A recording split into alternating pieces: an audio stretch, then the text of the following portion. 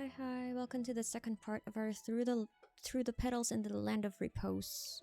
We just have to go back and talk to Mem. I don't know if Trailblazer will say it again, but when I teleported into this area, she said, looks like Dunhung isn't back yet, so he's still in... Where was he? Was my childhood. He was with Hyacine? Or was he somewhere else? He was with Hyacine in the Grove? Or is this a different time? Dunhung isn't back yet.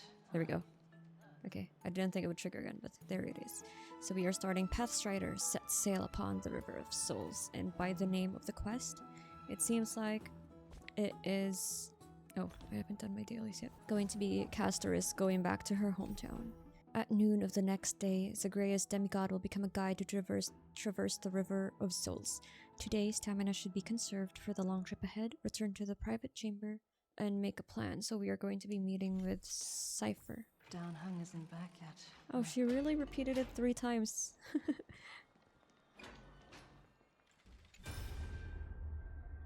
Every time you activate this crystal, it shows a different memory.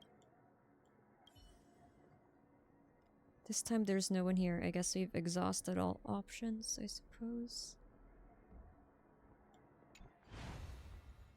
Hey, friend! Is the debate finally I'm glad over? Mem can talk now. Did you win? The upper hand is ours. We thrashed them. We're tied with the Council of Elders. We managed to win ourselves a glorious defeat. Won a glorious defeat?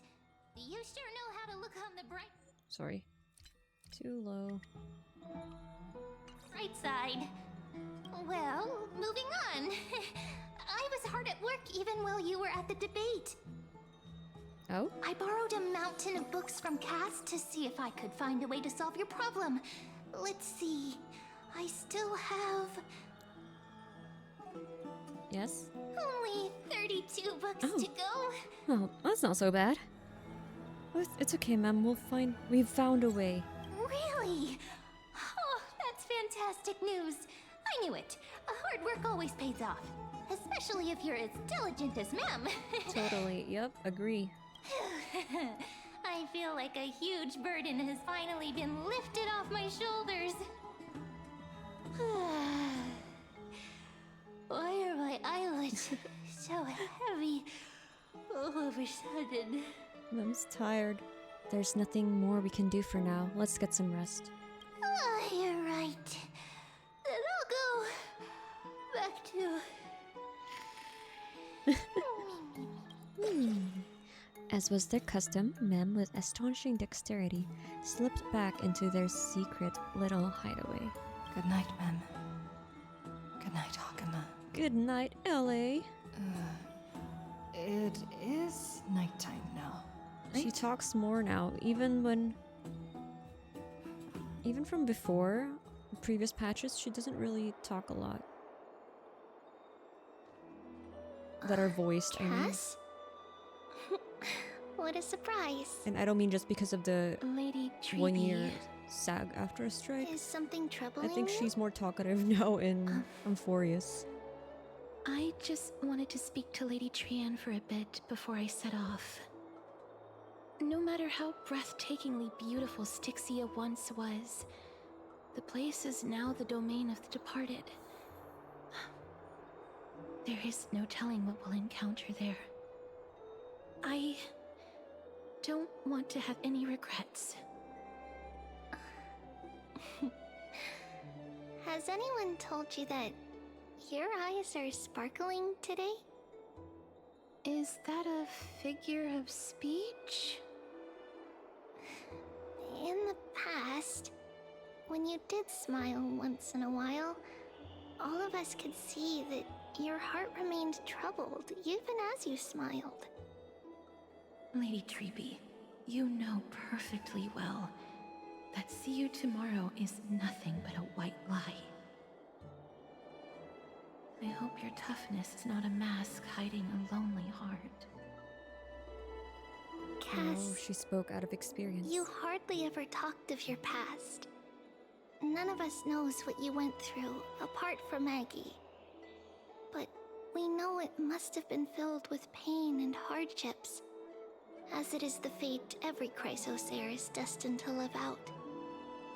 We are just happy for you that the core flame you're meant to inherit has finally surfaced. Isn't it a little too soon to say that? But you already know where tomorrow is, don't you? There is no need to rely on anyone else. Just give it your all and leave no regrets. We have always believed that your embrace is just as warm as everyone else's. Because we embrace others to comfort them. And Cass, you're the kindest Chrysosaur we know. Thank you, Lady Treby. This feeling... it's hard to put into words. I suddenly found myself with so many wishes. So much I want to accomplish before setting off. Then go do it, Cass. Trianne was actually working on a surprise gift for you. It's a pity she didn't get to finish it. But now Trianne and I are working on it, and we'll make sure to give it to you. So, let's meet back here when you return from Styxia. Safe travels. See you tomorrow! See you tomorrow. At the same time. I can't sleep. Who is it? Who could it be? See who's knocking at the door. Okay. It's me. Oh, it's you. Is anything troubling you? Cass? Oh, no. Sorry. I hope I didn't wake you. I couldn't sleep anyway. Is it another mission from Aglaea? Sleep is a luxury when you are at my age. What the hell? I'm glad to see you're as full of life as ever. I'm here because of private matters, actually. If it isn't too much to ask, I'd really like it if you could come along with me to retrieve something. Sure, let's go. As expected, manual labor. Wow, I feel so sleepy all of a sudden. Is your soul... No, I'm just kidding. My will has become one with the universe. Goodbye. Huh? But I can still sense your soul here. Oh, don't feel bad. Sorry. I didn't realize it was a Messing joke. with you, Cass. It isn't a long way from here. Shall we? Alright, let's go. I'd love to go in and take a look. Have you heard? What is she getting? It's like all the rooms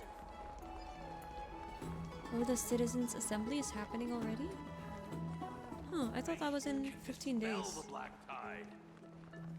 In a fortnight. The streets are packed. Oh no, didn't let her finish. I want to vote! Tell me how I can vote! Take your ceramic shard engraved with the Kephili rune, select the Council of Elders in your heart, and pray silently until the shard registers your choice. Then toss it into the Dolium. You pray. The Council of Elders? More like the Council of Buffoons! The Black Tide took my You pray to hometown long vote? ago! Who are they kidding with bringing back Erechrysia? It's all a sham to create their own Erechrysia in Akama! The Titans are just. So long as we do not overstep our bounds again, we will not incur divine wrath. Oh, please.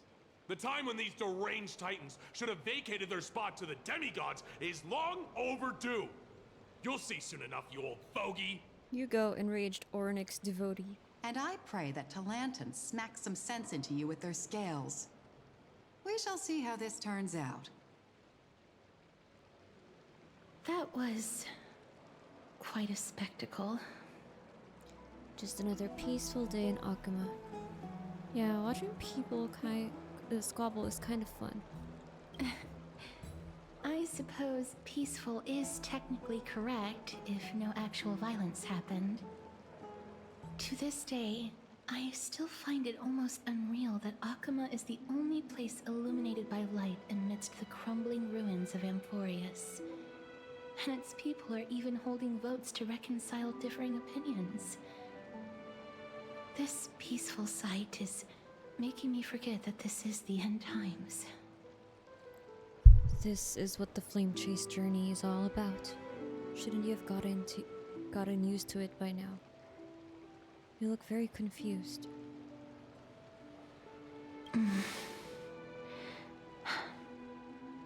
Before coming here, I had lived for many years in Aidonia, a city of rime and frost. The people there were devotees of Thanatos, and were well known for their unique burial rites and traditions. Traditions that I played a major role in. Because of the curse on you? Yes. You now know me as the Mortician of Akama. But back in those days, I was Aidonia's Maiden of War. I was trudging across the frosty plains on my own when the Aidonians found me. They saw the curse in me as a blessing from Thanatos, and believed that my hands could correct the Aracrisia's mistake and lead them to meet the great god of death. They provided me shelter, but in return,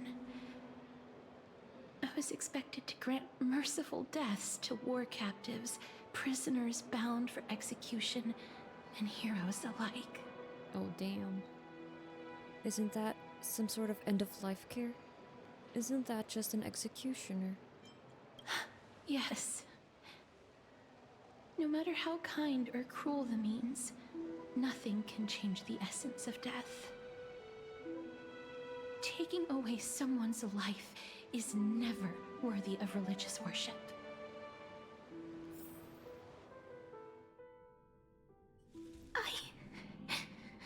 I can't do it. Their voices, they pierce my ears. The pleading, the thanks. Ah, I know that feeling, child. I was once as lost as you are now. But you must respect those walking towards death, just like how you should respect yourself as the Holy Maiden granting humans glory and liberation. What you're asking me to do is no better than the task of an executioner, and yet you want me to respect myself. No matter the titles, I am still taking away human lives. This won't be the first time that Aidonia's fanatical Nether warriors have faced death.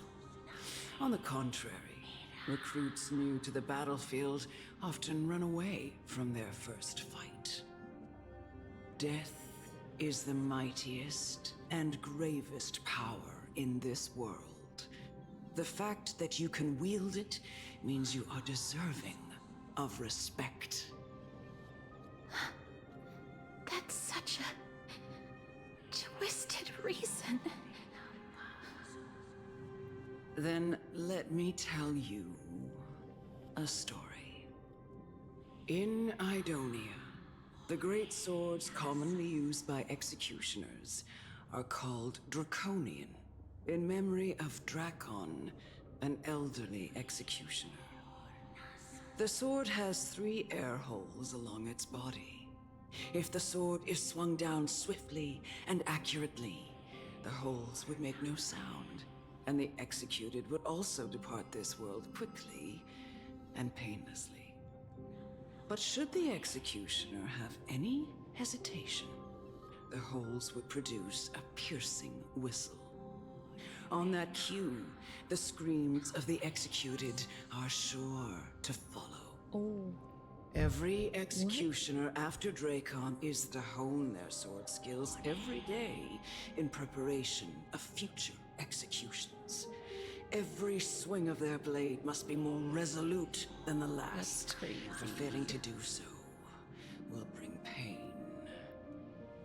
pain for the dying, as well as pain for themselves. No. I can never get used to this. You misunderstand, child. I am not telling you to get used to it. I'm asking you to consider the source of the dead's suffering and use that knowledge to fortify your future touches with more and more determination. Go, walk with the dead and love them as you love life. Then you'll no longer hear those noises.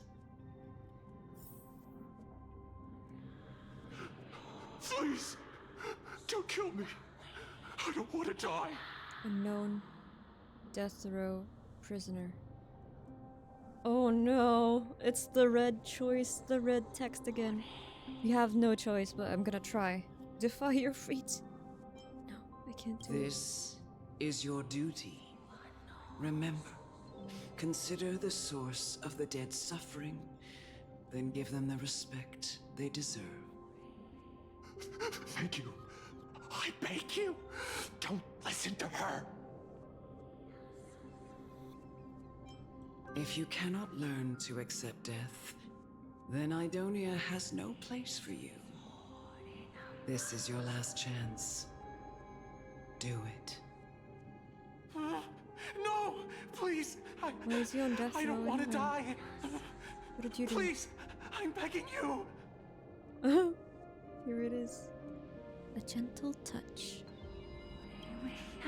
No.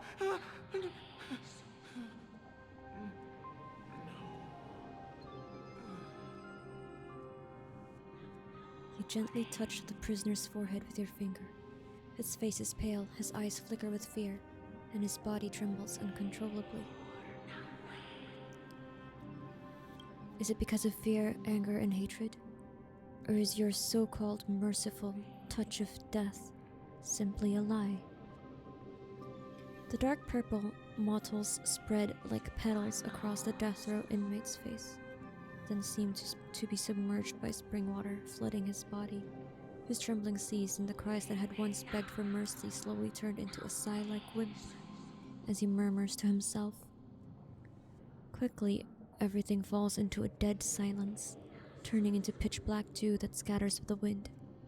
You hear your own heartbeat drown out the sound of heavy breathing. May you gain some insights through his sacrifice.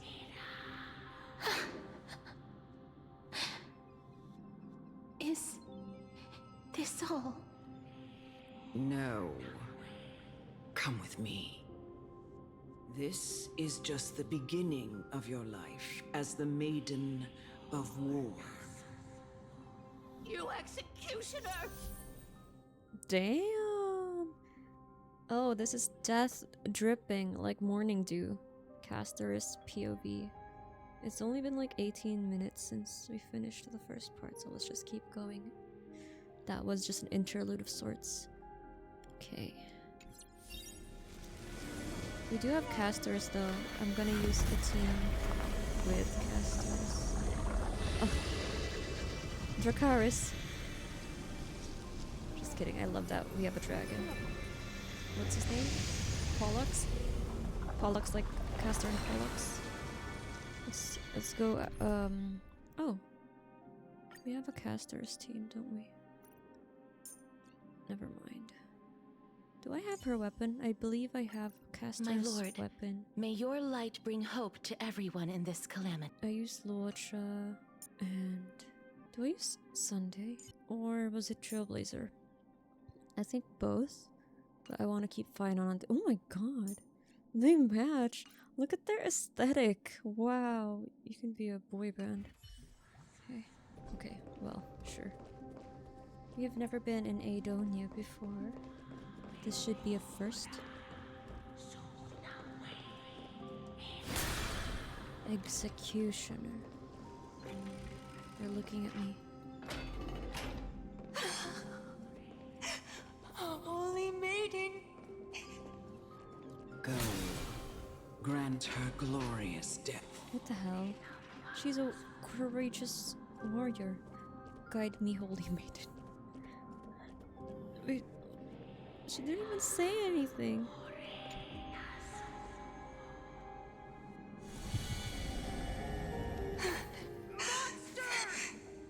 Thank you. Thank you.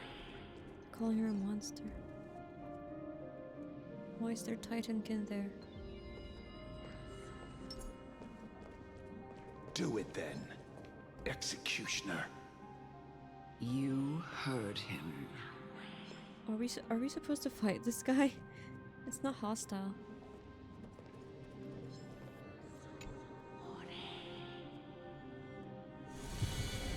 Was that a bug? They I disappeared. curse you to live in eternal pain. Outlander, war captive, sadistic murderer. You're not attacking me.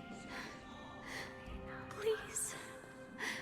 Grant me release. They just turn into souls. You know what to do. I guess this is just a representation, but we don't really have a choice here. Sorry, Cass. We tried. When will this ever end?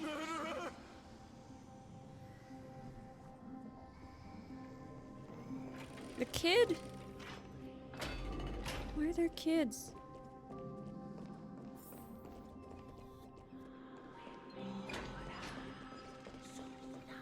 It's the elder.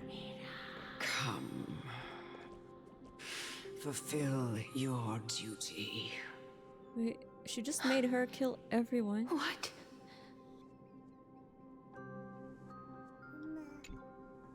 What are you trying to do with me? I have aged. It would be funny if they can't actually The get to time has come for me Thanatos' to land. heed the summons of Thanatos and journey to their domain. The final resting place of every Aidonian. You're not that old yet. You still have many, many years ahead of you. No. I'm already dead.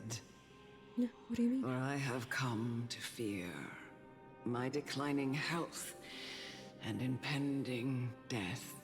Oh. Castorice, will you give me one last chance to charge towards fear and prove that I am no Are coward? we gonna fight her? I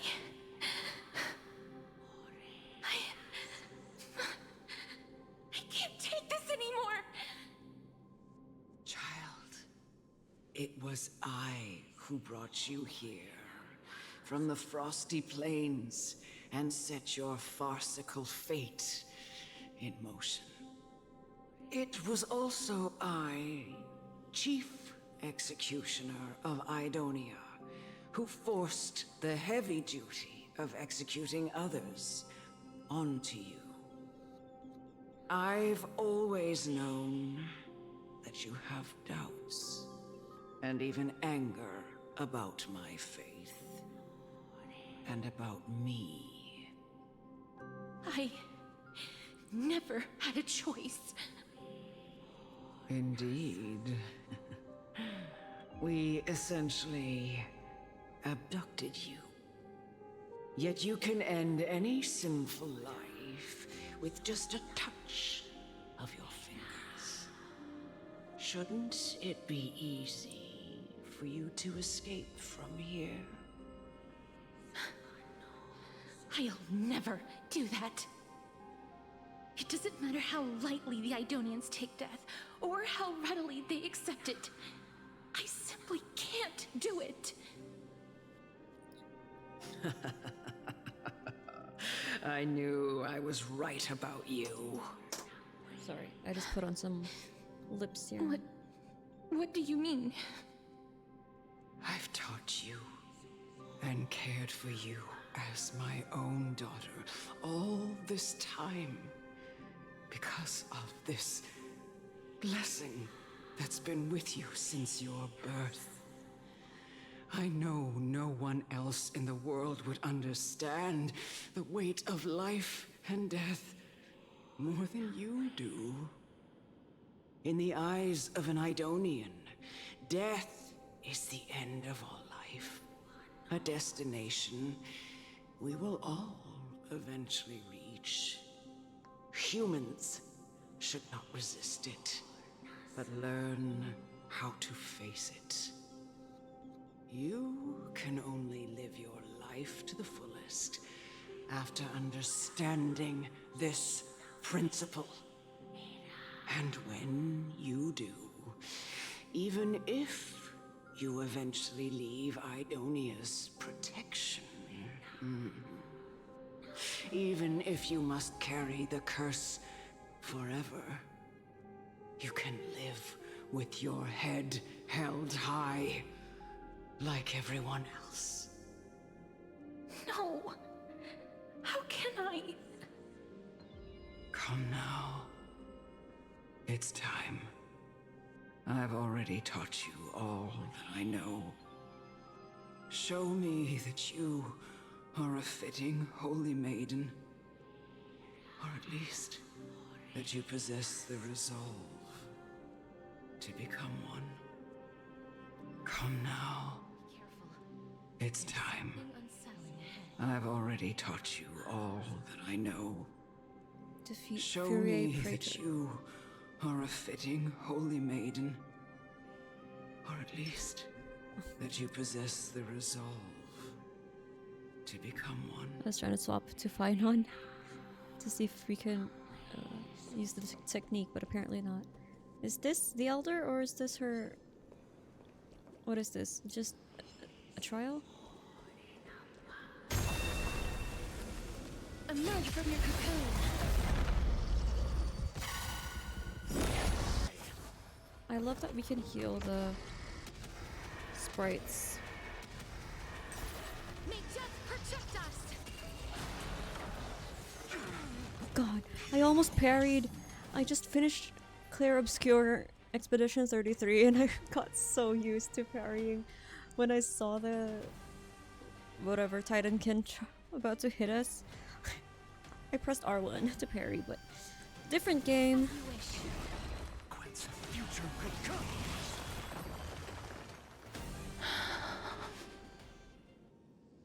This was the last time I followed her command. I gently touched the elderly woman before me.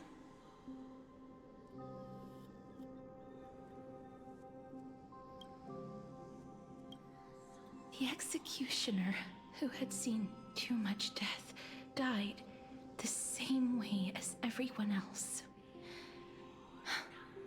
I gasped for air, a wistful look in her eyes, and a barely perceptible tremor in her fingertips.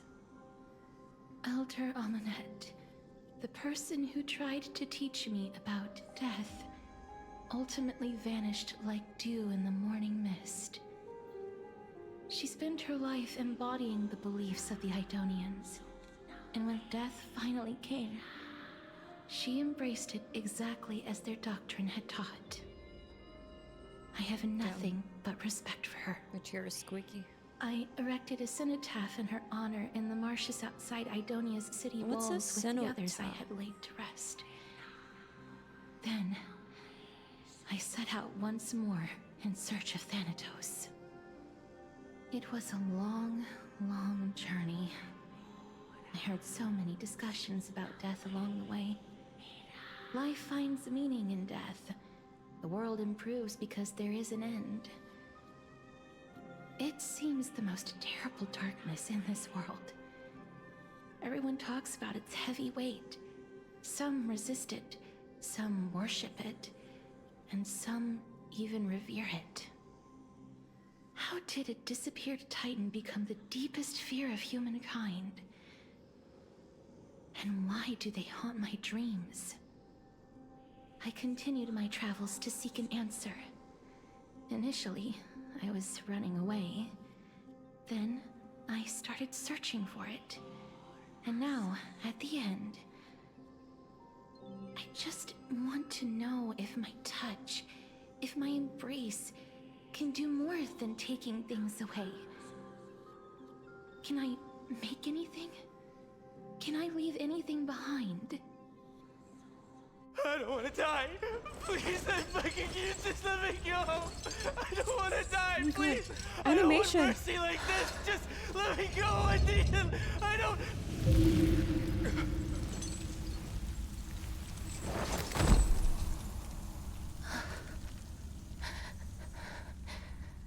I hate these icy hands. When? What? We have these now?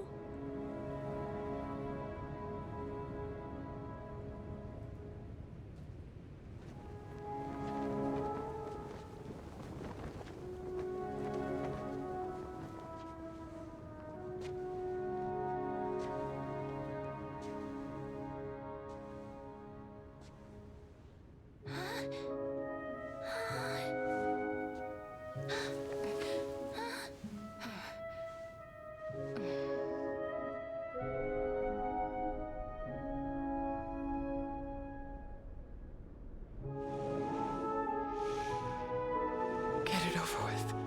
End its suffering.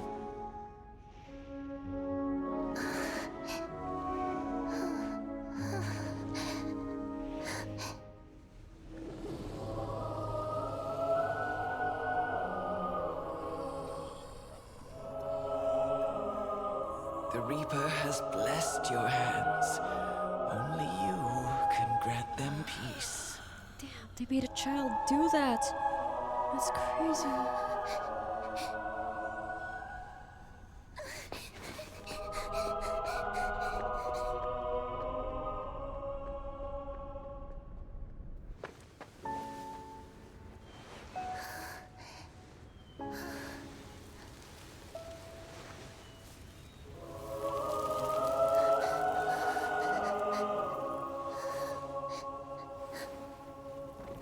Embrace death. Walk alongside it.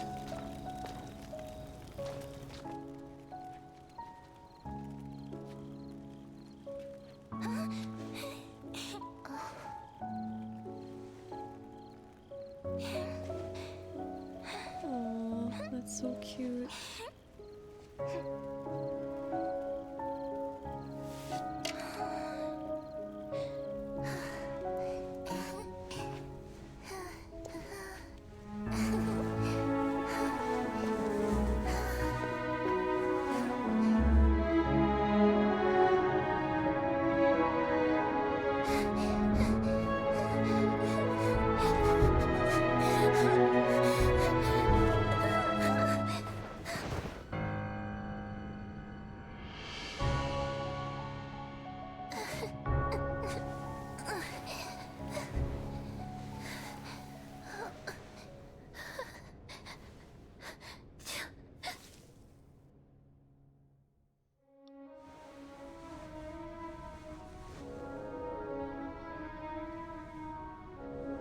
So is it her hands or her whole body, like her whole skin?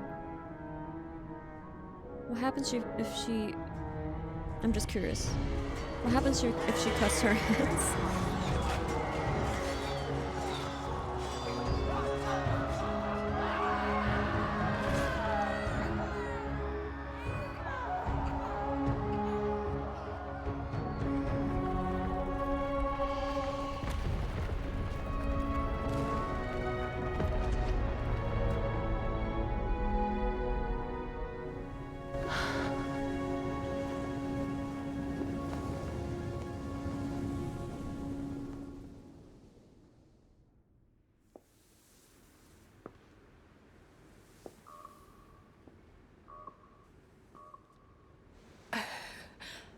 Is that you, Castorice?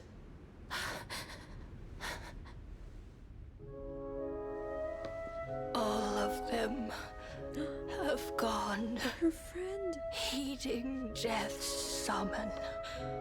Crossing into their domain. I must go too. I don't fear it, just I have some regrets. Watching people leave this world again and again, it must be lonely for you.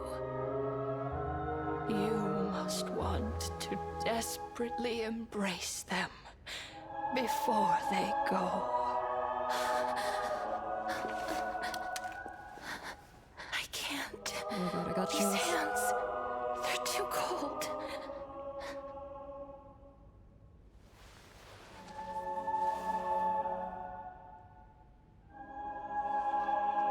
But Big Sister Castorice, your hands are so warm.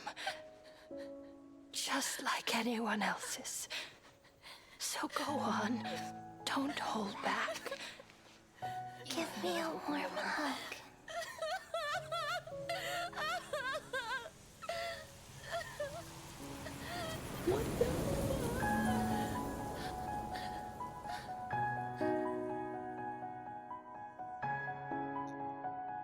No.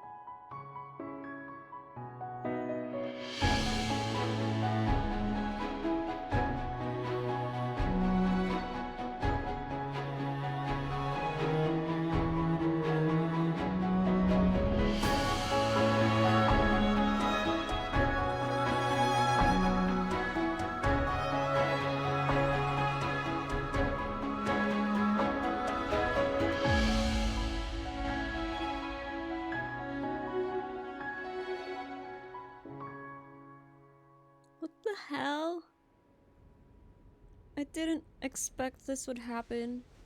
I mean, like, this whole anime short.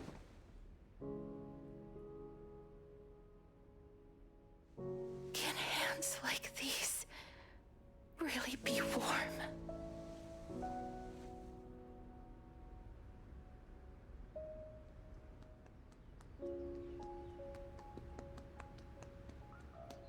Bambi.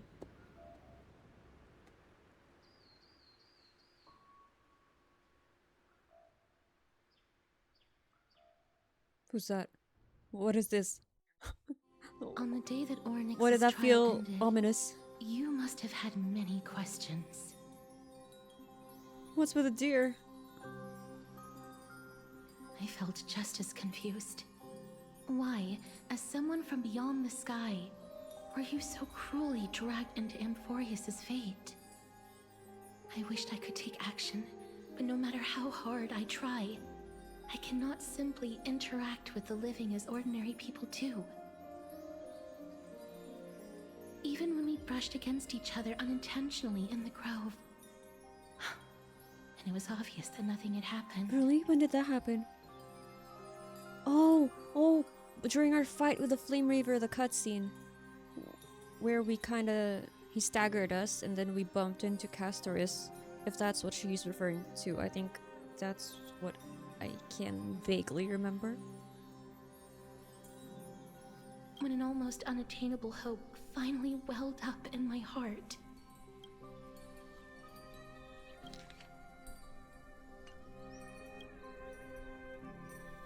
When I thought that perhaps my touch would no longer bring sorrow, They fate flipped the declared narrative to me, on you. it wasn't that the curse of death had finally been lifted, but that your soul no longer belonged to this world. And there was nothing left for my hands to take. Nothing. It's still crazy to me that Did I we're a really walking think this time ball would of be any memories. different? It's not that I don't understand this reality, just that I'm unwilling to accept it. Having walked such a long road, I am still unable to find the answer to life and death. I am resigned to eternal despair. Anything I wish to hold on to, death will inevitably wrest from my grasp. From that moment on, I lacked the courage to confirm it again. Until Ornyx laid bare the cruel truth before us. But now, perhaps I might have one last chance. Wait, so if ever we were even alive, we would have died because of Castor's touch. Okay, that's crazy still. Long ago, Trianne read a prophecy to me. At the end of the Sea of Flowers, the souls of the living shall warm thy fingertips, and after an embrace, there shall be eternal separation. I found no surprise in it, for her words sounded not like a foretelling, but a perfect reflection of my past. Embraces in this world are born of reunions, yet my touch speaks only of farewells. In that moment, I had no doubt that this destiny would weave itself through the entirety of my life. And yet, things have taken a turn for the better.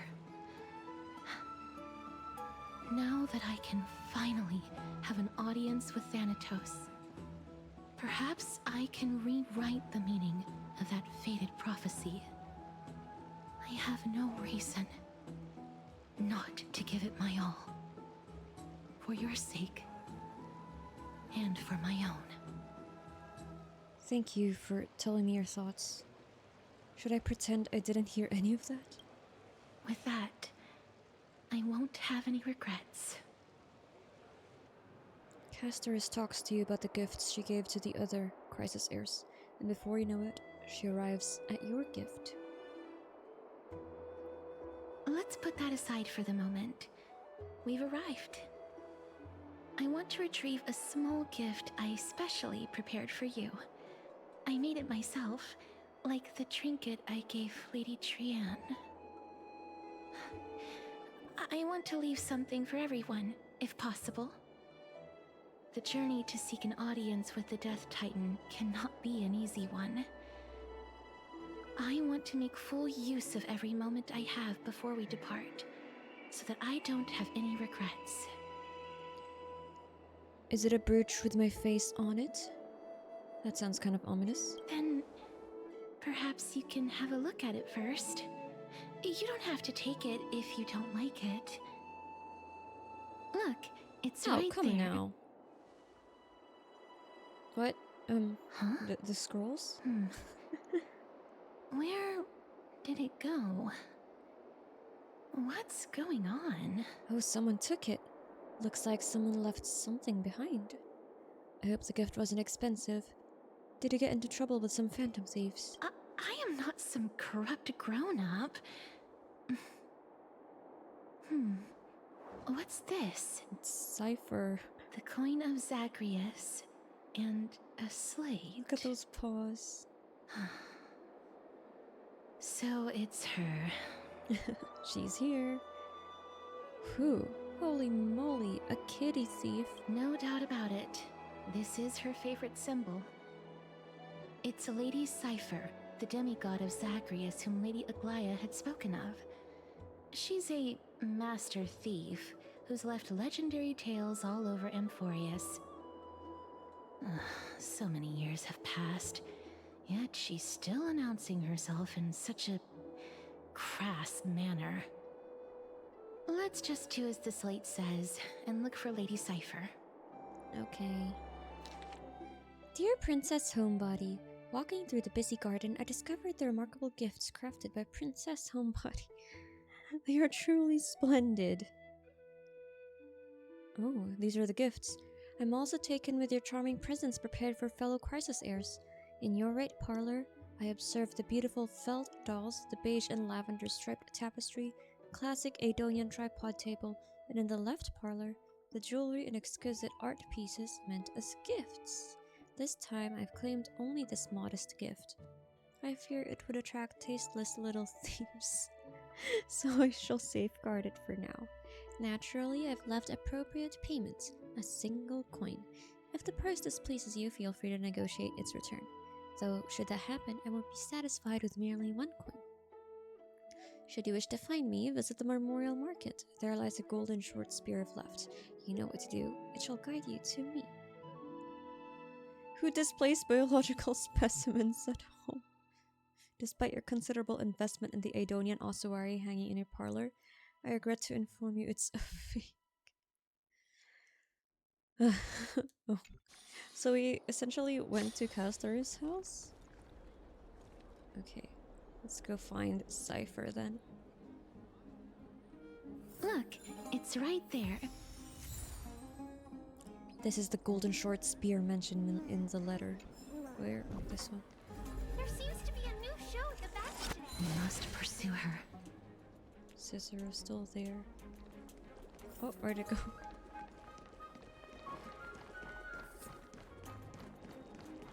Before you could see Mydei on the rooftops now. Oh. What is that shard? I'll look at that later. It's a memory shard. Huh?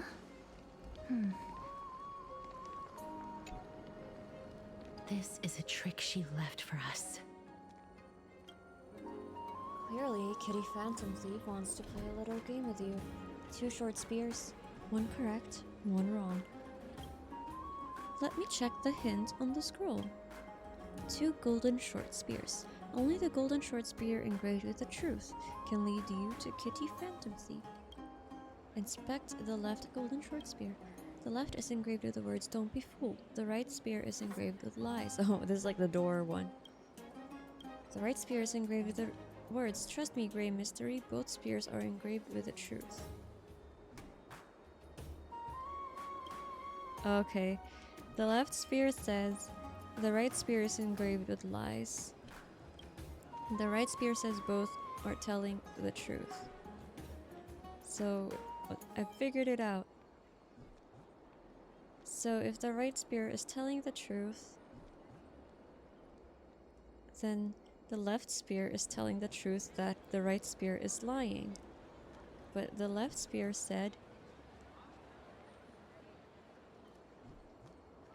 Well, should we repair the truth or the lie spear? Repair the left spear. She's incorrigible. Follow me. The golden short spear. Oh no, were we wrong? This is the right one. We must pursue her. How do you know it's the right one, Cass? I wasn't even sure if my reasoning was right. What would happen if you chose the wrong one? Trauma.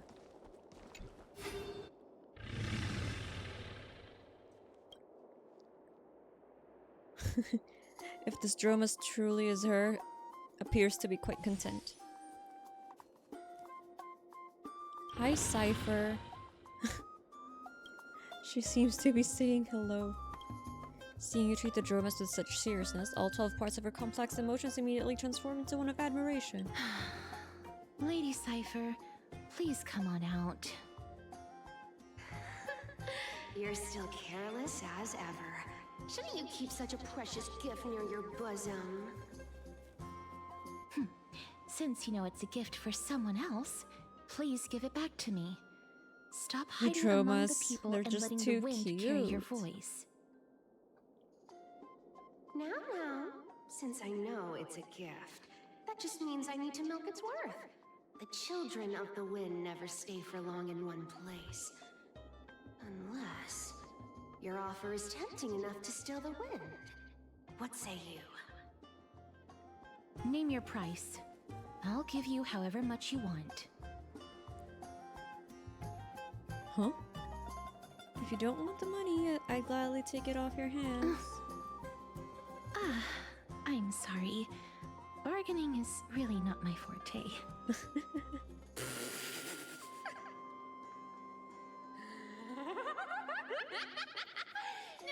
Oh, that laugh. I love the Why laugh. don't you come over to my place? It'll make a better venue for proper business discussions. You can find where I live through the winds I've sown. Right. Piece of cake. I can do that even if I can only sense your soul. Alright, I'll see you there. Oh, by the way, Everyone cool with me collecting a deposit before we reach an agreement, right? Now, come this way. The dew of divine blood in the backpack has been stolen. Where did my dew of divine blood go? What is that? What is that for? She's incorrigible. Follow me. Where did we get that? What was... This means, of course, I had no plans to return the gift there either. This was just a warm-up for a little game of cat and mouse. But surely you've realized that the kitty phantom thief never cared about stealing a mere trinket, right? No, what I'm really after is your hearts. Just kidding, I have no interest in your hearts. If Princess Homebody can track my path, then by all means try. I'll be waiting at the end, and rest assured we'll meet face to face this time. Great mystery, where did you get that dew of divine blood? Don't tell me it's a gift from the seamstress. I'll taste it for you. Dew of divine blood. Oh, I remember what it is. A reward from Aglaea. The one where there's only 3 in the world. I will walk to or the so end. she said, kind of like that. Head to Cipher's secret hideout. Upstairs. In the roofs. Up on the rooftops. Does it really work? Here we are. What do you mean? I couldn't even get to the memory. Over here! Over here! No, not that way! This way! Who's she talking to? Come on. If I really wanted to hide, you'd never find me. So relax, you two. No need to get your hackles up. I'm not that scary, am I? Meow. Oh no, she meowed. She really meows. At last, a character that meows has appeared. Ew, what kind of quirk?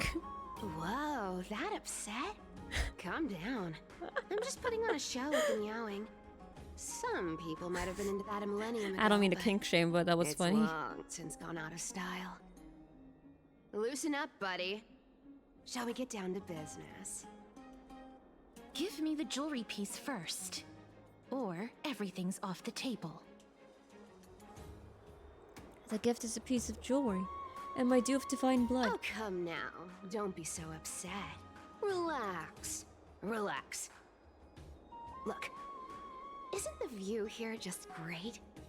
You can see what everyone is doing and where they're going, and they won't even know you're here.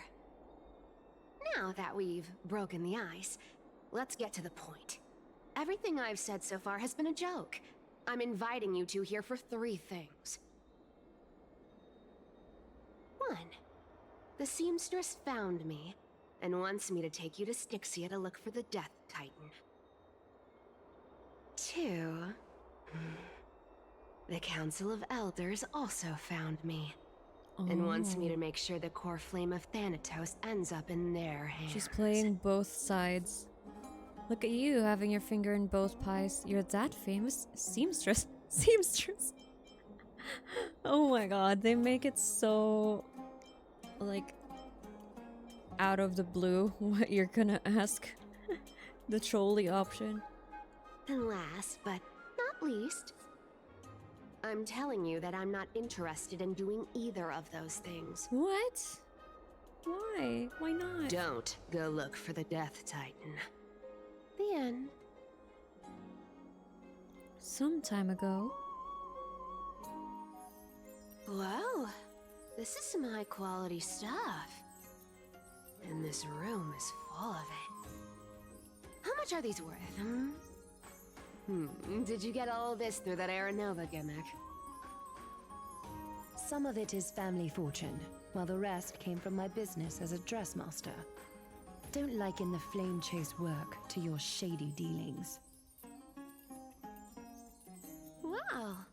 I should have busted down your door instead of going around like a thief.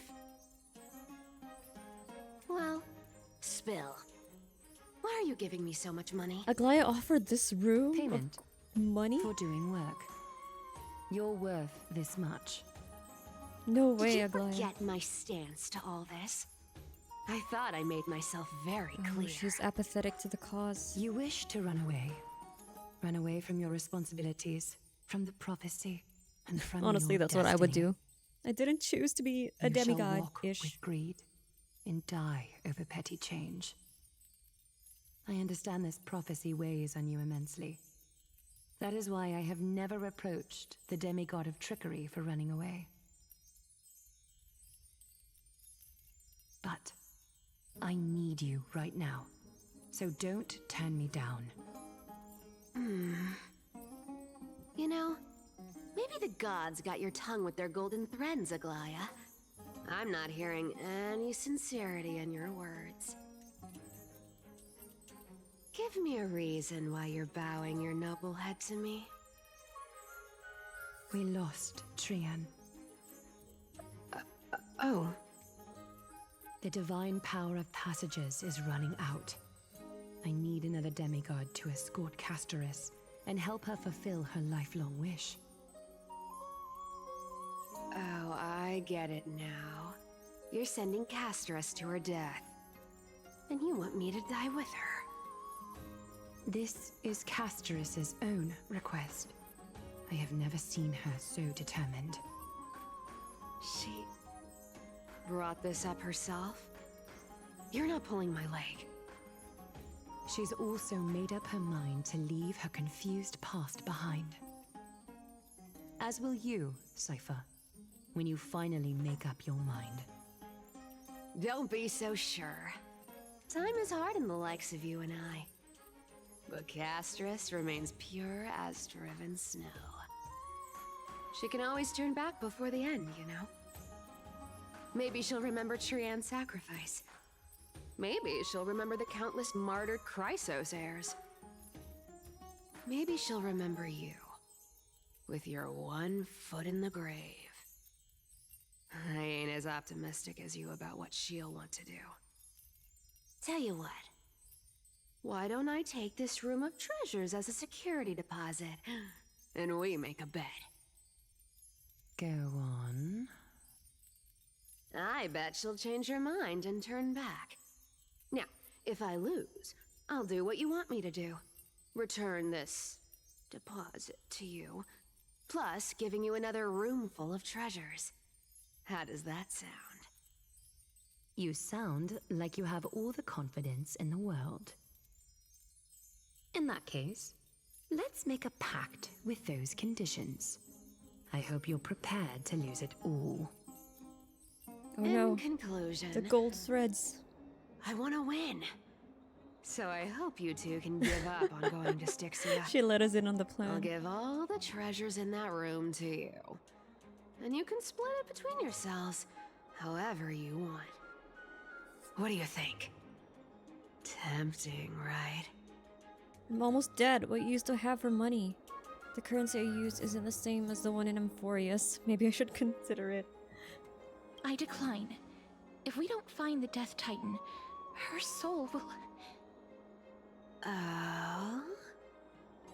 I can't go into the details, but we have to go to Styxia.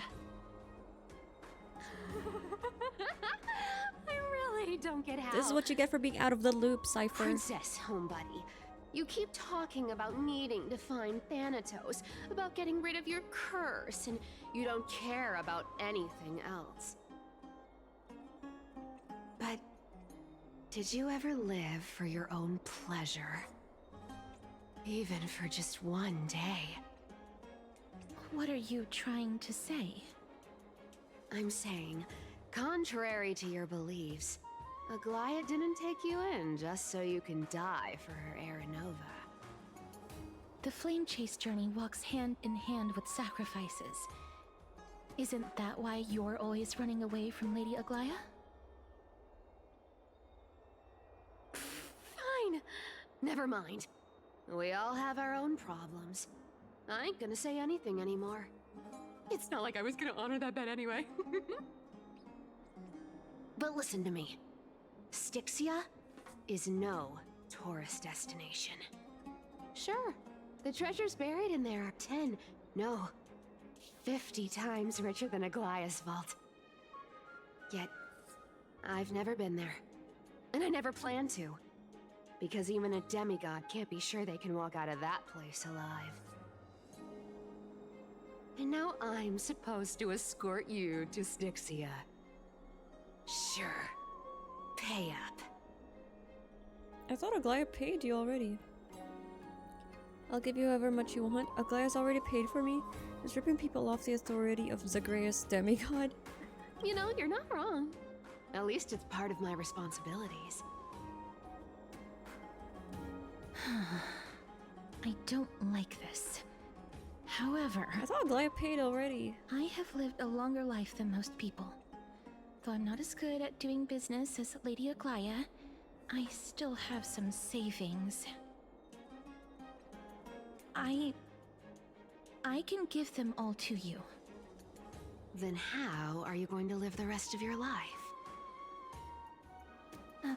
Then I'll give you 90. No, 80%. Well, don't mind if I do. 80% of Castorice's savings and a bottle of dew of divine blood. Oh, that's our payment? Not a bad trade. Don't forget to give Castorice jewelry back. I'll show you who's boss once I've recovered with full HP. I'm so scared. Can you even catch my tail? Here! Catch. Be careful with that! Oh, it's so pretty. A minor change in plans, though. Don't go to the bath tomorrow. Come look for Why? me at No, I'm gonna do City that. I'm going Gates to the bath. instead. So, why are you changing the meeting place? Oh, nothing really. Just a bit scared of the seamstress's frosty face. I wouldn't stay a second longer in Akama if it were up to me. Well, now that we've struck a deal, why don't I give you guys a lift back? It's gonna be a long ride. So have a good ride. What the hell? What's happening? What in the hallucin... Oh. What just happened? Next day, Akuma. Where am I? Where am I? Oh, there you go. Is this my room? I've gotten so used to voicing How her. did I get back here? This is a coin. It was How does she Cipher. do that? And she even tucked me in? How nice. Never mind. It's getting late. I'd better get going. Ouch. My leg. Grey mystery. These formal addresses at the start of letters are such a hassle, and you've already read 3 useless phantom thief letters. I've left Princess Homebody's gift here. Take good care of it. Remember, skip the baths and come straight to Alchemist City Gate to find me. You know I have no patience. Come late and I'll leave without you, Claire. Yes, I'm the one who tucked you in. You're welcome. Pathstrider set sail upon the river of souls. My childhood musings, huh? Oh, we got our dew of divine blood back, so she returned it. So naive. After all. Okay, so I went to the baths. And Aglaea's here. Let's see what she has to say. Oh, God. You carry the faint scent of distant lands. Would you like a bath, noble hero? I wish to discuss some things with you. Has she always been here? Leading the flame chase journey. I think... Okay, so... No, okay, so she's just here. Sure.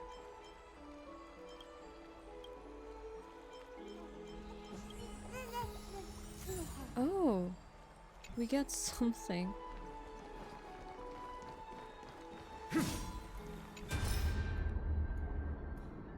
When was this? Phainon has the latest batch of refugees been admitted into the city. Thanks to Lady Tribute, the refugees have already settled. I hope that the Holy City can heal their fatigued minds and bodies. Which city was it this time? Aidonia, the city of books that worships Circes. Those insane Titankin almost turned the city upside down. All of their books were burnt too. Seems that the matter of reclaiming the core flame of Nikador is urgent. You must reach a verdict on who will bear the core flame of the lands of Ferry. It's way before then. Aglaea, you must understand that all I want is to extinguish the long-tainted soul of my clan's gods with my own 2 hands. As for the core flame, make arrangements as you see fitting. I miss him. I hope he's doing well. Fighting the Black Tide or something. I see your concern only stretches as far as yourself, Mydei. There is no need for humility among warriors. When we are faced with Nikador, we should use our strength to seize the core flame. Or are you saying that you are scared? Perhaps you think their skill in battle is no match for mine, and you have no choice but to ask for mercy in advance. Don't make me laugh. The Cremnon dictionary does not contain the word scared. As for a battle of strength, you're welcome to try with me right now. These two. I miss them. I miss their banter. Stop fighting! Stop fighting! We don't know where Castrum Kremnus has drifted off to. Where are we supposed to go in search of Nikador? Huh? Wait, I forgot about that part. So Castrum Kremnus is just floating? And then Trianne Phainon just followed the attackers from the first Amphoreus quest, right? Why is it floating? No matter how ruthless Nikador is, there's no way they could raise an entire city in an instant without leaving a single survivor. We've lost contact with another distant city. I understand. I will send Cipher to take a look if she is willing. For now, she'll have to sit and watch for any developments from inside Akama. Oh, I love trying to emulate her. So classy. The golden thread grows tighter by the day, yet waves of life can be felt from time to time. I fear something big is about to happen. Is this from before we arrived? I suppose so. Alright, let's meet up with Cipher. We're still in the first quest, the Pathstrider. I guess the one earlier was a sub-quest that I didn't see in the journal.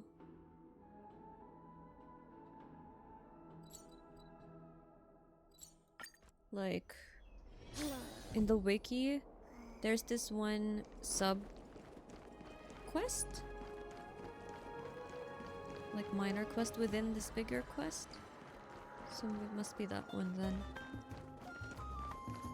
I'm gonna check. Bright and sunny. Death Just dripping the like weather morning for dew. farewells. You are Yep, it is that one. here. Okay, I'm gonna keep going until we finish Pathstrider then. Really? Just the three of us? I'll go give Aglaea a heads up. No need, I already told her. She's fine with it. You sure know how to put me in a spot, Castorice. I need to travel with you, but I can't touch you. What a bother. What about Sorry. Trianne? Oh, I was just teasing. Don't take it to heart. How did we travel with her with Did Castorice you know without that the her legends touching say you have to Castorice? put an obol into the mouth of the dead or over their eyes if you want them to successfully cross the River of Souls and enter the Nether Realm? Yes? That's the fairy fare for entering the Nether Realm. However, I honestly won't ask you to pay this time. I'll pay. And then we'll just have to go through the motions. You sure are helpful when it doesn't cost you anything. We already paid you so much. Just how much have you swindled Castorice off? I thought we don't have to pay.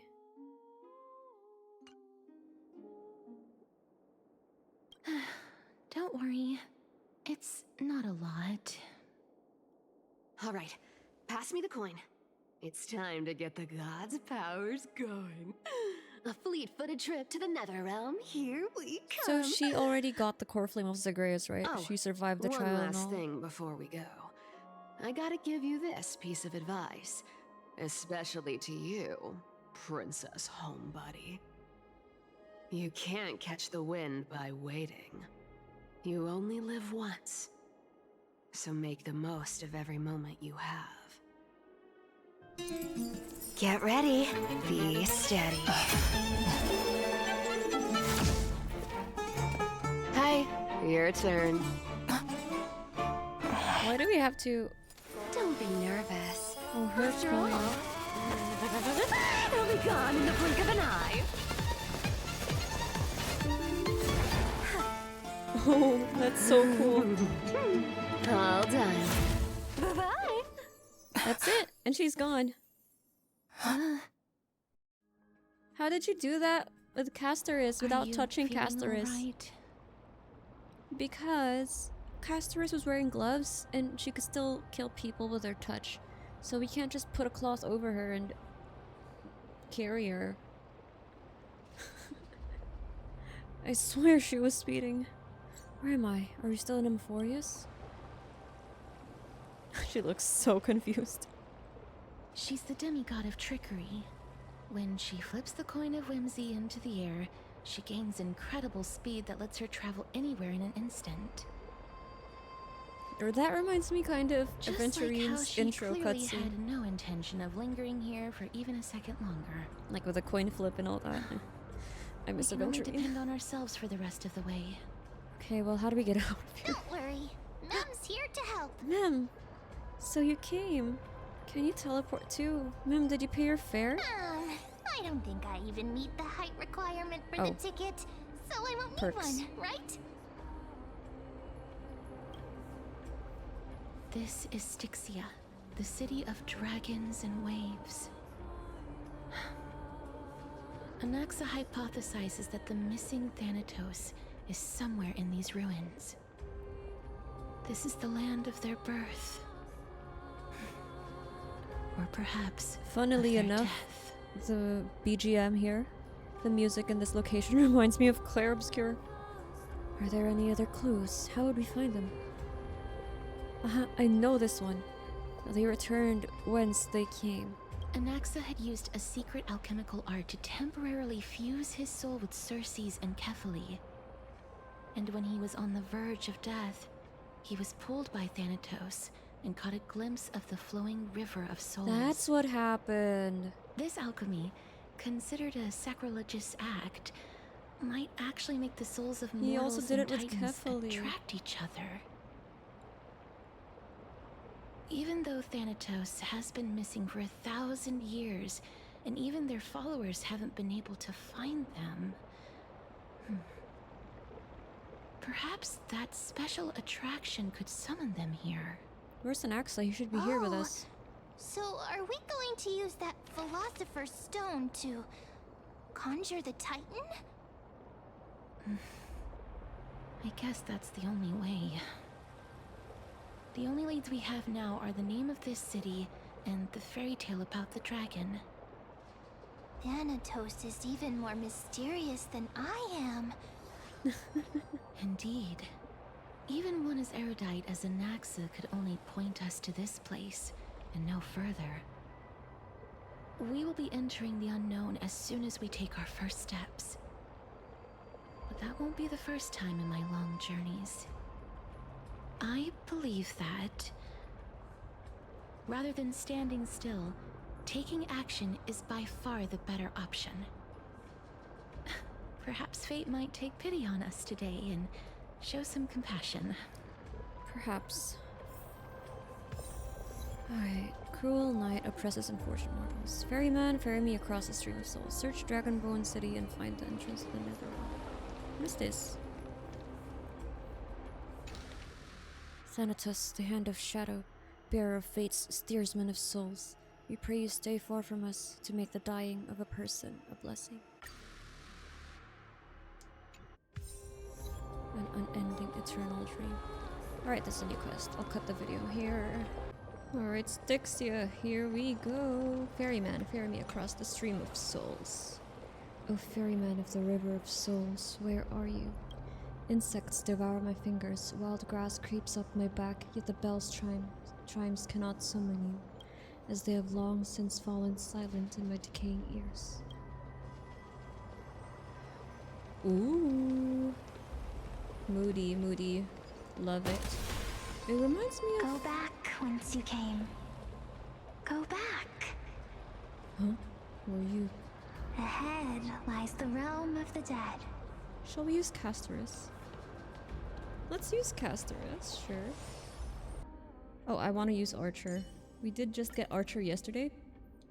And I'm trying to catch up with the other events off cam, off stream, off the record, to gain access to the Fate story. collab story.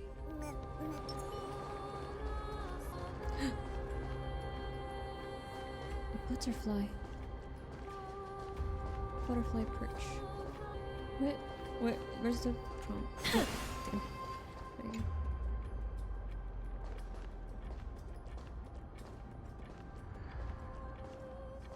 Where? What are they talking about? Butterfly perch? Oh, here. Oh, okay. Is it that one?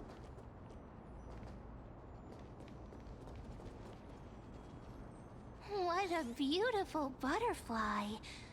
Is it talking to us? This is a eulogistic butterfly. They are found in places where many have met their demise. In Aidonia, some think of them as manifestations of Thanatos' benevolence. By turning the lingering obsessions of the deceased into these creatures, it is as if the Titan has made life into a specimen. Others think of them as Thanatos' messengers that guide the departed to the Nether Realm. The second theory sounds more believable. After all, the things they're saying are rather, direct. Perhaps. But the fact that we're able to hear their whispers proves that we're fast approaching the realm of the dead. Alright, buckle up, guys. We're about to die. I'm assuming. Oh! You know, all butterflies are my brothers. I've known them for a long time and they're incredibly strong. Trade worm. Those are the nymphs here. There are nymphs here, so that means there's a weaver, dressmaker here. Speak with the Styxian spirit of the dead. These shadowy figures. Are they illusions reflected by the River of Souls?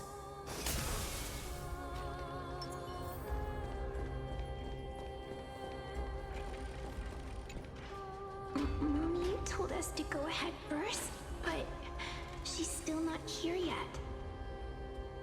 1, 2, 3. I don't even know how many days have passed since then. Perhaps Mommy will be back once you finish counting the days on all 10 fingers. 1, 2, 3. It's been much longer than 10 days since we left Mommy. Strange. For reflections in the River of Souls, they seem oddly animated.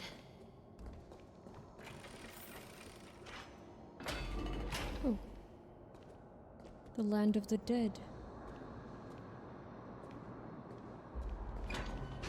Moon faces of decline. Has anyone ever looked upon the intertwining moon faces, trying to glimpse the future foretold by Onyx? The twin moons are broken mirrors of the sun.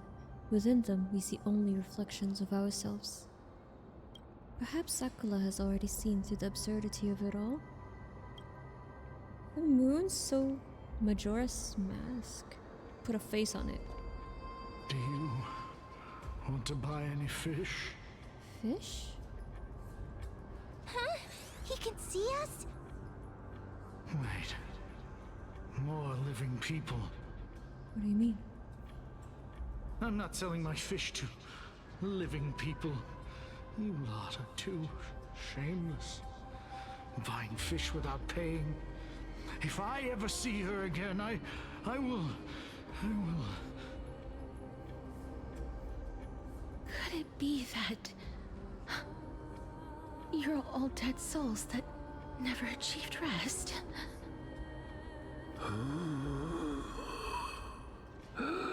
The Nether Realm does not exist. It does not exist. Titan rejects you. What's happening to him?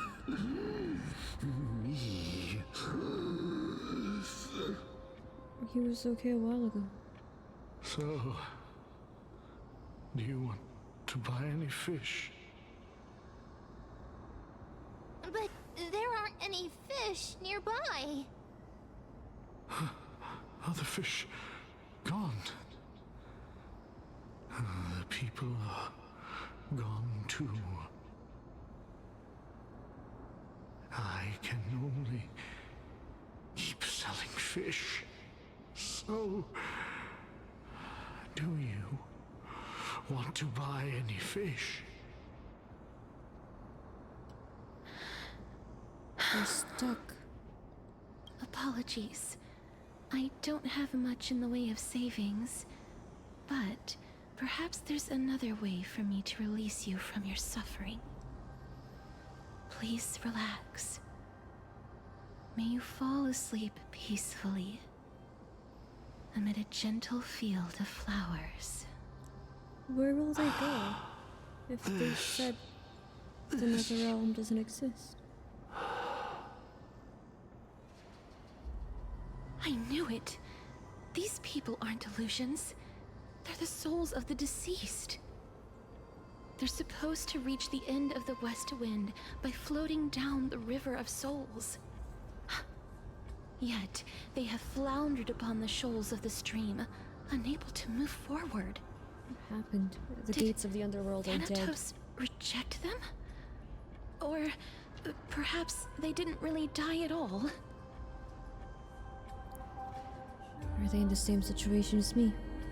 Perhaps all of us can still use some CPR. I have no idea. This circumstance is completely unprecedented. Hang on. Didn't he say more living people? So that means he's seen other members of the living apart from us? Could it be that these souls are stuck here due to someone's deceit? If something is done out of goodwill, are you really gonna call it deceit? Goodwill? I can't see anything good out of... Wait a minute. Lady Cipher? That's me. Are you dead too? I still belong to the Land of the Living as of now. Thank you very much.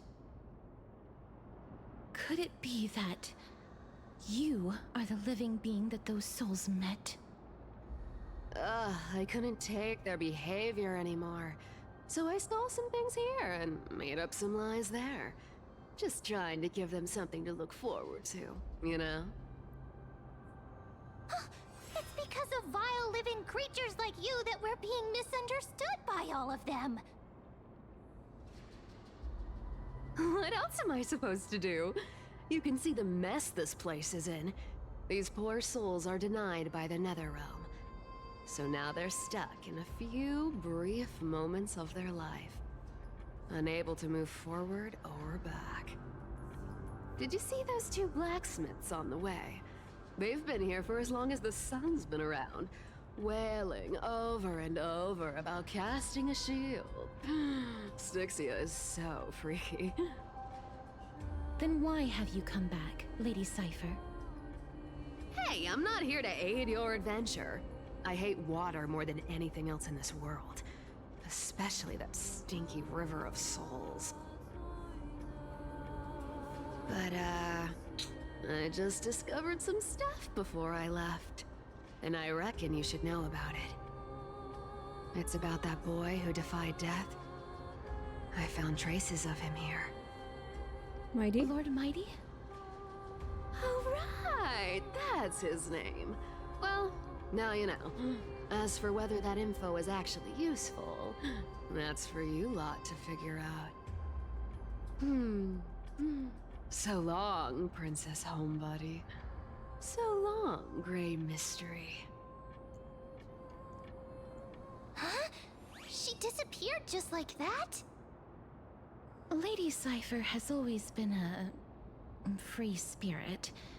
In any case, she has brought us some valuable information. If Lord Mydei is also somewhere along the river shoals right now, then he will certainly become our signpost. After all, he's different from those wandering souls. He will find his way, even in the realm of the dead. Oh, I wonder why he's here then. Speaking of finding the way, how are we supposed to get over there? Don't worry, it's time for me to shine. Go, ma'am. Ornyx's rune of recollection is nearby. Use prayers to return the river to before it got flooded. Okay.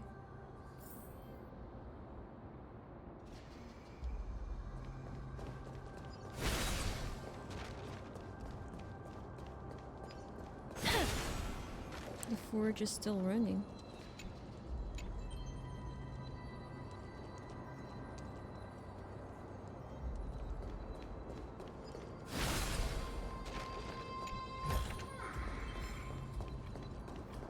Hey, over here! Yep, coming. Alright, pick up rune. Interact with the rune base to obtain the rune of recollection. Okay. Oh. Ornyx's miracle has appeared.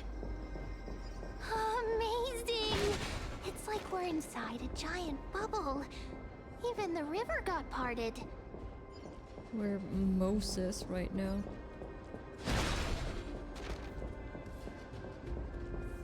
Ooh, okay, there's still another level there.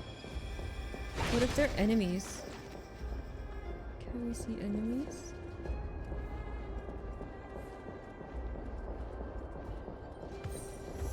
Ah! Ooh. No, not today. Well. We'll get those later on. That achievement is so funny. So can you miss that achievement if you just don't approach the treasure? Huh. So this path actually didn't exist back then? Ooh, space anchor. There are wandering souls of the deceased here as well. We must first return to the present before we can communicate with them. Formation.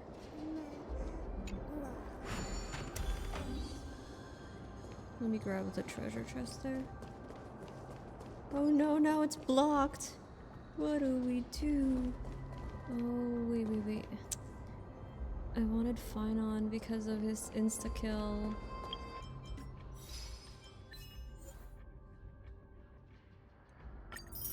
Time is not your friend. Sorry.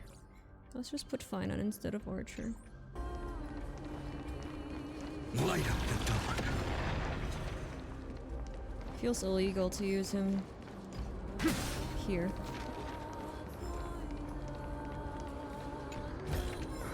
I mean, like, before we even actually get that power of his.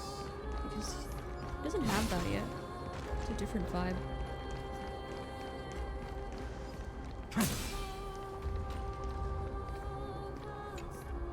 Ah, by the looks of it, you must be the foreign warriors that the Queen had mentioned, right? The Queen? Since the current campaign requires the utmost care, I wasn't able to make time to welcome all of you. Please, forgive me. Foreign warriors? A priestess, a warrior, and a divine beast. You look identical to the blessed saviors that the Queen described. This is my pet, so I'm actually one of the hunter class. Oh darn, no healer on this team. A campaign? Who are you campaigning against? Nobody knows, as of now. Is that the work of Cipher? Of the scouts that went ahead, only one has managed to return. He says that the land ahead is a forbidden land that should not be approached, as it is the doorway between the netherworld and the mortal realm. As for the rest of the scouts, they've completely lost their souls and are decaying by the day. While there is still dissension within the city, the scholars agree that this calamity was so unprecedented that it needed to be given a new designation. An unprecedented calamity. Could it be death? It seems that you have indeed heard about this. Well, death is just one of the possibilities. It's too early to come to a definitive conclusion. A world that has never seen death. Looks like these people lived in the era Chrysia before the Calamity Titans descended upon the land. May I ask, where is the scout who managed to come back? So he returned to Styxia. He only had enough left in him to last no more than half a day. However, it was his intel that convinced us to rally together. So He said that he witnessed the demonic specter of an evil dragon at that treacherous land. The apparition opened its giant maw and devoured everything in sight, and thus brought Styxia that thing called death. Styxia. An evil dragon that brings death. It all sounds rather familiar. Wait, wasn't this part of that fable? Sir, could I ask how the Queen and Princess are doing? The Queen?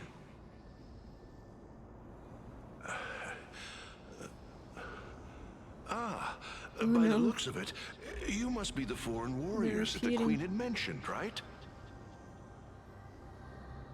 Is he set to loop and repeat? Oh, it's the same lines. Looks like he's still trapped in the moments before his death. Leave it to me. Sir, the war ended long ago. Styxia no longer exists. Styxia is no more? This cannot stand! Newcomers, hurry up and go take your positions! What are we gonna do?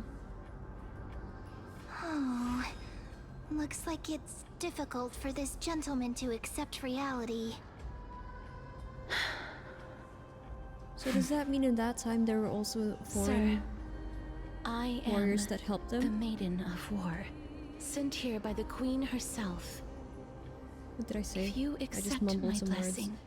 then today's battle will be smooth sailing. Maiden of War? I've never heard of this. There's little time to waste. Please don't take too long. Don't worry. I'm typically unwilling to prolong such a moment.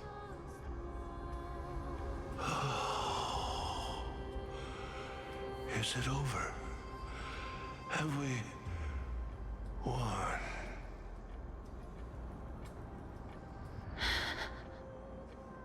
Cass, oh, are you all right? I'm fine. I just didn't expect that I would still have to embalm others, even in the realm of the dead. Is this a remnant of his soul? Ooh. We can put it in our soul gem. Check the soul's remains. Well then, why should I place my trust in you? Holy maiden from afar. Wait, this is... I don't quite understand what you're trying to say. Since the prophecy has already pronounced your name as Chrysos' heir of death, Archima ought to treat you as an esteemed guest. However, you seem to have no intentions of concealing your involvement with the Council of Elders, while most likely being aware of my issues against them. I cannot deny your claim. It was the Council that offered this room to me, and they had only one request. They want the curse of death to be completely subjugated to your will. I was agreeable to that request. But why? I am unable to rid myself of this innate curse. Is this the first time they met? However, from this day onward, I shall use it according to your will. I will never make any superfluous moves on my own. I see. So that is how they plan to control the Flame Chase journey. They have shifted the heavy responsibility of granting death over to me. If I ever become obsessed with executing people, they will then have ample reason to terminate the Chrysos Heir's journey. And yet, you seem to not mind. This is quite surprising to me. That's because the fate that we were born with is a burden far heavier than that of an individual's life. I've woven many unforeseen events into the tapestry of fate. This is but one instance. Tidy up your precious garments and come with me. Alchema welcomes you, Castorice. Why did the soul fragment have this memory? You seem to hear a sigh of contentment, as if it comes from the mouth of some colossal being. Then the scenes of the past abruptly dissipated. I didn't think we'd find vestiges of memory here. Maybe they've got something to do with Onyx's rune? Perhaps, but I do not need a reminder from them. This memory is one that I will never forget. So it seems that the Council of Elders has manipulated you once already. Aglaea trusts you unreservedly. Indeed. While my relationship with the Council has always been quite my reverb has been on. ambiguous, Lady Aglaea has never taken any precautions against me. Instead, she's shown me nothing but complete trust. But I hope it just fits the vibe. I turned it off. I hope it fits the vibe of being in Styxia. I was recording like a cover earlier. I don't know if we'll even see the sun, but I just realized. Oh no. It's okay. It's okay. I'll be fine. I really want to repay her for that trust. But why would this memory appear right now? Is this really Onyx's power? That's true. Or death. It's death's power.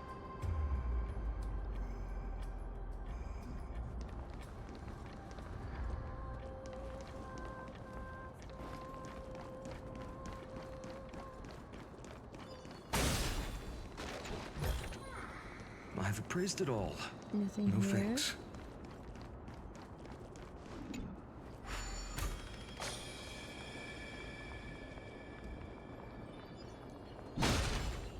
Oh, there's a nymph. Sunworm, not a nymph. A sunworm. And what is that? Okay. Oh. Onwards. Whoa. Glittery water. Purple glittery water. It's like when you put a bath bomb in the Could these bathtub. dead monsters actually be... If Lady Cipher is to be believed, this could be the handiwork of Lord Mydei. So they've reached Styxia. He's still fighting against the Black Tide, even in the Nether Realm. Wait, so he kind of died? But I thought he doesn't die.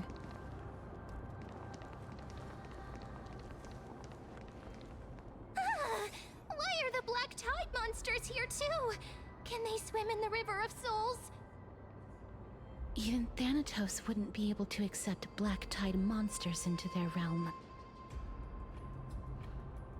These traces seem to suggest that anybody who trespasses upon death will pay a heavy price. Will we suffer the same fate as well? Since the realm of the dead must remain peaceful, it's imperative that we rid the place of such discordant noise. Okay. As you say. Please stay back. Let me deal with these enemies. What do you mean? I thought you were just gonna poof them, but now we have to fight. Alright. Amphoreus will welcome true dawn. The path ahead is blocked by the River of Souls again. No matter. In that case, let's go back to the past. This miracle sure is handy. Really is. This is yet another aspect of a Titan's divine power. At least we can... At least we have Aronix's power now, I guess. I've appraised it all. If Don Hung was around, he'd definitely be able to raise the waters of the River of Souls into the sky. How do you know that, Mem? If Lady Hyacine was still alive, I think she might be able to do that too. Hyacine. Is that Pagosa? The water? The river goddess or something?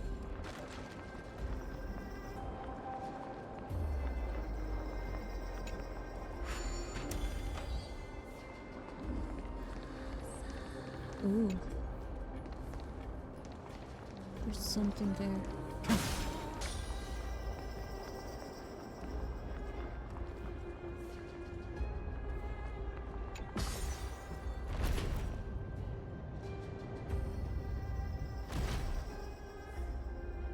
Oh, sorry, I sneezed. I can't believe I actually left my vocals reverb on.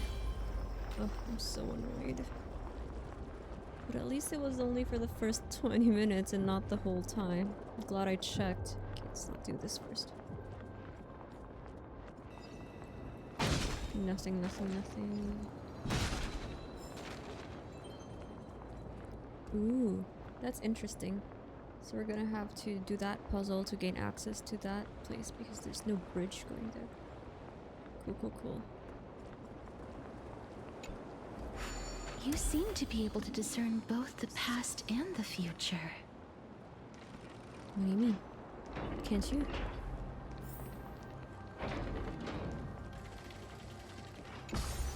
Ascend. Oh, up we go. What's the map like here? Oh no, it's a big map. Oh my goodness. Clocky's touch. Okay. More souls. I will walk to the end.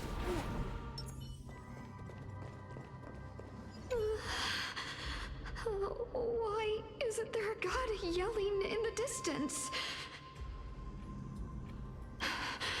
Indeed, my downtrodden fellow, your sorrow and joy are but means for me to amuse myself. I will at least derive some comfort. If all the tears that I had shed were determined by some mightier being above.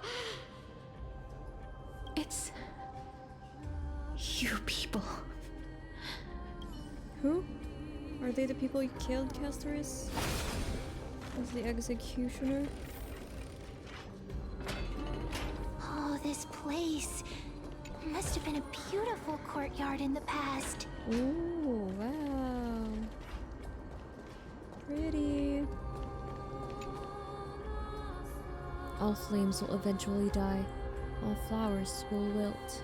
In the withered garden, the traveler's steps grow slower, each breath aging them in sorrow. As moonlight shifts and shadows linger.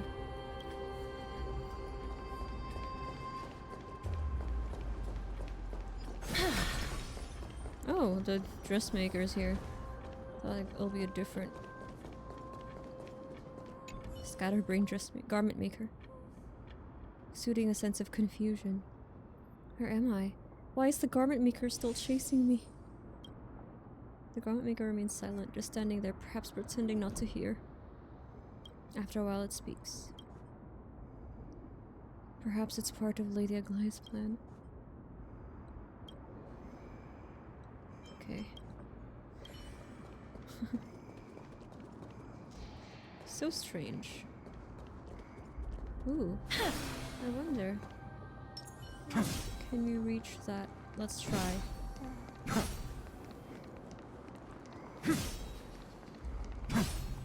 Light up the door.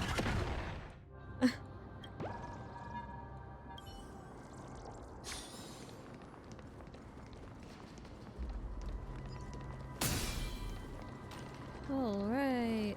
More souls. Please excuse me. I am but a scholar from a distant land, who had the misfortune of falling into the River of Souls and turned into a member of the dead. Unlucky. There. This one seems to know that she's already dead. Oh, I was merely speculating, but it seems I was right. When did you fall And in? you, I recognize you. You're the Holy Maiden of Death from Aidonia, right? I'm sorry. I cannot bring you back to life. However, should you desire it, I can end your prolonged limbo. I'm well aware of that. Even if you were able to revive me, I would never choose that option. That's because I didn't fall into the River of Souls by accident. Instead, I leaped into it to seek my death. No. Why? Why? If you could see the life I've led, then you would not reproach me so. My life was far too miserable. But I did not expect things to stay the same even in death. What a joke. In escaping my mortal life, I've entered a millennium of pain instead. Circe's above. What cowards humans are. For we fear both life and death simultaneously. I'm sorry. I am also powerless to answer that question. That's all right, Holy Maiden. At least you are able to respond to me. Please, grant me death. Circe's above. Does this count as thinking till the moment I die? She seems free. I can't imagine what it'd feel like to roam around this void for centuries. I have seen too many farewells. Her distress is quite commonplace. There are those who will end their lives over what seems to be the smallest of worries. For some people, this power that I possess is a blessing rather than a curse. But I never managed to convince myself of that. Cass, are you still trying to create a world without death? Yes, because when placed under time's vast scales, there is no worry in this world that cannot be solved. You should chat with Dunhung about this. I can't agree with you on this. Well, that's true. Dunhung. Why don't you tell them about your story? This is a wish that I've held for almost a millennium. My mind might have changed once upon a time if people managed to strike up a friendship with me. But I've never been more firm in my conviction. Now that I've learned about your near-death state, it is my duty to wipe death from the face of this world. Well, thank you. I'm glad she's worried about us, but... No! Please, enough!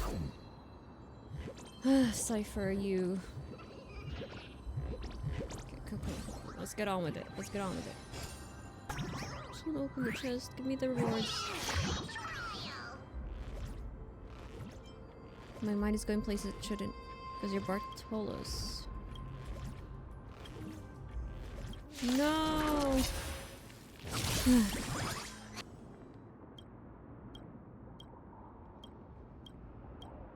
I don't care. I don't care. Let's go. I don't know if that is lower, but let's just... But that's it. We got it. Oh, we got something else. Oh. Well, I guess that's worth it. No thanks. 2 minutes. Hopefully. Not more than that. It took. A lot of... Black-tide creatures here. Light up the dark. Oh. Came from above. Because we'll use that later. Light up the dawn. Alright, let's go.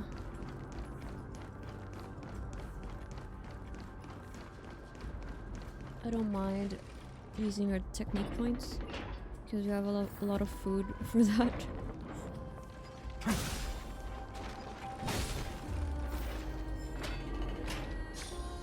Wow, this place is so spacious. Are those dragon bones?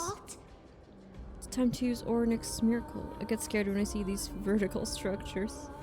That's fine and all, but we need to lay down some rules. We're not gonna return to the past to steal things. Okay. Do we need to enter that doorway to climb even higher? There seems to be a person. Oh, more like a soul guarding it. Well, time to talk. But how should we get up there? Don't worry. We've been through this before. This looks like Ornyx's temple. Okay, nothing here. Just wanted to make sure.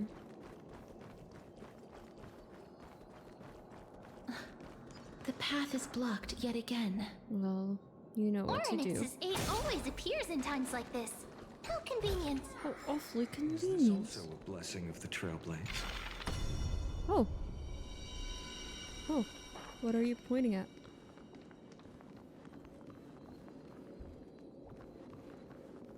What are they pointing at? Still nothing there. Oh. So I believe we can't go out here. Okay. Because it's locked. Because we're in the treasury or vault of some sort. Yeah, huh? Okay. Look, there's even a platform lift over there. Good job, ma'am.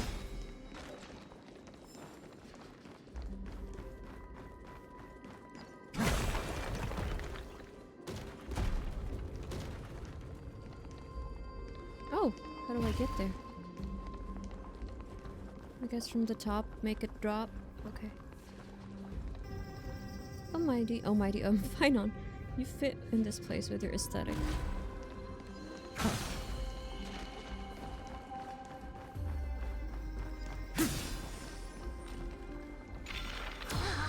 A chest of the past has been left behind, but none of its treasures remain inside. I'm crying. I'm crying. I love that Trailblazer is voiced.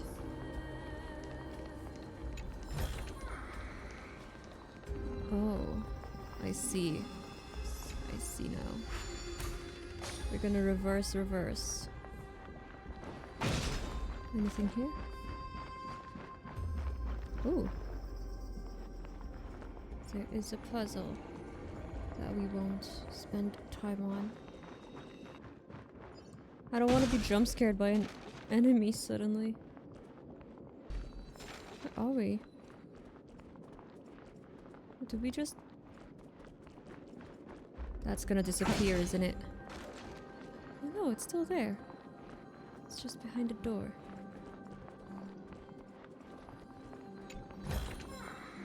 Is this also a blessing of the Trailblades? Damn it. Alright, onwards then. Wait! Oh. What if the miracle suddenly loses its effect? We'll fall. Ma'am, do you really want me to answer that? I guess we'll die.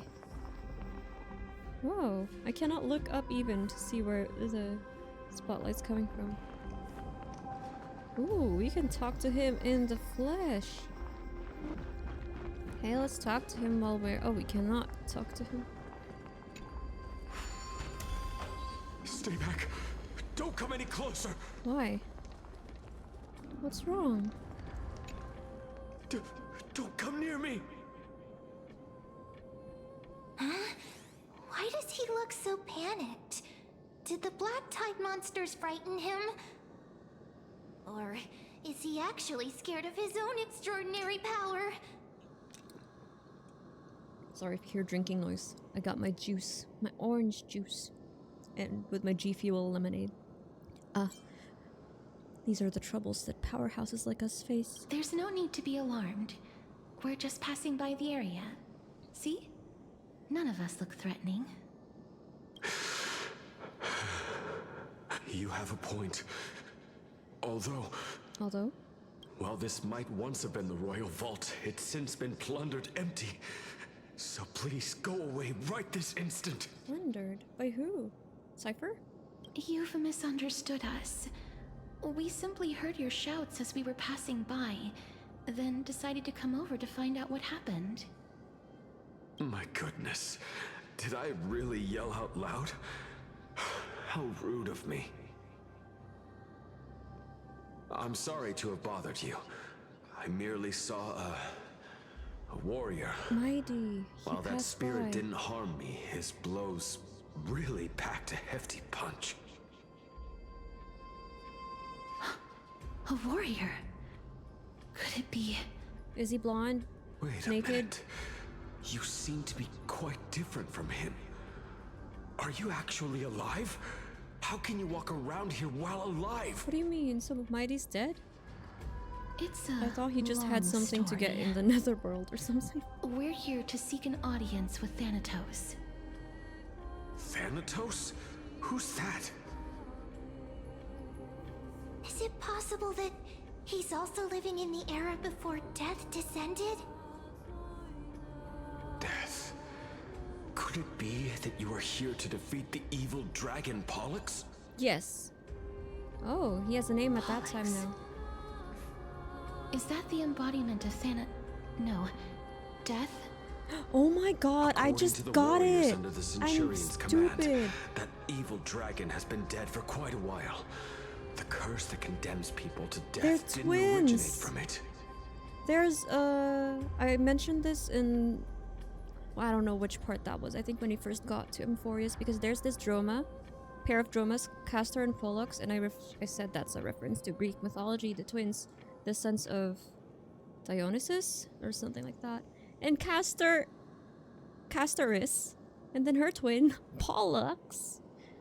That's crazy. I just got it now because I knew that Pollux was the dragon when I got Castorice. But I didn't register that they're actually twins. But they saw a girl within the dragon's embrace, and she is the true Reaper.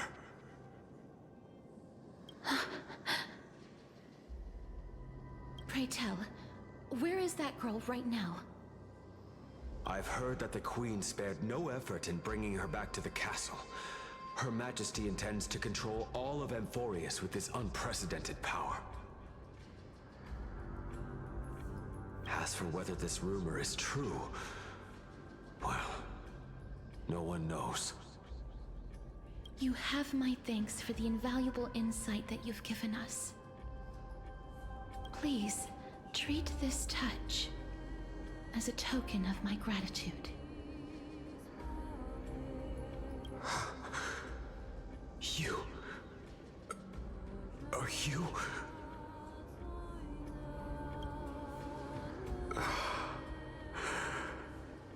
Thank you. This is his... Oh, another soul fragment. Then you granted him death?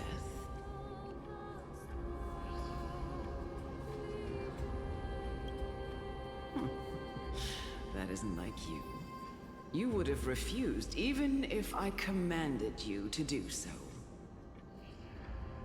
I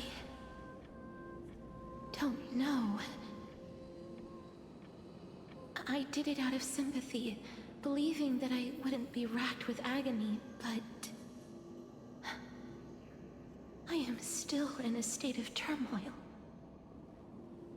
Sympathy? Sympathy for that youth who triumphed in every battle? That young man was favored by Talantin, who taught him a move that will defeat any mortal enemy with a single blow and emerge victorious every time. He could rely on that move to always achieve victory during Era Chrysia. However, now that death has descended upon the mortal realm, That divine swordplay also means he can send others to death at will. In other words... You feel that he's similar to you? Yes. Since he can never be inferior to others in martial combat, death would be the inevitable outcome every time he strikes. That's why he approached me and pleaded. Pleaded for me to put an end to all of this. You are perhaps feeling lost from making your peace with death in so abrupt a manner. I have not made peace with death. I've seen the people of Aidonia stand tall and proud in the face of death. Even before the fated finale arrived, they were already content with the lives that they'd lived. They had such proud expressions.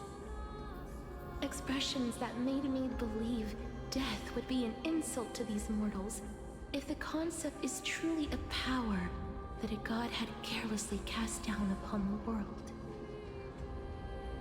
Perhaps death's authority was never meant to exist in this world. Just like how I shouldn't exist. I won't refute your beliefs for now, but would you be interested in listening to a story of mine? It's a fairy tale from foreign lands, told by the person who brought you to me in that ice field long ago. The fairy tale. A tale told by the Queen of Styxia. What? Wait a minute. That means the girl born in the dragon's embrace, the personification of death these souls talked about. That's you, Cass? Who's the queen? I've already had an inkling for a while now. But I honestly have no memories of Styxia. My memories only begin after Amunet brought me to Aidonia. Interesting. Did she Don't look hit back. her head? Keep moving forward. Always. Okay. It's yet another eulogistic butterfly.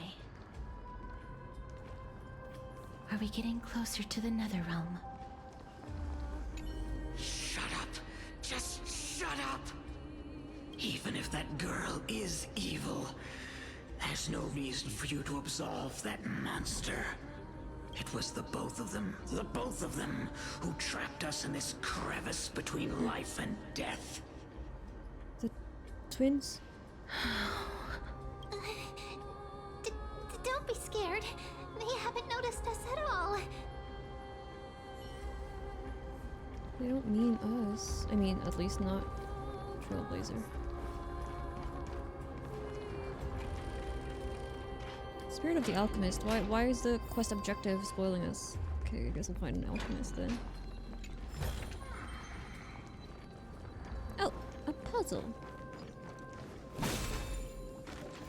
Just this one. This one's fairly straightforward.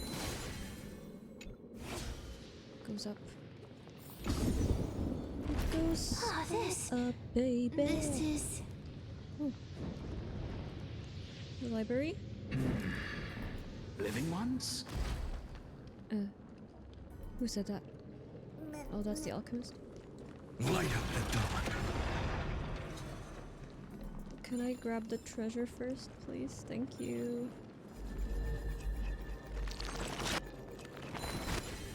Thank you for not interrupting me when I approached you. What is this? Styxia Fables. The...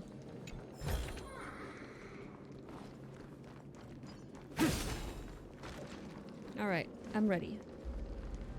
Oh, could you be the scions of Styxia? Science of Styxia?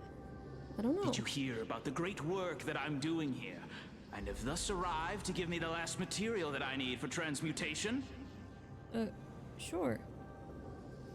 Great work? Have you heard of the great name of Pollux, perchance?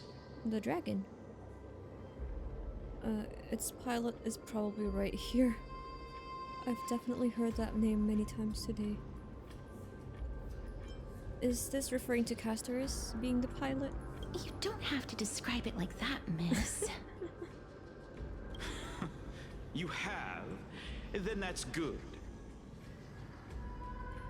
During the Age of Myth, a time likely before your birth, I was the unsurpassed zenith of alchemy that none could reach. On the shoals of the River of Souls, I shall make Pollux soar again and bring death back to the world. So it's your fault. But didn't that dragon already consulting the bring book. death to the world? Oh, looks like you don't know the whole picture. Enlighten us.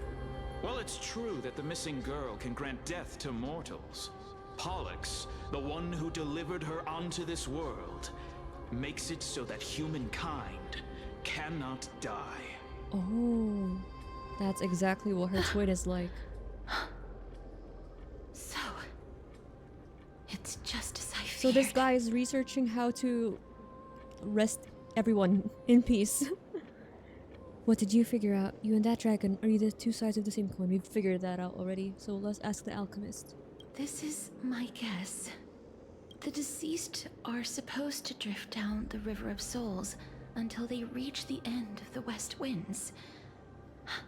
But this River of Souls was blocked by Pollux's fall. Fall? That's right. That's why it's imperative that I bring the dragon back to the mortal realm and make it soar the skies again. Where would we be without I this have genius long since alchemist, huh? prepared my alchemical matrix in the tower. Although, I am still missing the most crucial material of all. And that is? That final ingredient, the final sacrifice, is none other than the girl who lives out her days with death. Huh? What's going on? You didn't touch him, did you? I know that I am no longer capable of carrying out that task. Take this, We just all of got you, here. and please fulfill that great undertaking on my behalf. Dude, you're the one. This is your plan, dude. Come on. We had been inebriated in Fagusa's feast for too long before we began to seek divine bestowed death, so that we could be freed from the whims of fate. However, that brought doom upon us. At least they're not eating the souls, right? Unlike Alduin Instead of in summoning Skyrim, a supreme god, he was eating souls in we Sovngarde. encountered a monster that cut off the River of Souls. That detestable dragon Pollux denied all the dead from the gates of the Nether Realm. Unable to rest in peace, these departed spirits engulfed Styxia like a roaring tide. As a result, my city and its people no longer exist. That child is the only person whom I managed to save. Born within the evil dragon's abdomen, she has possessed the talent of death since her birth. Is the queen talking to Amunet or She something? must have been granted to us by the gods as a chance for us to atone for our sins. Please, you must nurture her to adulthood and prevent her from experiencing all of the suffering that we went through. I promise that I will care for her as a mother, that I will protect her from the evils of death. Did you though? Fagusa above, thank you for your kindness. You traumatized the As kid. her mother, please bless this child with a name. That's her mother. Before I am swept away by the River of Souls, please, let me know how I should address her in my next life. Oh. Like how a transient raven butterfly, a fleeting papilio castor, perches on the twig of death. Castor butterfly. Castorice. That shall be her name. That's where my name comes from? The sound's back. What is making that ruckus? It's Mydei. Thunder is Mydei. Living ones, don't waste your time bickering. The Nether Realm's wrath is falling upon you. Black Tide Creations. When did they... How did they use the elevator? Miss, please fight them with caution. Why? Be careful not to suffer the same fate as those Black Tide Oh, they came creatures. from above. Don't worry. We got a dragon. Hide behind me! And them. Do it! Oh! He's here! Oh, thank goodness. Well, about time you arrived. Oh no, he's dead! You? Lord Mydei? I missed you so much that it almost killed me. Pun unintended. You're adventuring in the River of Souls too. Lord Mydei. You've been through some tough battles once again. Why are you here? That black tide is endless. My death is only temporary. Are you sure? This is what you get for not asking for help. I will find my path of return and go back to the world of the living and continue my protection. You can come with us for now. Lord Mydei, I have always wanted to... Why does death reject you? I'm the one resisting it. I must resist the temptation to go with the flow. I'll go against the current and kill my way out of this cursed Nether Realm. I think that's a different skill he used when he cut off our battle. I don't think I've ever seen that before. He seems to be stuttering. Is this really the proud Mydei? It seems like he's completely focused on resisting the temptation of Why the did he die dead's in the whispers. first place? Who stabbed you in the back, Mydei? He's working hard every minute to deny death. It seems his battlefield is not limited to the world of the living. Lord Mydei, yes, are you let's willing go. to travel with us? It will be better. We're headed for the Matrix inside that tower, to summon Thanatos from their prolonged concealment. It's better if we stick together. Can you resist for longer? Thanatos. Wow, he's golden.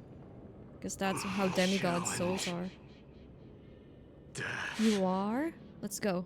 I'm gonna replace Phainon with you, so That's we're right. canonically correct. If we can work together and defeat them, you won't have to be troubled by the curse of immortality any longer.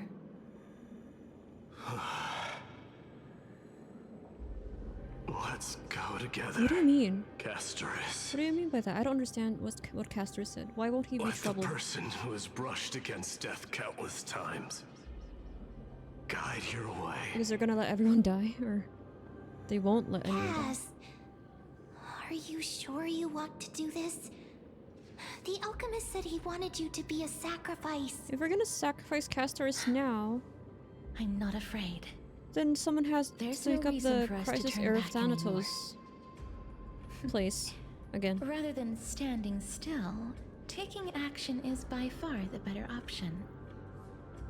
Perhaps fate might take pity on us today and show some compassion.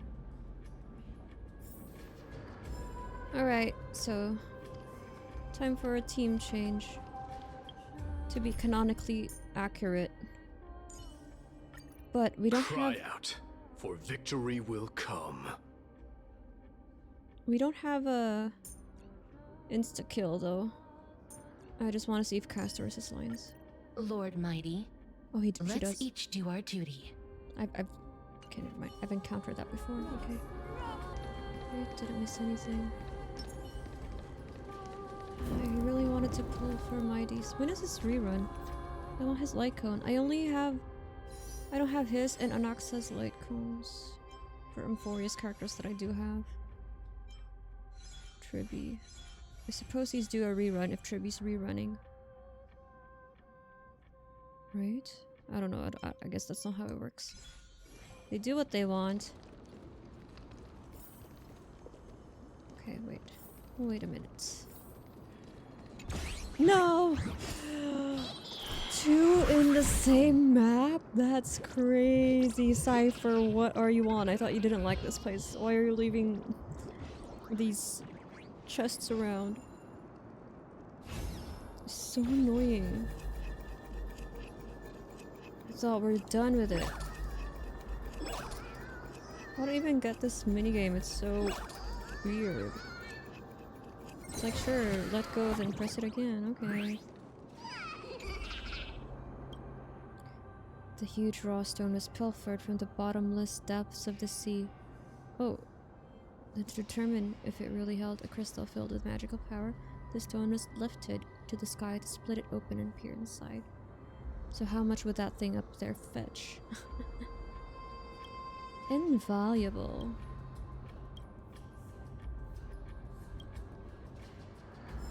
Okay, give me the chest, please. Thank you.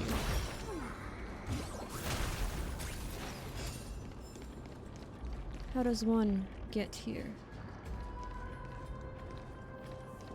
Oh, from that place. Okay then.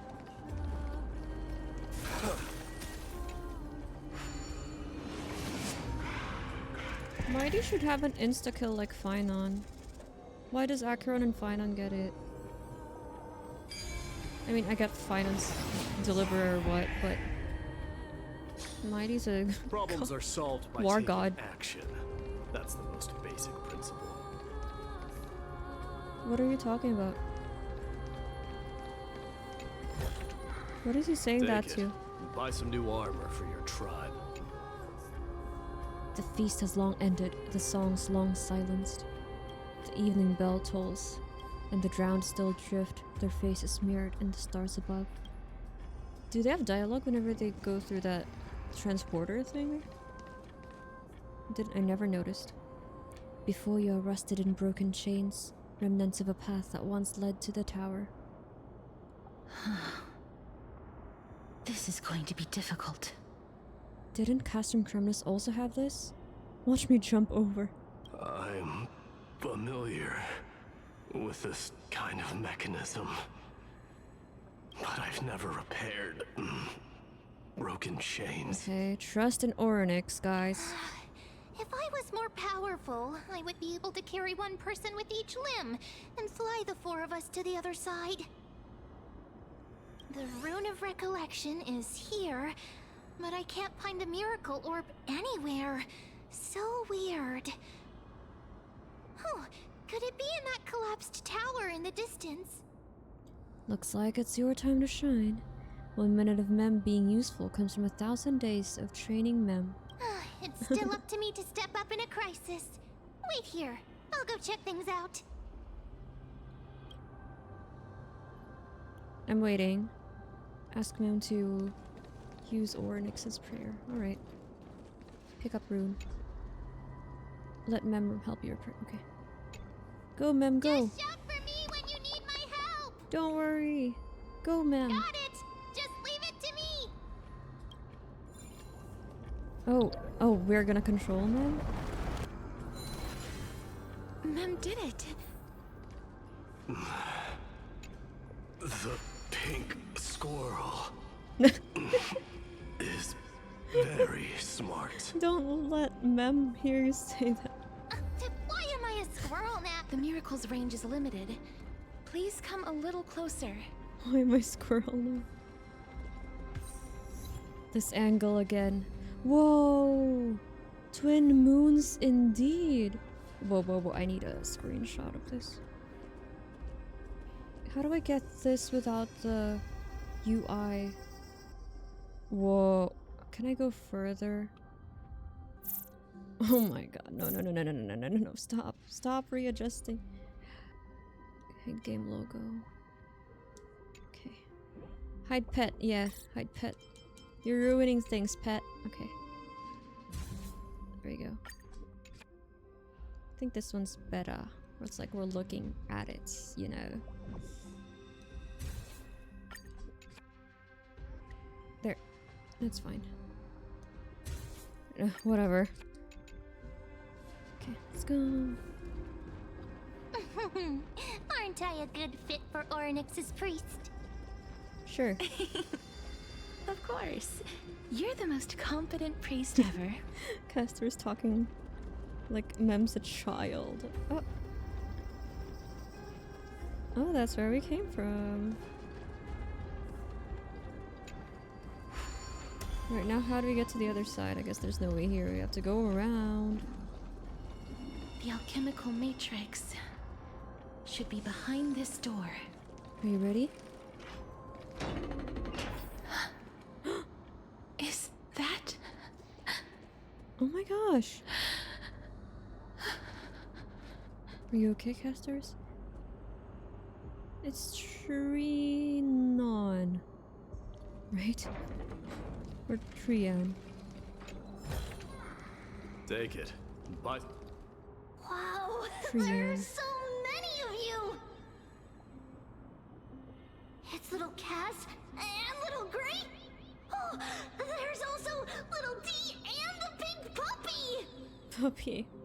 Trianne? Aren't you... Trianne and Mydei.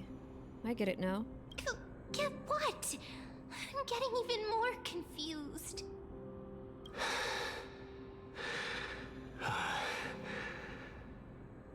This is the first time I've encountered a deceased friend while going upstream in the River of Souls.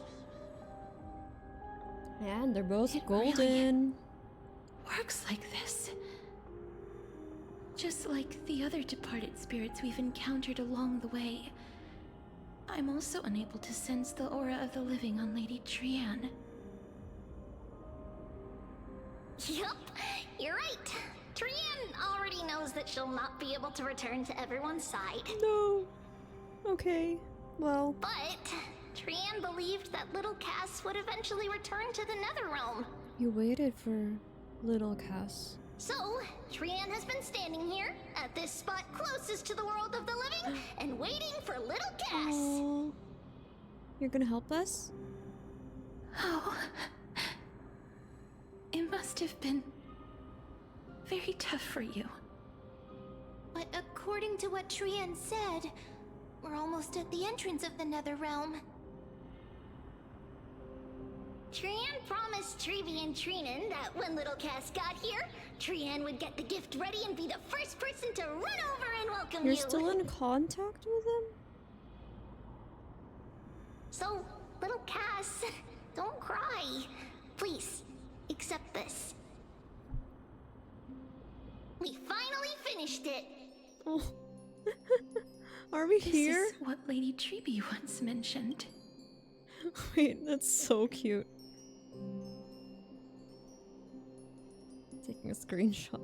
This is us, Dunhung, Aglaea, Castorice, triplets, Hyacine, Anaxa, Cipher, Phainon, Mydei, and the lion. Who's missing? Oh, Cipher, even Cipher made it here. The gift for me that you didn't manage to finish. The Holy Maiden of Janus. Even when separated by life and death, their thoughts With our are baseball still bat connected. and Dunhung's spear. Trianne spent a lot of time drawing this. Trianne hopes that little Cass likes it. It's so cute. Seriously? She's crying. It's seriously a wonderful drawing. Lady Trianne.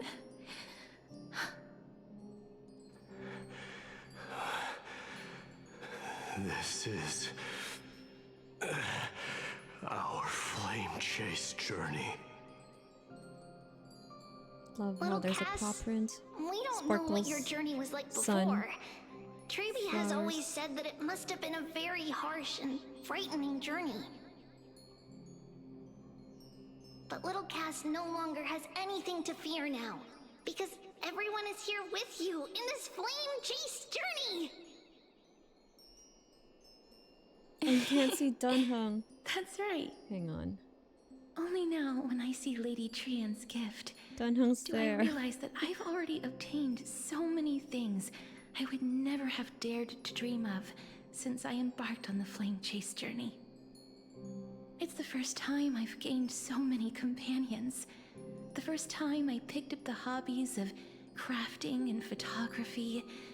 The first time I had dinner with someone else. The first time I went to the market to buy the Chimera doll I'd liked for a very long time and hugged it to sleep. The first time I wore a dress personally made by Lady Aglaea. The first time I went for a walk with Lady Trebe, Lady Trianne, and Lady Trianne. The first time I enjoyed the night breeze and looked up at the stars with Miss Hyacine. The first time I took care of Dromesis with the Trailblazer. Looking back at all these experiences I never thought were possible, it feels as though the scales of my life had shrunk from centuries and decades down to minutes and seconds. And all of them are so precious. I took countless photos in the past, but they're all black and white landscapes. I don't have a single one with friends. Reminder to take lots of photos with your friends and If family. I had known, I would have taken more pictures. Don't be afraid of being cringe. Take the photos. Take the selfie. Then, shall we take one now? I wonder if they'll appear in the photo. Trianne says yes! Trianne likes little Cass and would love to take a picture with little Cass. Sadly, being departed souls, our images cannot be captured in the world of the living.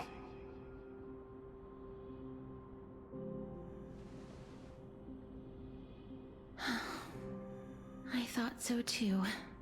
We can try. What? Are we seriously going to leave any room for regret?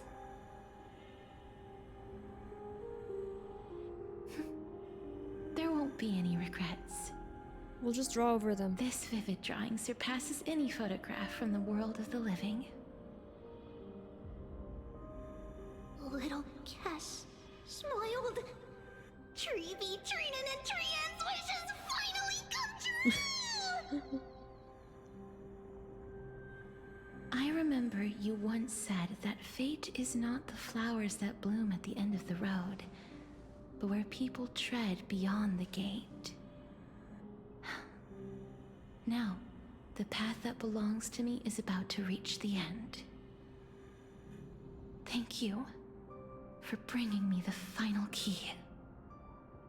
Key? Little Cass, why are you talking in riddles all of a sudden? I have a feeling that soon, this gift of yours will become the key to saving Mrs. Life. How so? Interesting. Wow, that's amazing! Then keep smiling and carry on bravely!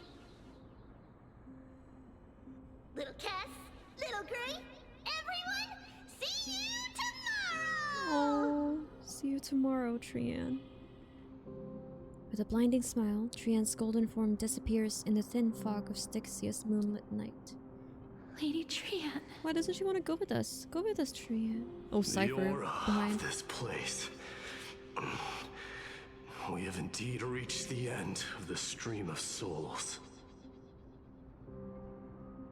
If I go any further, I might lose myself.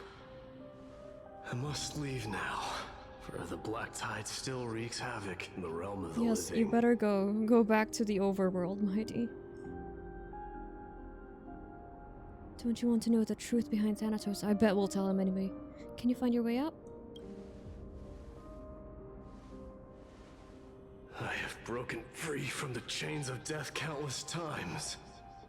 This time will be no different. So he can die, it's just that he can resist it. But it's not like he's indestructible. Will you fulfill your duty for the flame chase?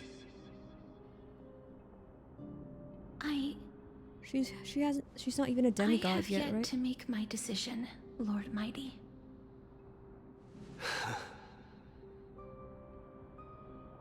No matter. Make the choice your heart desires. Even if it takes 1,000 years of waiting. Cipher made it this far, so she's been following us. I will continue to fight till I die. Then rise from death. Till the miracle descends. Oh no, he's ready. Ready to give his life for Amphoreus. Hurry up, guys. There is one more thing. I mean, hurry you up and take the know, trial Lord already.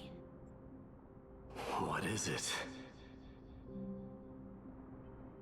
Professor Anaxa may have deduced the principles behind the Era Nova. You and I may be reincarnated as strife and death in the next cycle, becoming calamities wreaking havoc upon the world. I see.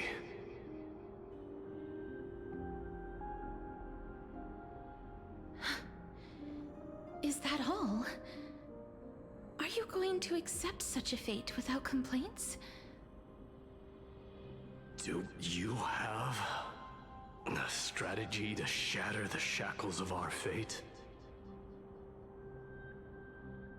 I haven't found it yet. Perhaps I never will. Then, cease wasting your thoughts on futile matters. Control what little you can. And when fate's inescapable grasp comes,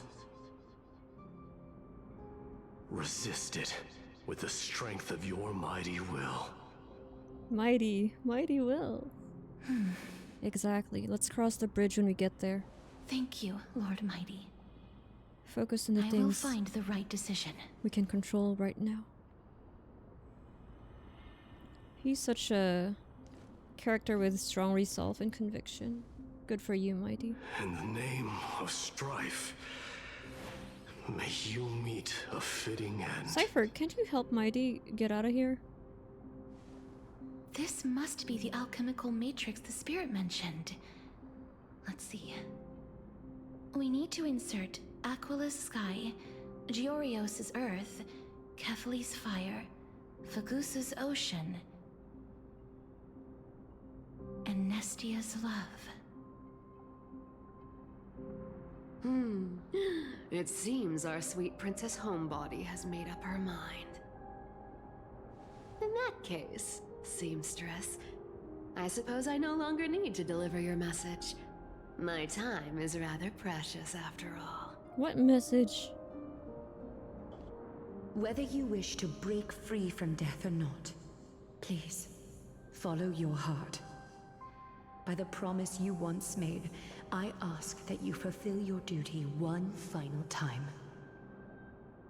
What does that mean? Castorice, please, live as a human, and die as one.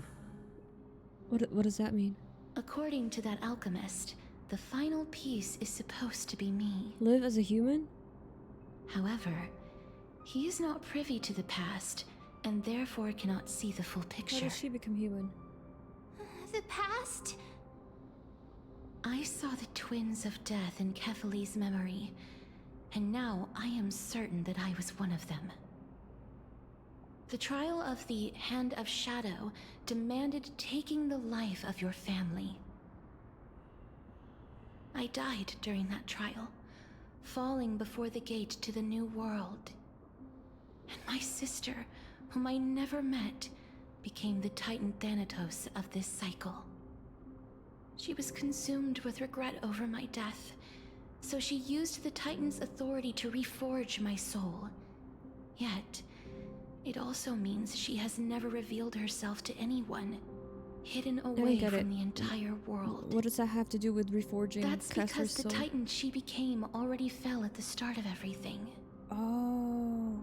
They died for me, and now lie in slumber in the River of Souls. Because of what she did to revive Castorice, essentially. Pollux?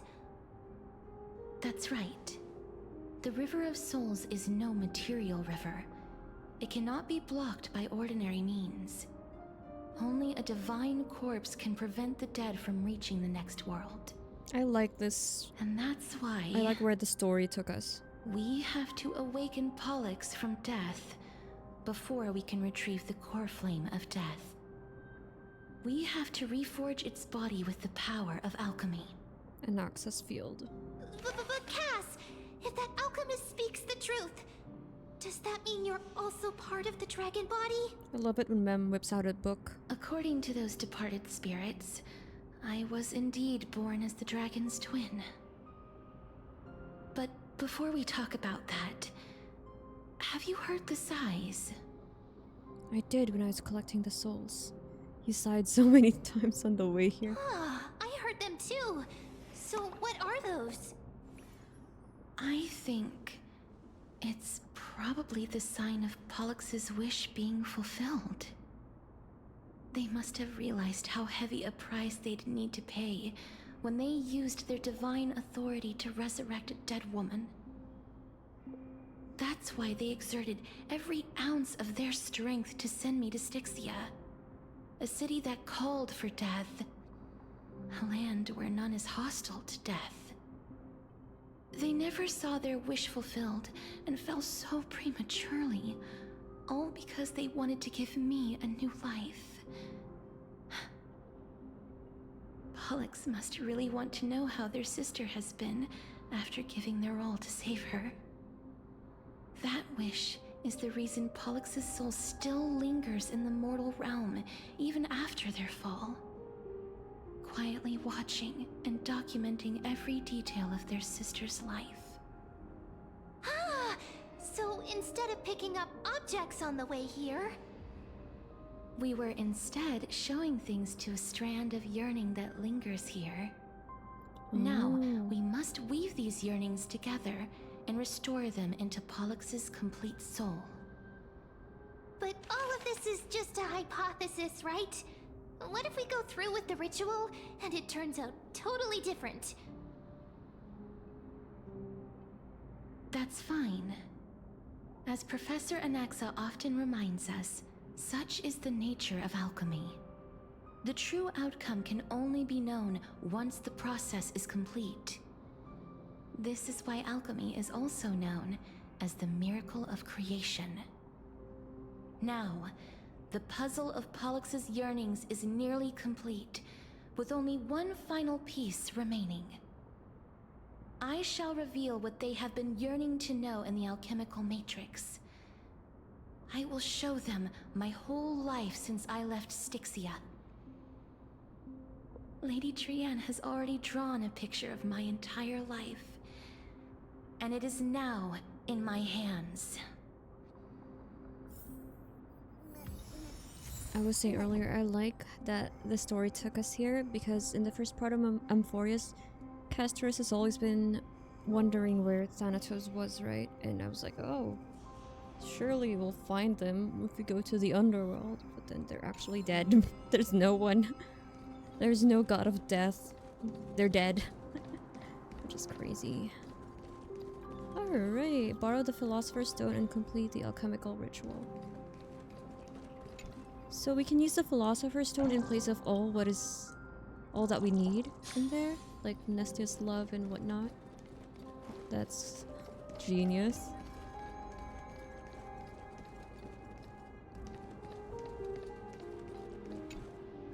Then, let the ritual begin.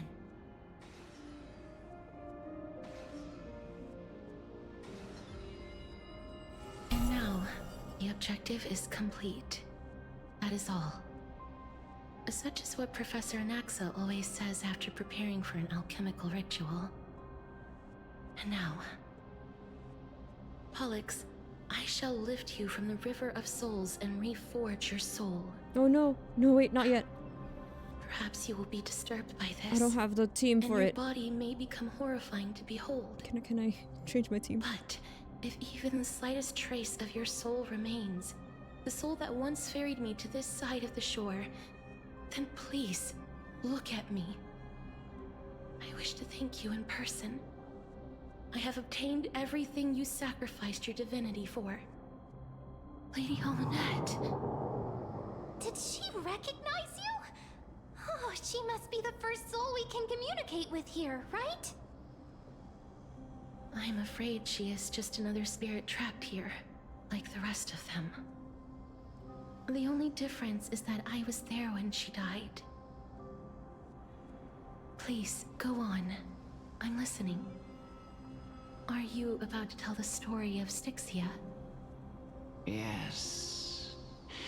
You're just as smart as I imagined, but... never mind. Now's not the time. What? Say it. What is it? There's no need to worry, Elder. Take a look around you. You're already at the resting place of the dead. The world of the dead? But how? I understand that you chose to remain silent about the story to protect Castorice, the girl who coexists with death. But you no longer need to hide that story. I can assure you that you have protected that girl's life well.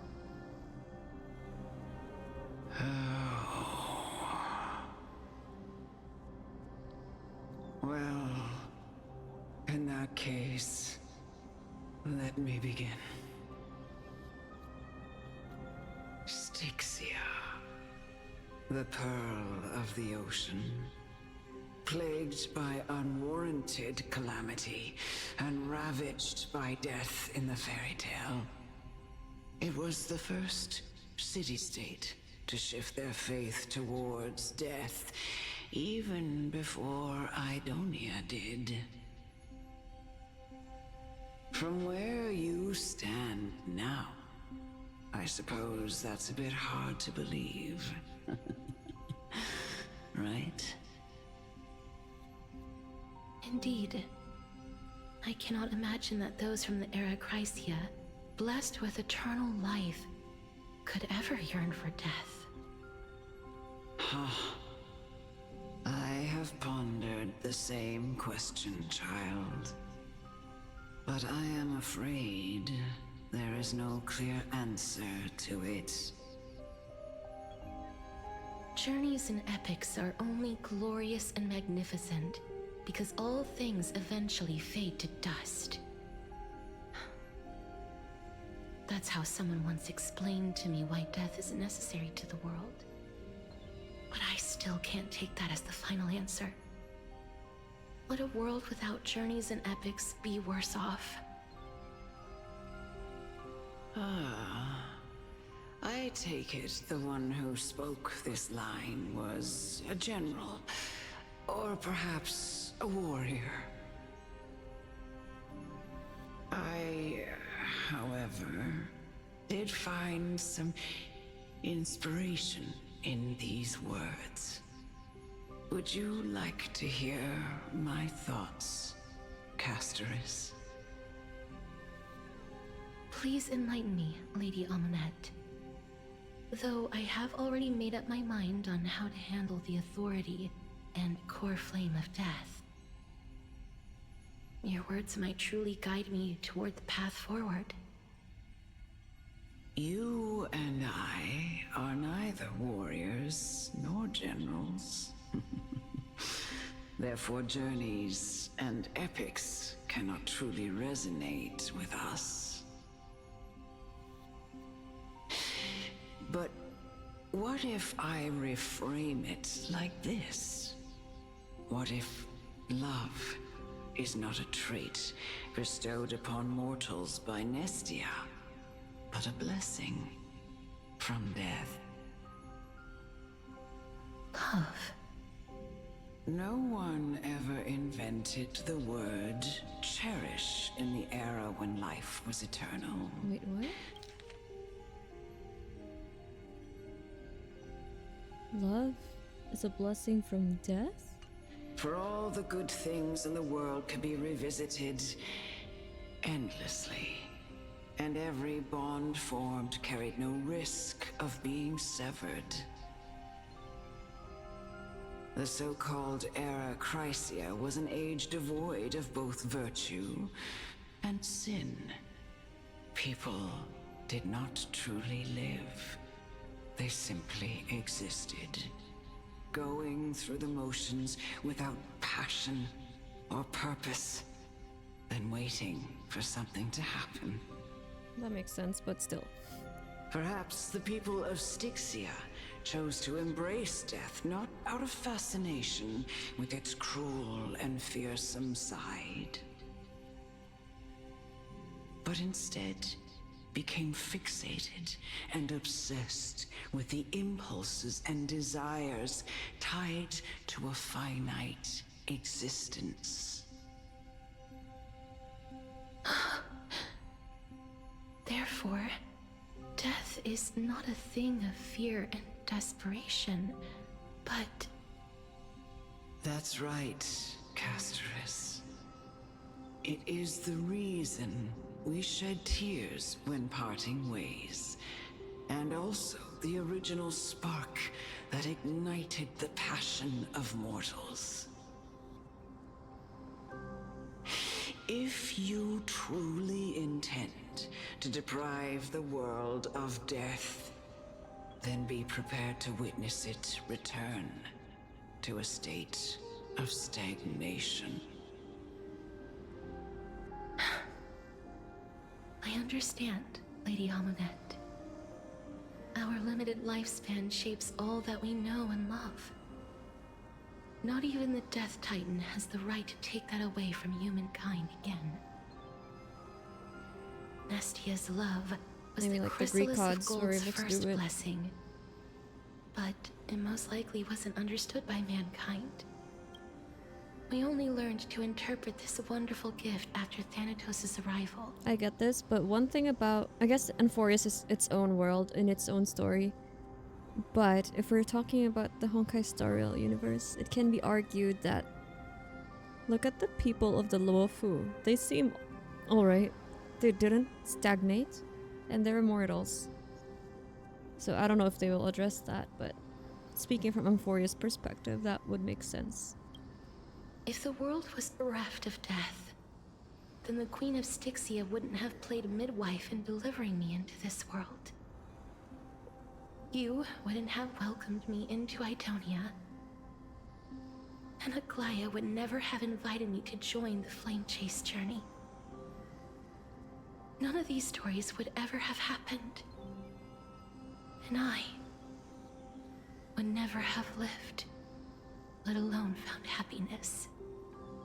Thank you, Mother. Mother. I will use all the love I've experienced in this long life to complete the final miracle. My teacher, Anaxagoras, grant me the wisdom of all things. I call upon thee, the stripped dead dragon's corpse.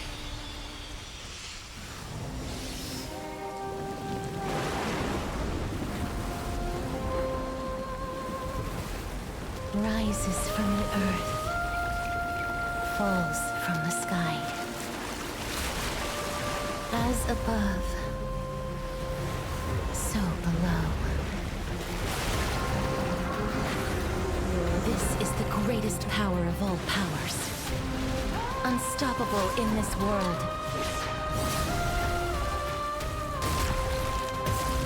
The great work that commands all death.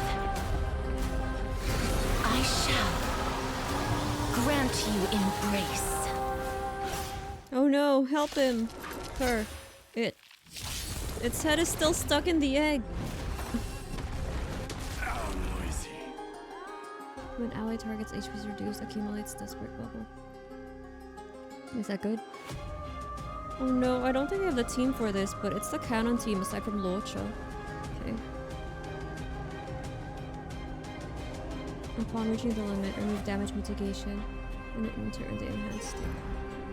Oh, there was a dialogue box then too. Receive divinity. I can't. Is the girl who once saved my life truly gone? Or will you show yourself again once we eradicate this hatred and regret? We can do it! Of course we have to let her finish the monologue. Here. Is this weird if you use Pollux against Embrace a new life.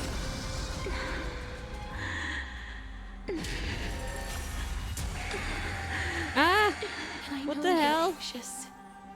Shh. What? Don't be afraid. Please cherish this time. Return to dust.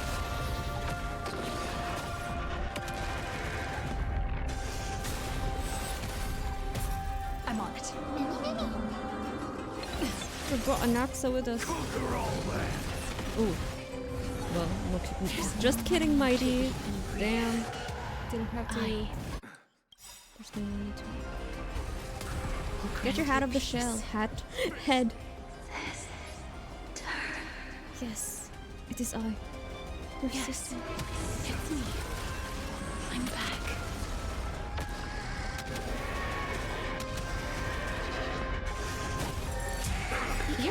That's crazy. They may be moving by instinct, but there is fury within them. What's my Mydei carrying? His counterattack is taking a chunk out of Pollux. We can do anything!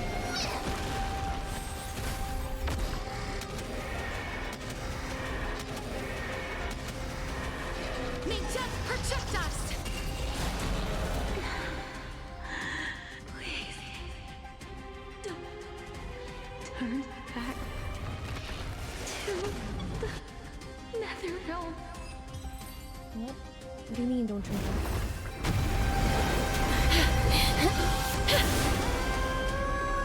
Oh, death. Sleep in peace.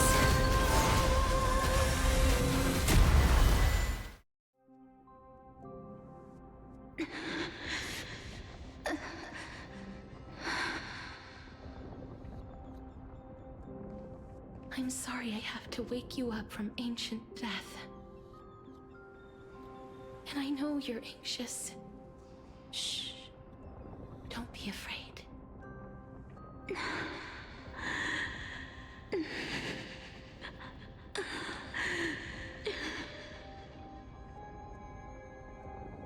Do you remember me? I'm the girl you once carried across the Sea of Souls. I'm sorry I wasn't able to remember you, but with the help of many people, I was finally able to pick up these broken fragments of my past. I'm back, Pollux.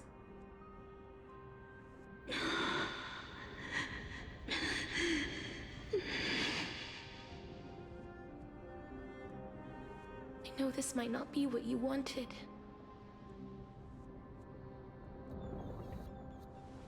But I have to do this. All along, I thought Pollux was just Castorice's pet when I got her, but... Carry me across the Sea of Souls again and return me to the Nether Realm, just like you did in the past. Please take me to where the core flame of death rests.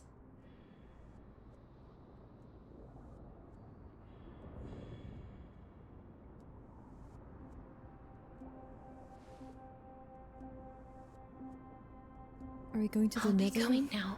Are we not going to the Nether Realm? Great, let's go. We won't have to go into an egg, right?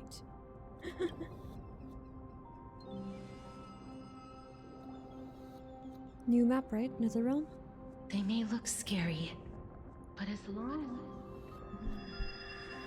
Oh no. We don't have a lot of time. What's happening? We're fading.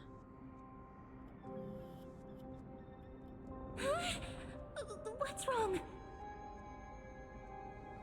I think I'm done for. Are you... What's wrong with her? Her time is almost up. If I don't go now, I'm afraid her soul will return to Thanatos' embrace before me. What? Oh no! Is there anything we can do? This quest is so long. There's just like one quest Don't worry. still. I promised I would ask Thanatos for the Trailblazers' right to roam the Earth again. Mem, stay here and keep a close watch until I return, all right?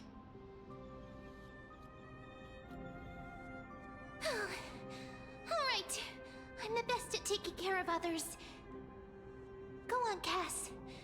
Make sure not to leave yourself with any regrets. No regrets. Take your time. I can still hold out. I'll go too. Let's see who gets to the Nether Realm first. That's not funny! It's a deal then. I love that. It's so fun. Something I would do, to be honest.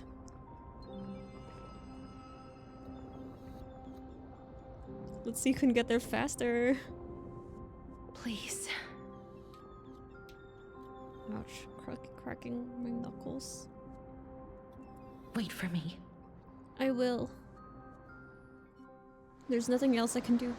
Oh, you sit in your little dinghy, eager to hear my song and follow closely my behind. Venture not with me into the vast sea, for perhaps without seeing me you will lose your... Wait. After all that, you still ended up back here.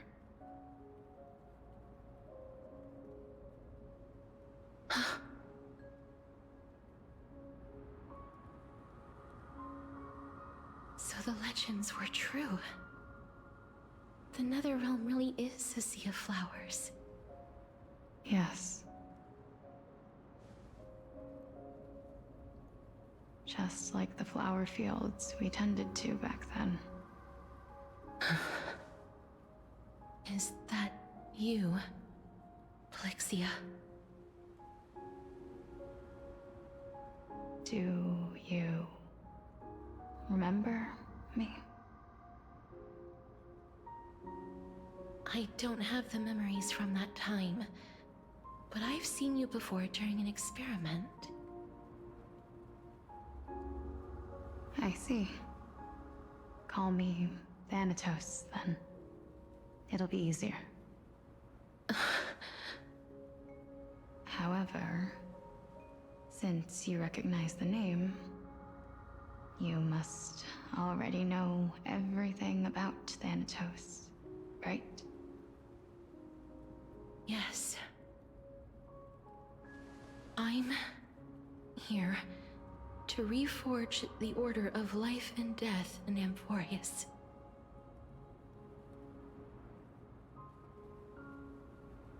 You know, my sister was a sympathetic, but rather sensitive person. Whenever she didn't want to say what was on her mind, she would avoid eye contact and look off into the distance. Just like what you are doing now. Can you tell me about the last Era Nova? What did you do? Polyxia.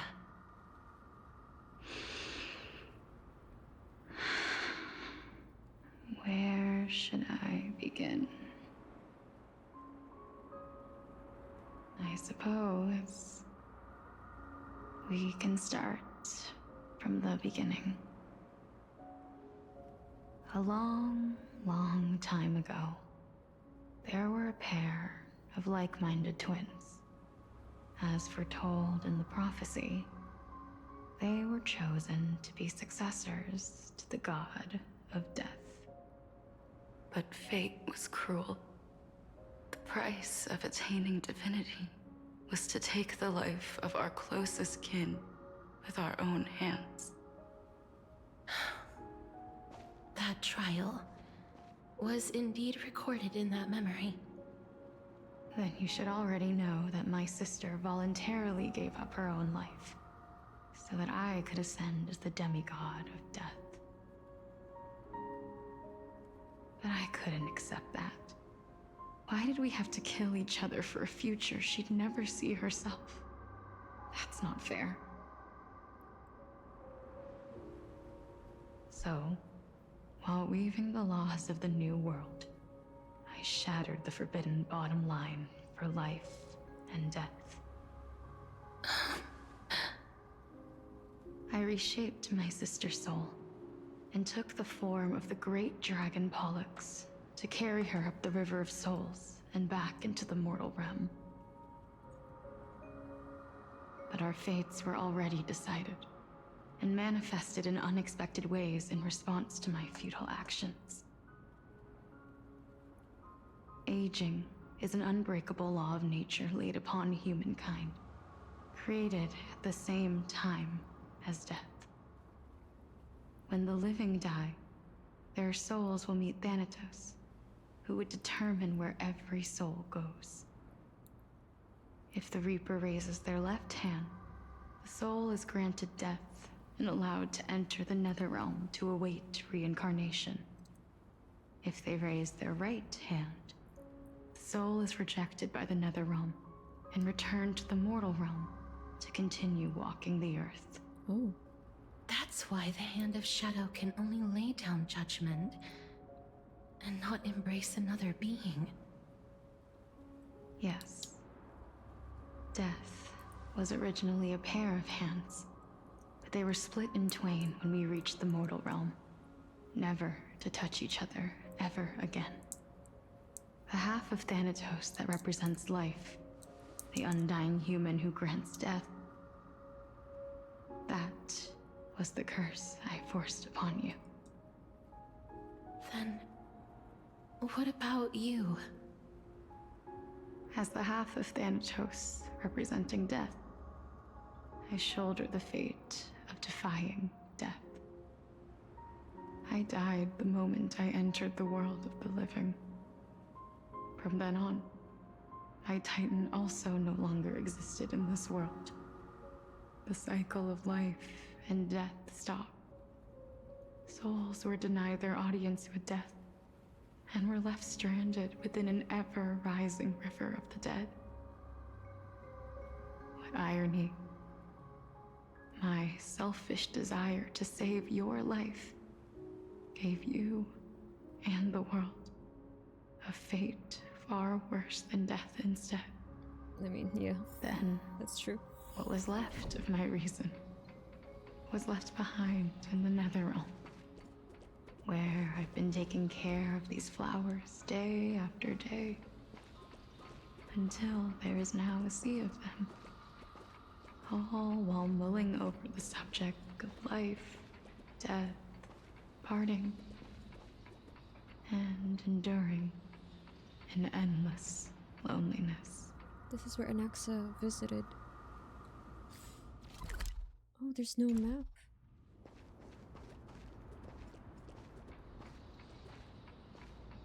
Sea of flowers adored only by death. Fate is absurd indeed. Our lives were a mirrored image of one another, like a pair of hands. Even so, we arrived at the same destination. We walked different paths, yet experienced the same pain. I had hoped that maybe you would at least have a good life in this cycle. I'm sorry. I lived my life well. It didn't go to waste. As far as I'm concerned, you did nothing wrong. Even though I forced the authority of granting death to humanity upon you, a total stranger. Too many responsibilities were forced upon me in the course of this long journey. I was once lost, even upset. But I realized recently that if it weren't for your blessing, I wouldn't have understood the source of these emotions, nor would I have realized my purpose.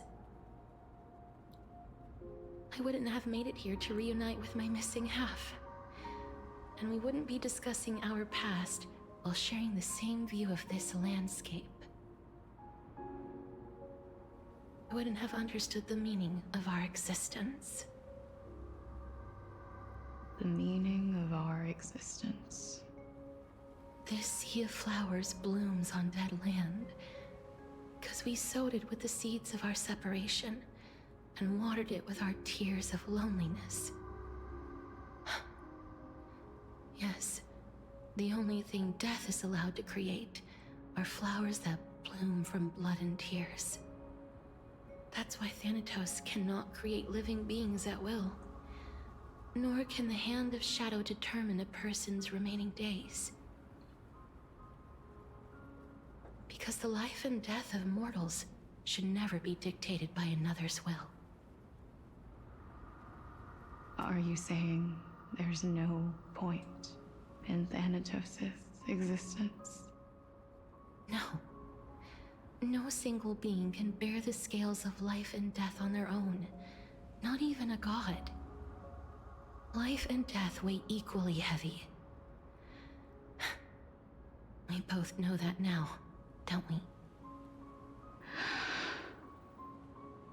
You, too, must have had a difficult life. We've taken quite the ridiculous journey together, haven't we? I had a feeling, even back then, that we would meet again one day. Not to embrace one another after a long separation, but to come in search of retribution. Tell me the answer that's already been written, and let us draw this seemingly endless fate to a close.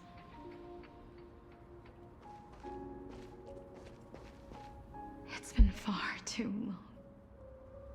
I've waited here for centuries, watching day after day as desperate spirits are denied by this lonely wasteland. I always hoped I would see you. How did Anaxa get here? But I was also afraid of seeing you. How did Anaxa I didn't know how get that I dream could then? possibly face you again. But more than anything, I was afraid that you might have forgotten all about me. I know. But don't you see, Polyxia? I made it back anyway. You don't have to shoulder death's authority on your own anymore. It was always meant to be held in two hands anyway. So, let's give our core flame to her, and have her take it back to the mortal realm. Give humanity back their cycle of life and death. Our responsibility as Thanatos was never about picking out favorite souls. We were only meant to watch over life. Let's tend the field together, and create a warm sea of flowers for all the souls to come.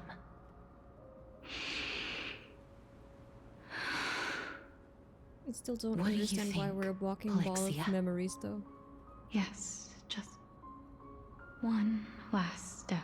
I guess that's for the next patch. You shall wither, and through that, the dead will sprout again from the remains, and be reborn with the dead flame. As foretold by the prophecy, Thanatos' authority is only destined for only one person to wield.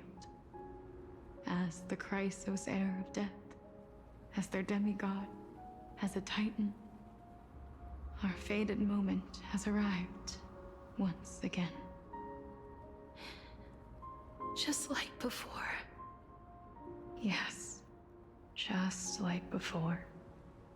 But unlike that time, the ones undergoing the trial this time are prepared.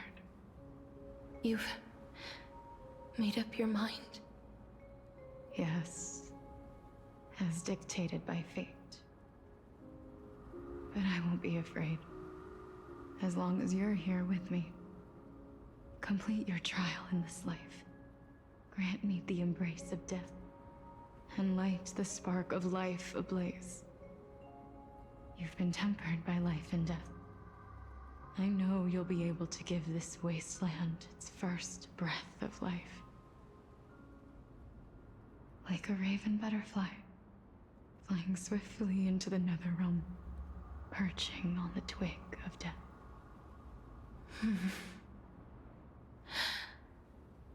I will. After this, I will remain permanently in the Nether Realm. The River of Souls shall return here and rain down from the sky, scattering souls across the earth. The cycle of life and death will flow once again. This sea of flowers you sowed shall bear countless joyous or sorrowful souls, and bloom evermore.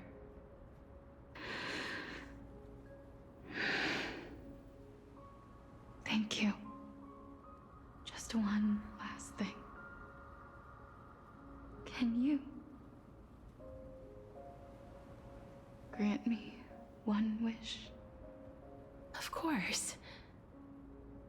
What is it?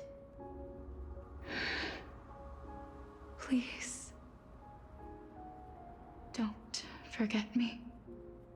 I promise you, when we meet in the next world, even if I have endured another reincarnation, even if we do not know each other's names, I will still hold you tightly in my arms, just like what I did when we were born. Castorice. Castorice. You're as beautiful as a fleeting butterfly.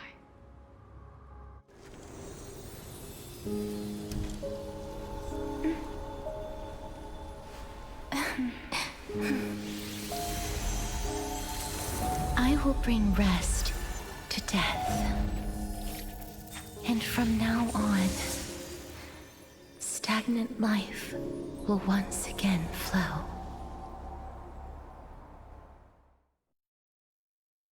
So she's becoming like Mydei, right? If this is her trial, it's done. And like Mydei, she's... oh no, Anaxa. She won't be coming back to Amphoreus because she's doing her duties now. Time flies. In the blink of an eye, the 15th entry hour is already at hand. There's a new quest, right? Okay, we'll just finish the dialogue until we regain control. When this farce is over, your soul will be placed on the scales of life and death. Are you ready? Are you? No need to ask so many times. Of course I am. I'm always Then reminded of why do Me you Against the drag Music your feet? whenever someone says, Is "Are you your ready?" fear of crowds holding you back again? Are you? Ooh. And no one cares. I simply find them too noisy. Paying attention to conceited fools like them would be an utter waste of my time. Such harsh words. As I see it, you are no less arrogant than they are. I couldn't agree more. Oh. I did not expect to hear that from you. Are you not going to refute me? I know myself better than you think I do. At the very least, Better than a stowaway like you. And they say men whose ends are nigh have but kind words. Well, that is exactly why I chose you. Should I thank you for the compliment? The hour of the trial has come. Do you have an answer for me?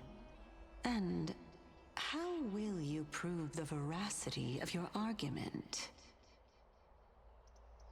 I suppose there is no point in putting this off any longer. Do you recall where we stopped the last time? You were saying that Amphoreus's history is cyclical. Indeed. The demigods that bear the core flames eventually become the new titans at the world's end. Castorice is there now. Remember what happened on the Holy Mountain? Calypso, Naias. As their destined ends approached, one by one they left this world, leaving only the twins, who are fated to succeed death. Unfortunately, while their journey is consistent with ours, you and Calypso, as well as Nicodor and Naias, act as supporting evidence. I can only come up with a rough sketch for my theory of a cyclical history. For all the pains I took to reach this point, I had already lost hope of ever obtaining definitive proof. After all, the past is in the past. Proving that we are the legacies of heroes of the past is a hopeless endeavor. That is, until I met a girl named Polyxia and her sister.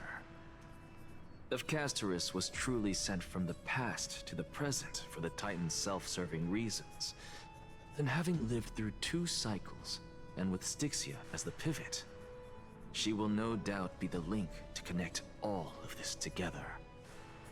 If the Twins of Death can bridge 2 cycles to reunite at the shores of the Sea of Souls, then my hypothesis will no longer be just a hypothesis.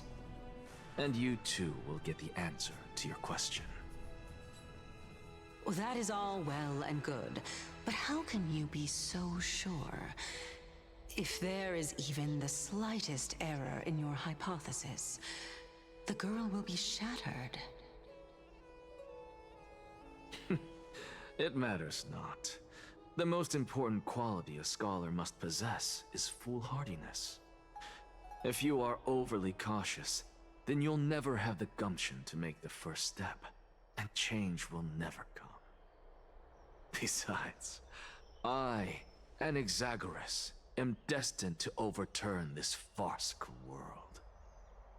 Come, let us go and teach those pathetic worms one final lesson. Pathetic worms. Alright, I'll cut the footage here, but I'll keep going. Keep the video going, that is. Citizen, listen to those roaring tides. POV switch. Dream, bubble, and slumber.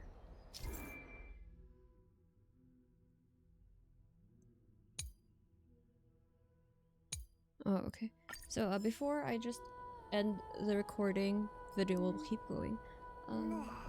We are more than halfway through Amphoreus' story right now, I believe. If it's already ended. I'm assuming it already ended, like, in this patch. The current patch as of today, July 13. I'm recording this. Even if I love the theming, I love the mythology parallels and stuff, I just don't feel like I'm too invested in...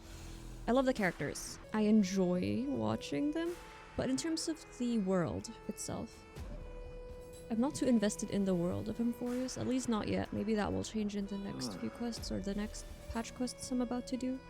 Unlike, I just want to keep comparing it to Penacony, because that one I was so invested. I don't know why. Maybe I'm just tired. Or like, maybe I just have my favorites, that is. Like, I was okay with Yurilo. That was cool. I liked that because it was the first world that we visited. Xianjiolofu, it was fun. And because Dunhung was one of them and one of us, so we have that kind of relation to it when we saw him in his dragon form. Rising Seas, whatever. And Penacony, I don't know. Maybe it's just because my favorite movie is Inception. Maybe I just like the idea of living in a dream. And similar to Sunday, I don't want people to wake up from a dream. I don't want myself to wake up from a dream, kind of like that. I don't know, but this one's too mythology-y. I'm thinking maybe that's why, but still, I still have time to be invested in the story and stuff. And don't say it's because I don't do side quests. I haven't done every side quest in Penacony as well. Anyway, okay, I reviewed the footage with me leaving my reverb on, and you can't really tell that much because of the loud BGM, so yes, that's great. Alright, carry on. Citizen, listen to those roaring tides. Head to the Demigod Council and witness the results of the Citizens' Assembly. Just like that, 15 system hours, or whatever. Fine. Days. So they are leaving the final debate to him. Oh no, we're gonna debate again. What's with that cube? Okay, let's go. Let those Chrysos heirs who started this terrible war hear you. Let them hear the voices of the people! Oh yeah, the people!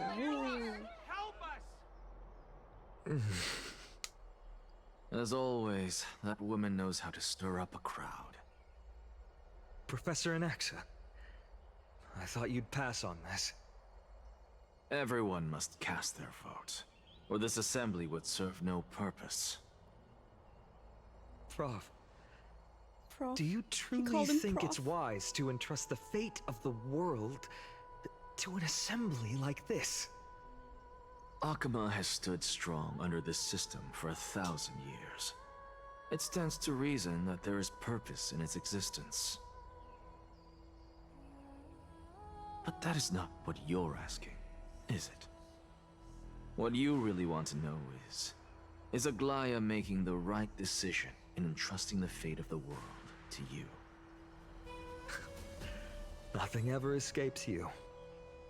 I didn't spend all those years teaching you for nothing. Most people only take 4 years to graduate, if I recall. To tell the truth, I feel like I'm on my way to an execution chamber instead of a podium.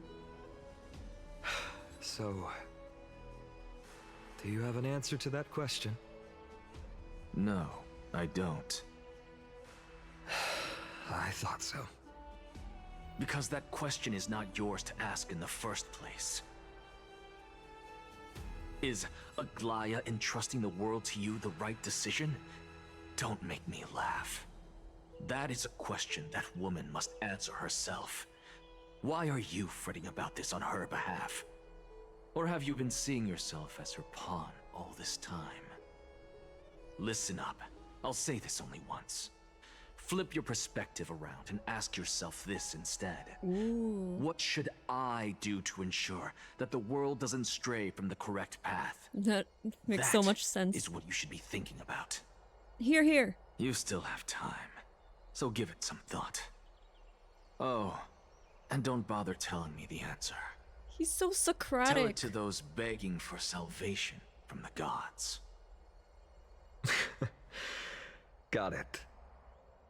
Thank you, Professor Anaxa. That's Anaxagoras to you.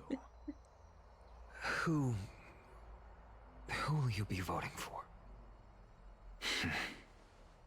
That'll depend on how well you perform. May Circe safeguard your thoughts.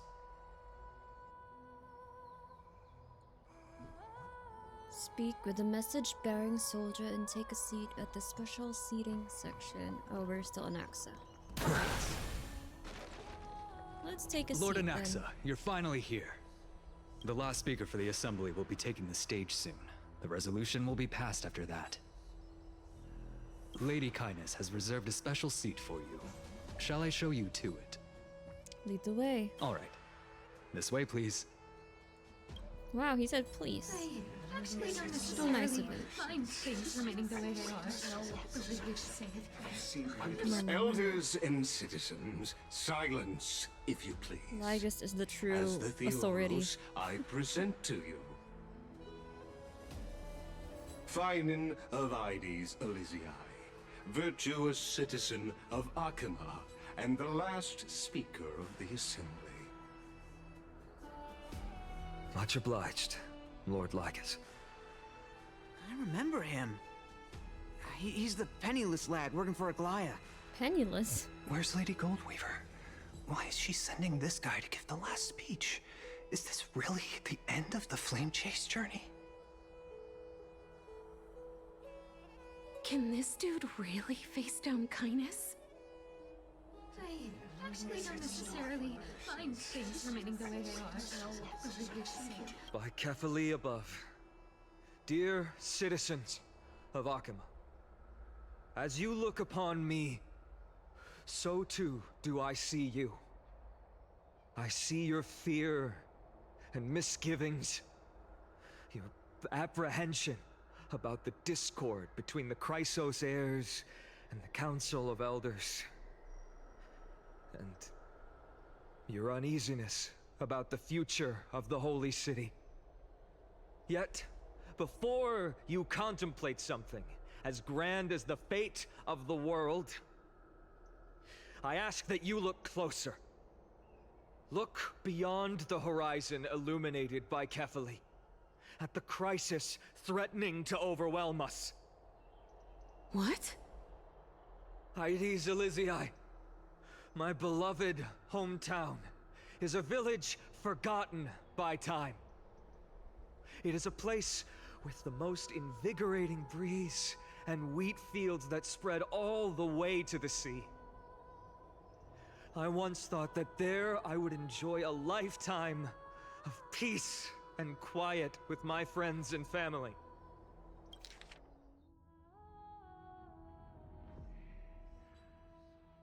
Why are they confused? I'm confused that they're confused because of what he said. It's a crisis. They know that. How right? I wish I could invite all of you to that paradise, far from the noise and chatter of the world. Alas, I can't. Because she, and all that she nurtured, all that I loved, they have long been devoured by the black tide. My beloved home is no more.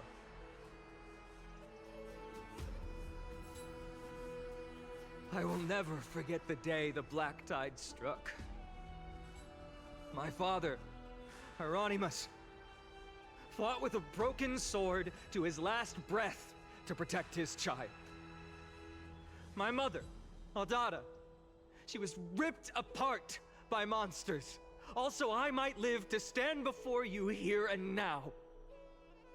Galba, he was a hunter. But in the end, those arms that once drew a bow instead embraced Piso, his beloved son, as they both breathed their last. Pythias, the teacher, risked her life to save her students, but a burning beam fell on her, crushing her. And what of Livia, her daughter? Did she make it out alive? No, she didn't. Livia, Piso, and so many other children, my childhood friends, they were all swallowed by the black tide and turned into monsters. They kept saying the same thing over and over. Even up until the final moment, I finally steeled my heart and granted them eternal peace with my sword. Why, Phainon? Aren't we the best of friends?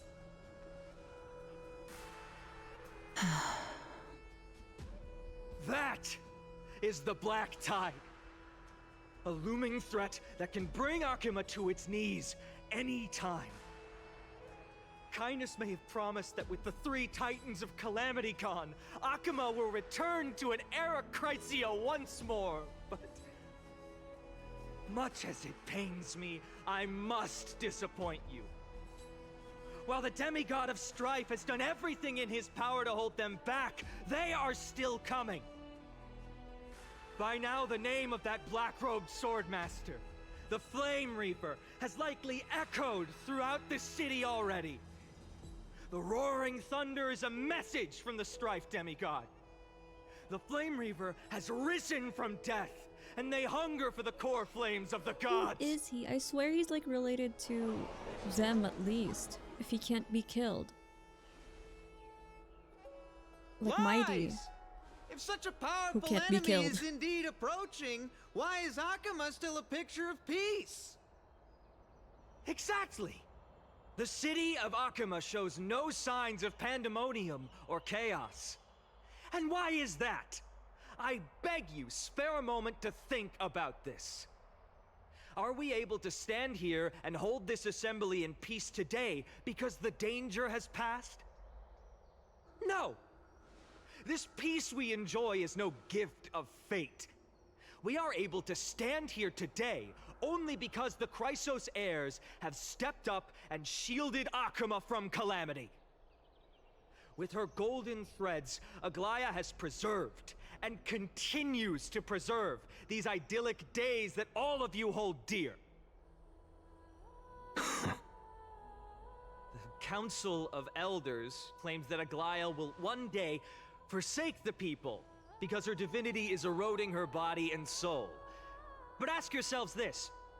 Rather than offering her aid and support, why do they choose to watch and push Akama away from the Flame Chase journey? The answer that no one can bring themselves to speak of. A truth stained in blood and buried in greed, fear, and vanity. Allow me to lay it bare before you.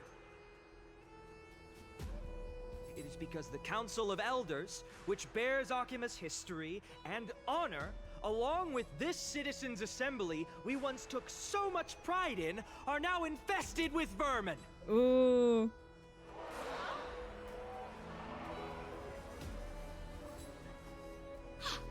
You insolent whelp! How dare you! It is true that Aglaea has reached her limit. Why? Because she has been working tirelessly to weave the defenses of our holy city against the encroaching evil. All while these vermin are making up baseless accusations about her and scheming in the shadows. Not once has she ever failed Akama. Yet these vermin attempt to tear her apart, tarnishing her name with unfounded allegations. She may have been blessed by divinity, but hasn't her heart always stayed true to humanity? They attempt to mislead you and reduce this assembly to a crude standoff between gods and humans, but citizens of Akama. Once more, I implore you to open your eyes and look at those around you. Examine them closely. Beneath all that finery, do you see the good heart of a human or the poisonous glands of a pest? Make your judgment, then turn your gaze to the demigods whom so many of you regard as cold and merciless. Do you not see the light of humanity in them? And those who wear the mask of humanity yet utter only hurtful, slanderous words. Can you not see that their souls have been corrupted by power?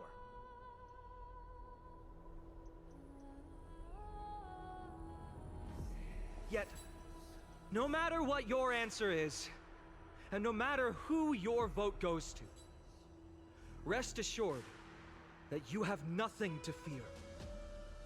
For Aglaea, Trivios, and I will remain your faithful guardians and pledge our lives to upholding your decision.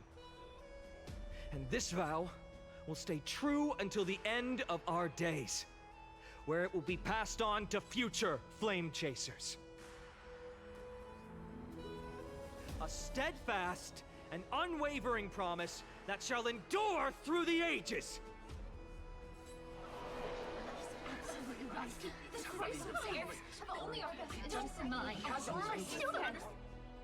In an uproar, representative leaders from different cities in Akama throw pieces of pottery into the Dolium.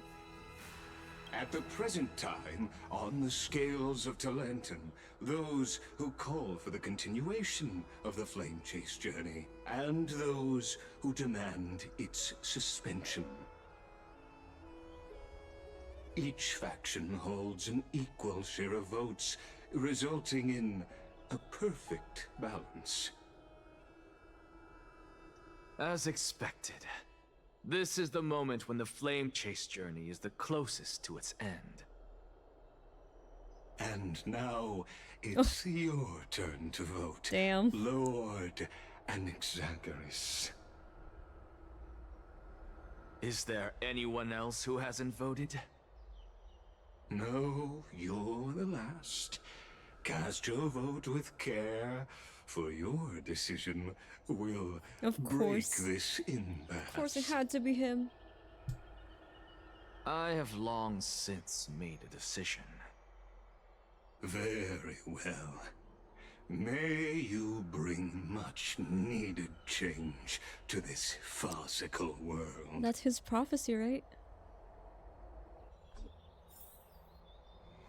Head to the dolio and place the last vote. Ooh, who's he voting for? Who will he vote for?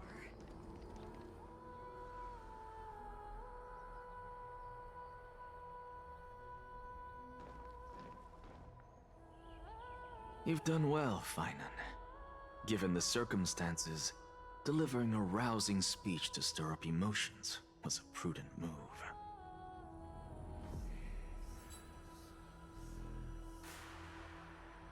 Thank you all for your patience. On behalf of the 7 sages of the Grove of Epiphany and the scholars of Amphoreus, I, Anaxa, am ready to cast my vote. But before that, in the interest of fairness, Lady Goldweaver, I pose a question to you before all who are gathered here.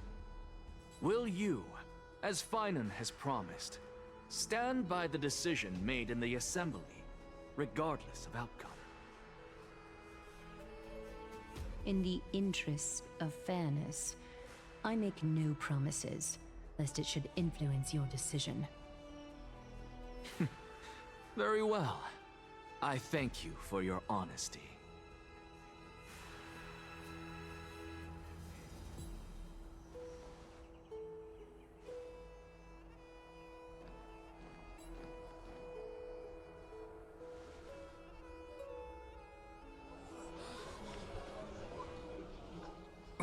What's he doing? Is he not voting? Is he The stakes abstaining? are high. Let's be patient. That'll be so him if he doesn't vote at all. Cut the act! Who do you think you are, wasting our He's time gonna die. like this? Right?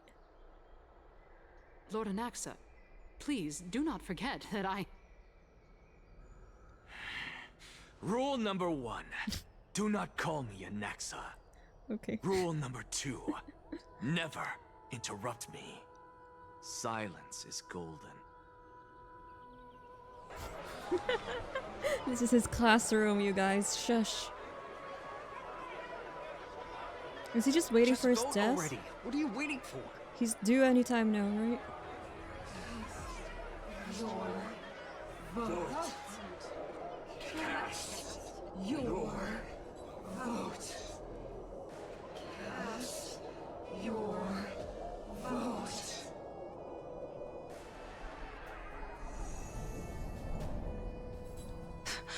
I cannot help but wonder, is every hardship in the world something you will exploit and use to your advantage?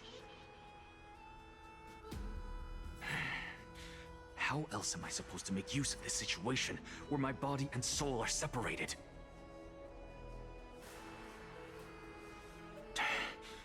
Oh, Circes. Or should I say Calypso? Accompany me on this final journey. Let us journey to the Nether Realm and see how she will substantiate the answer to your question and validate my decision. You can still do that? How much time do We you need have? only to follow the sound of the tides. Is he gonna fall asleep? Oh, he did it again. You are... Well done, child. Just as I foresaw, you have achieved great things. Teacher. What a twist of fate. A blasphemer raised in the doctrines of the Venerationists. It's like a foal kicking its mother in the belly after taking all her milk. I respect you immensely, sir, but... You cherish the truth even more. So, child, do not be troubled by the criticisms I have borne. Do not let those voices hinder you as you forge ahead. As the sage of the Venerationists, I am duty-bound to oppose you. But, as your friend and mentor, Anaxagoras, I say, go forth, for the truth is already in your hands. I will keep that in mind. Go now, child. Your lonely pursuit is about to welcome a new chapter. And when you reach the end of this journey, may we meet again with the truth before us. You have my word, sir. May Circes safeguard your thoughts. May Circe safeguard your thoughts.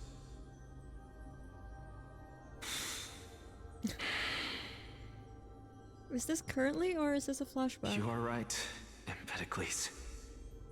My lonely pursuit is about to welcome a new chapter. I must be on my way now.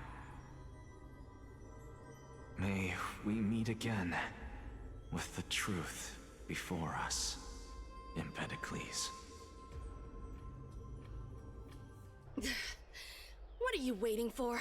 Just cast your vote. Silence! Silence, everyone! Behold, Circes, here at the center of the world. Oh my god, he's using it as a stage. The final step of my proof. For this place is but one step away from the truth.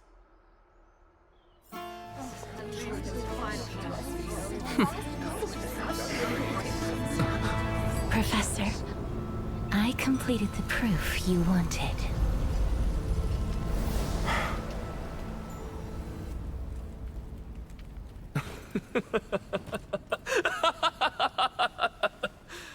Thank you, Castorice. Oh. The answer is plain as day. My vote goes to the Flame Chase journey and nothing else! Elder Kindness, I have deciphered the truth of this world. He's so dramatic. I love it.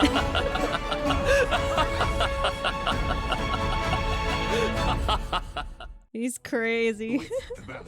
That's how geniuses are. Is clear. Alright, let's hope this works. I alt F4 and hopefully we get transported to the start. I updated OBS as well. There was an update lined up. Looks like it's okay so far, but I can't really say that until we get to it. With all the graphics and stuff. With the balance shattered, the result is clear. Okay. Okay, good.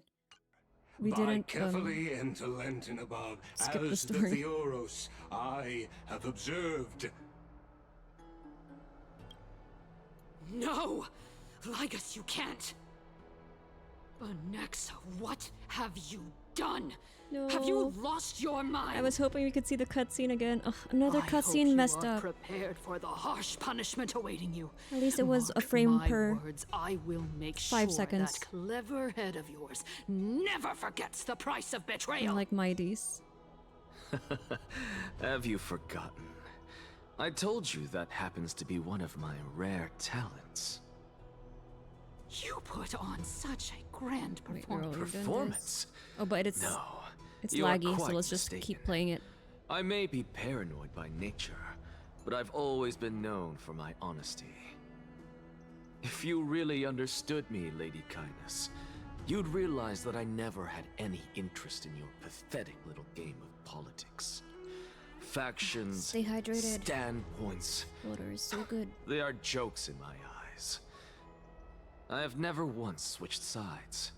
He only played for himself. Because I, and I alone, am the truth. Lady Kindness, with all the citizens here as witnesses, we should honor the spirit of democracy and respect the decision of this assembly. I have observed that Akama has chosen her destiny. This citizens' assembly has resolved to continue the flame chase journey. This resolution shall be put up on the wall of heroes, such that all citizens are aware of the city's way forward. You! It seems not everyone is ready for the assembly to end. Very well. Let me entertain you for a little longer. By your leave, Lord Lycus. Interesting. Interesting. Elders and citizens, your attention, please. Stay for a moment more, if you will. Anaxagoras of the Grove of Epiphany has an announcement for the assembly. Is this concerning Kefali? What is this performer up to now? He will perform, duh. Just watch him and listen. Just moments ago, all of you made a decision on the fate of Amphoreus. As a supporter of the Flame Chase journey, it pleases me to see the choice you have made. But I regret to say that I still harbor doubts about this outcome. Thus, I hereby challenge this resolution. He's so funny. Tell me, who among you dare swear to Kefali's name that Era Nova will truly welcome the fairy tale ending that the Chrysos heirs have promised? A beautiful new world free of calamity and madness? So he's going to use his conclusion now from Castorice. What is he getting at?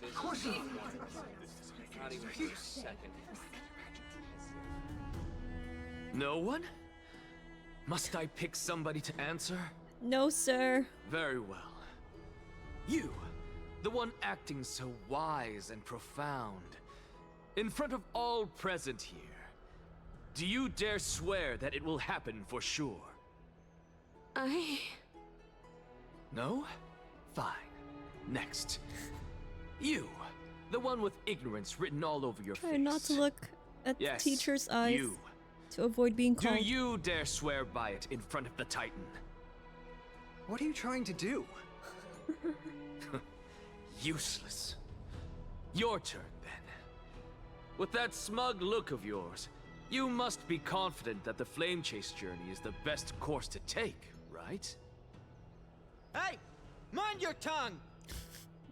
So, no one? I see. In that case, Phainon, answer me this. Your speech was filled with such passion just now. How confident, then, are you in making this promise? Professor, what are you doing? Let him continue with his performance. He's so dramatic.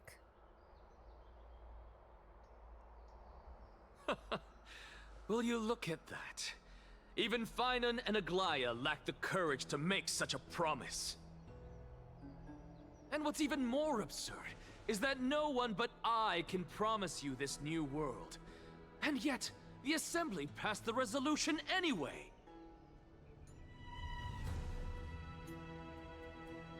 But you needn't worry, because I knew better than to trust you good-for-nothings. That is precisely why I am here today. To give you one final lecture. Final? Is he ascending? Now listen up and listen well. I, Anaxagoras of the Grove of Epiphany, hereby declare everything that the Flame Chase journey promises is true. Phainon of Ides Elysiae, the prophesied demigod who shall succeed Kefali. Oh, he's will Kefali. reforge each and every one of us in the new world with his complete, intact memories. What? The core flame-bearing titans were the Chrysos heirs of yesterday. And the Chrysos heirs who carry the core flames today will become the titans of tomorrow. Look at their faces. All of our souls shall endure for eternity in the miracle of the World-Bearer. And all under Kefali's protection shall step into that new world.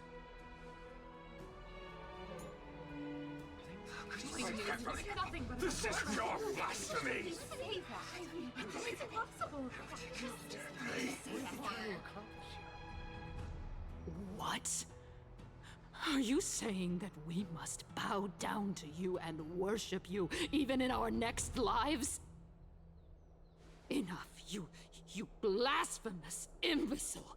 How dare you try to deceive us with all these lies and falsehoods? How can you prove? I told you, don't interrupt me. But since you've asked, I shall be kind and indulge you. My statements are based on my experiments on the divine body of Kefali themselves. You heard me correctly, everyone. With the tacit approval of kindness and the Council of Elders, I fused my soul with a god through alchemy and learned the truth behind Era Nova. What is he talking about? I know he's annoying, but he's the only voice of reason here, actually. I, the vile, wretched blasphemer, deserve nothing less than death for my And that's sins. what the geniuses of the previous ages... And the Council of Elders, which granted That's how they me are consent treated, actually. and aided in committing this atrocity, should face punishment alongside me. Oh my god, he's taking them down with him. By the gods, even kindness has betrayed Akama. The catalyst. We're carefully involved.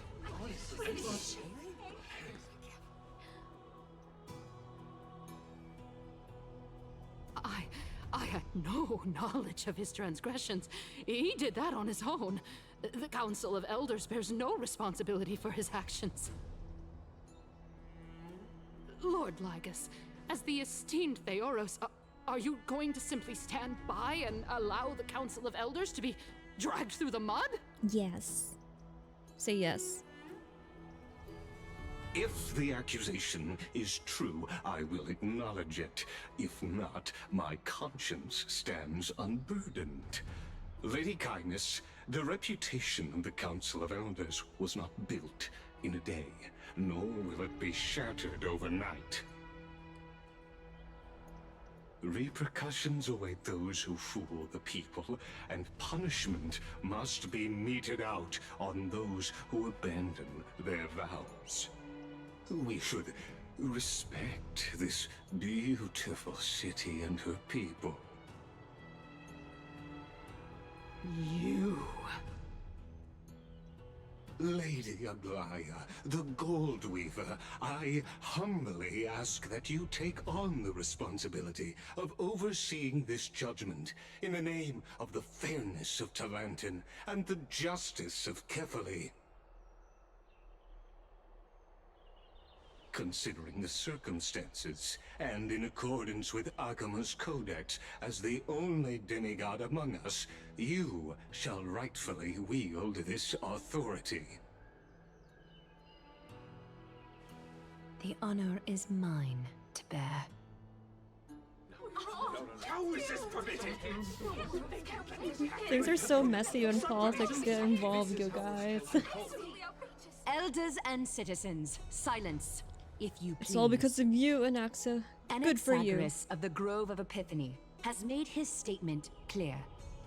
As per Akima's codex, I request all present citizens to stand with me in exercising the right of judgment. First, Elder Kindness of Akima and Lygus the Theoros stand accused of neglecting their duties and abusing the law, leading to the egregious blasphemy against a god. Well, Legus let In the names of Anaxa do Talantin it. and Kefili, Akama is to form a committee before the 7th action hour to conduct an investigation and disclose the findings to the public for subsequent judgment. Okay. That's what we deserve! 7 hours. 7 hours? Curse you! Now, concerning Anaxagoras of the Grove of Epiphany, he has confessed to grave blasphemy against Kefili. In the names of Talantin and Kefili, the accused must be allowed to hear the people's voice prior to the execution, for a chance at a reduced sentence and possible pardon. Let him die? That's crazy. He literally just revealed the truth. Oh my god. Professor. Well, he has Cersei's with him. Will he die? He's already dead, isn't he? Okay, okay. Okay, we get it. What decision will you make, Lady Goldweaver? Enough with the hesitation, Aglaea. This is not like you. Let him die! Phainon. Say something. Tribby? Anyone?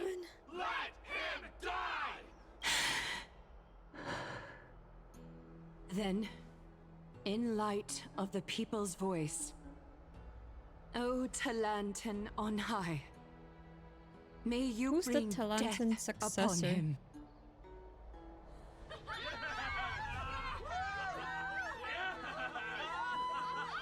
These people are crazier than Anaxa. They're cheering.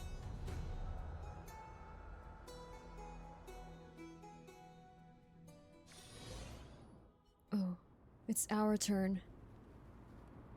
Time to save Anaxa. A sea of flowers. Oh no, we died! Oh no, what do we do? What is this place? This wasn't in the plan, was it?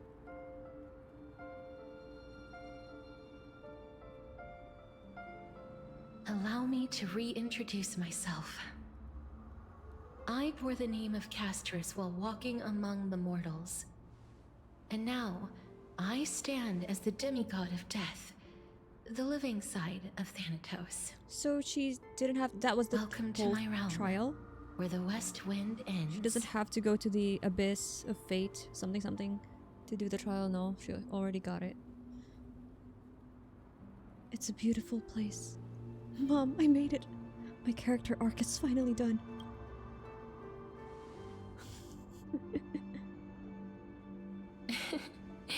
You're still as energetic as always. Did you know? Every flower here was planted by Thanatos himself. These flowers were originally both lifeless and immortal, but in the first rain brought by the River of Souls, they were given new life, flourishing as the bearers of countless souls. And it is my duty as the Master of Death to tend to their well-being and foster their growth in this serene haven. Similar to the structured cycle of life and death in the mortal world, these flowers too shall wither and fade, returning to the earth and then ascending to the sky with mist and tides. So her twin, Polyxia, Pollux, is in the Nether— this is the Nether world? Huh? And then the underworld, like where the dead people actually go, that's where Polyxia is? So she's the life side of death, if you can say that. I mean, that's what she said. That's what they said. And the death side of death is somewhere else that we didn't see. Right? Eventually, they will descend to the mortal land as gentle rain. Every soul undergoes the perpetual cycle of reincarnation, albeit in varied forms, until the world meets its end. Yet, sadly, there's There's no time left for Amphoreus to wait for when the flowers bloom again. Now, death is the power at my fingertips. It once led the souls of the deceased here, but I shall open the gate of the Netherworld and return you to the realm of the living. Right at the trial? In exchange, please take the core flame of death with you and complete the flame chase journey. Do not let our work thus far be in vain. So she doesn't need the core flame. I'm confused. Doesn't she need it? You're not going back? Doesn't she need the core flame? Just like the other demigods, I will stay here and embrace my destiny. So as long as it's returned in the abyss of fate. That being said, it is not easy to guide a lost soul back to the mortal realm. And she assumes divinity, that's fine. The whispers of death are core flame is no longer needed. If your determination wavers, you will succumb and be forever ensnared by the Netherworld's grasp. Please consider this a one-time exception. I will do everything in my power for the flame chase journey.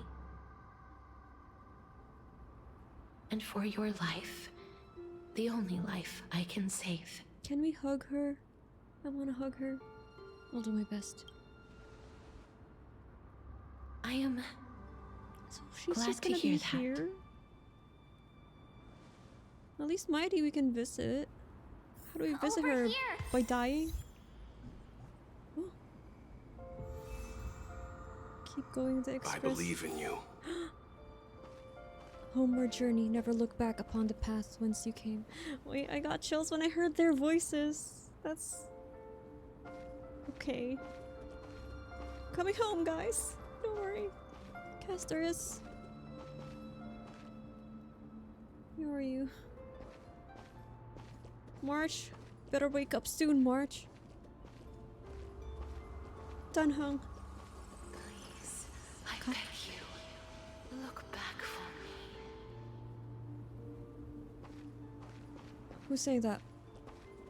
Kafka. Who are you to me? I haven't done request yet. This is like in the Greek myths as well. Orpheus and Andromache. Is it Orpheus? Yes, Orpheus. One day our paths will cross again.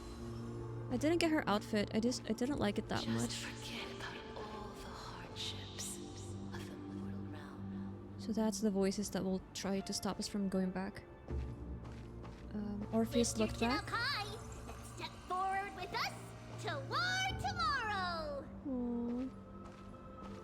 Of course, if you know the myths, you'll be familiar, but in case you don't, Orpheus's wife, Andromache, died, and he went to the underworld to talk to Hades and Persephone. Right.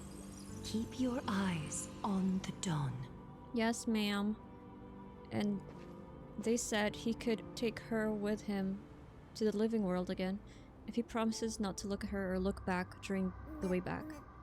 And right as he was about to exit, like he was out, Andromache was still in there. He looked back and then, oh no, he failed. So Andromache stays dead. I think it's Andromache, or is that someone else's wife? Onward. But it was Show Orpheus. Me your courage. So we can't look back, but we are not Partner. Trailblazer. We shall become heroes together. Yes. Only the weak will be hindered by the far-reaching grasp of calamity. Are you one of them? I'm sorry, I just wanted to see you. Wait. You actually get transported. Only the weak will be hindered by the far-reaching grasp of calamity. Are you one of them? Okay then, Phainon. I'll go to you then. Oh, I love this screenshot. I mean, the scene. Almost there. Partner, don't you dare lose to the shadows of death. I just wanted to see. I didn't know. I should have tried that for every one of them. I love this scene so much with Phainon as the center. We look like a whole co-ed group. Pop group.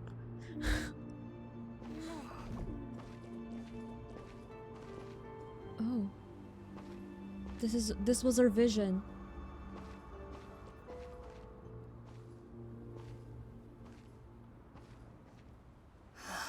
Finally.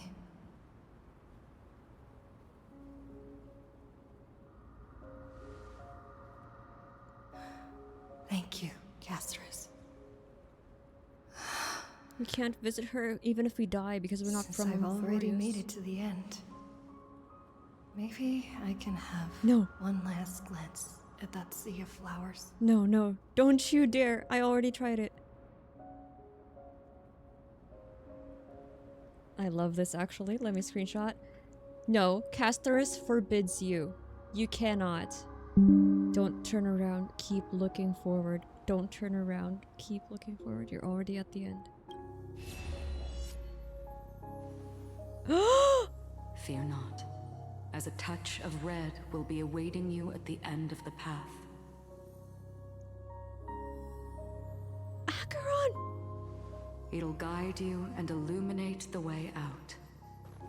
By doing so, you'll eventually reunite in the warmth of the Whenever sunlight. there's red text, there's Acheron. When will she come back? I miss you, Acheron. What's this? What in the world are these shadows and voices? What do you mean? All of this is proof that you once lived.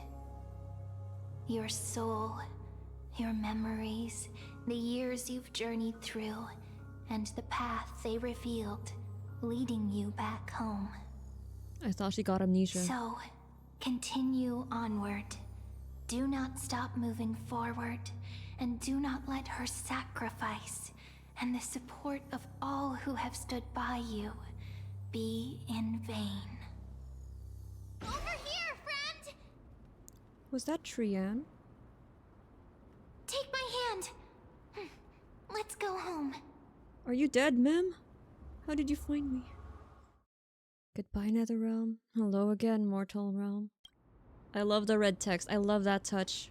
We have no option, actually. And then Acheron? What the hell are you doing here? The trailblazing continue. It's gonna take so much more than that to kill Trailblazer. Oh, we're still here. I'm back. We're back. We're back. At last.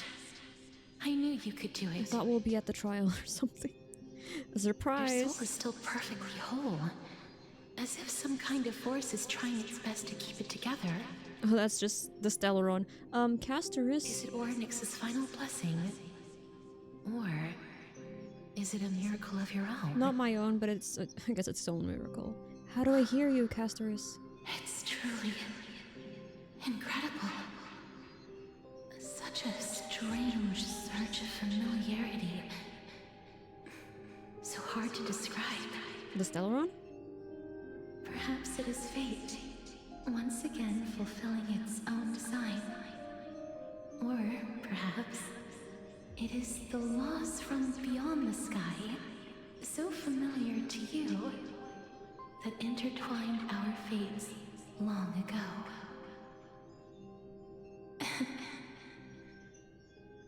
It seems that this is a riddle which cannot be solved anytime soon.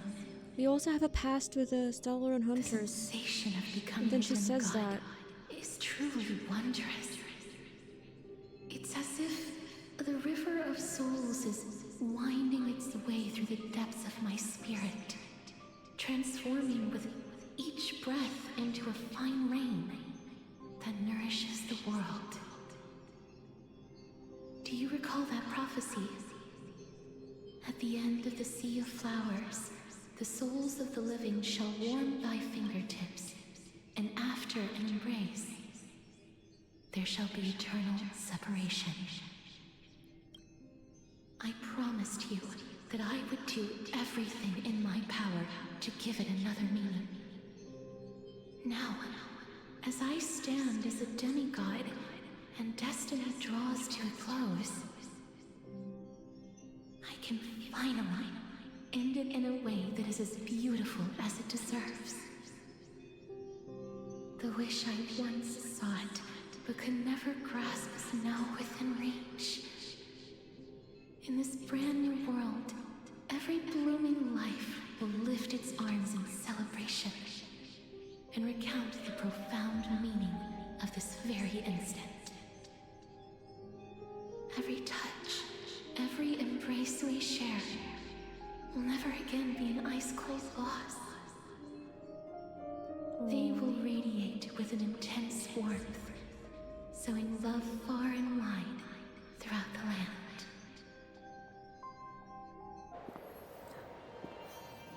What did Aglaea The other mean? shore is very cold.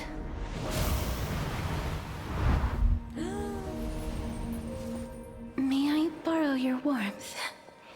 One last time. What did Aglaea mean, live as a human and die as a human? Thank you for fulfilling this wish of mine. The place I'll be going to is what humans call the Land of Sorrows.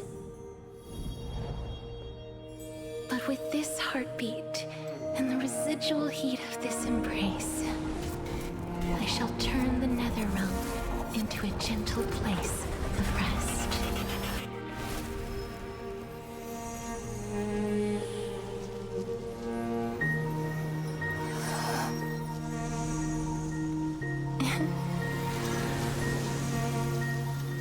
This embrace may be brief, but it's the proof that I once lived. That's it? That's what Aglaea meant? Farewell, Live as a then. human, die as a human? May we reunite in the new world. Just one hug, and then she's dead again? I mean, I guess not dead, but, you know, whatever. Presently, in Akuma... That grand and absurd performance was what you've been seeking your whole life? I gave up everything in search of truth, and it culminated in this very moment. You, on the other hand, performed as I expected. You did not hesitate when you saw the chance to attain power. It's as if you... Crave power, like a fly craves rot. Those are your words, not mine. But what you said at the end, did you already know what I had planned for Phainon? I may have lost an eye, but my vision is clearer than anyone else. You've nearly exhausted your humanity. You're no different from my current state as a walking corpse. That's true. I've long since burned to ash over the past 1,000 years. Only he is capable of unleashing a raging fire that rivals our final great enemy, Aquila. But then Hyacine is Aquila's... So, this is our last chance. Fourth flame. How about we let go of the bad blood between us? Really? Do you believe May that? I resonate with your core flame, Aglaea? Please do. That's impossible. To persist with your soul thinned to such an extent. You're insane. Coming from you? Just as you fight to lug your corpse onward to complete your unfinished goals, I have my own reasons for doing this. Until Phainon grows into his position as the prophesied leader, I must continue to lead everyone on the flame chase journey. I must keep inching forward, even if only as an empty shell. I've long predicted this was the case, but I didn't think you'd already lost so much. How ironic.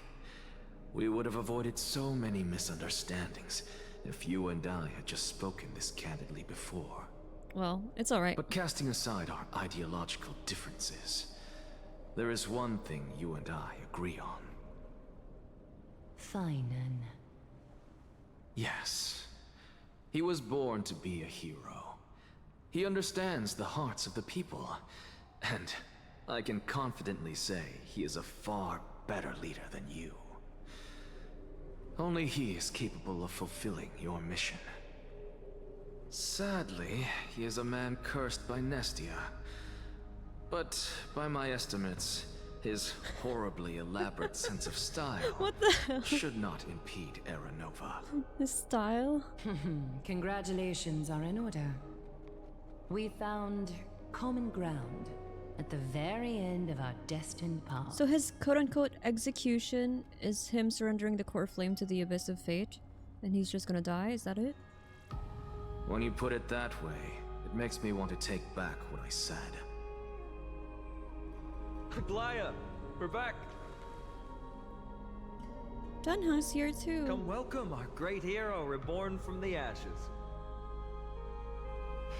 I hope he didn't hear your earlier assessment. It wouldn't be the first time I criticized him. A man should be aware of his own shortcomings. But you trashed his style, Anaxa. Core flame of death! The fallen soul of Thanatos, the Death Titan. The core flame urgently awaits to return to its place. The demigod of death has already overcome the trial and assumed authority of the Titan. Okay. So the trial, that was Castorice's trial.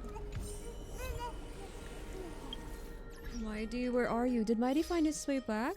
I'm sure he did, but the citizenry will vote. Don't look back, no matter how sweet. Well, I looked back twice. It's okay. I didn't expect them to have dialogue for that, but... And Acheron. We saw Acheron again. I'm so confused. When will we meet her? She seems like she's essential to everything. She's the, what do you call those? Of nihility. Like what Herda is. The something. Submit conflict. I'm gladdened. Oh! I wanted to talk to them first. I don't see Castorice among your number. It looks like she not only helped me prove my theory, but helped you fulfill your mission as well. She finally understood her origins and completed her trial. I believe she'll always be at our side.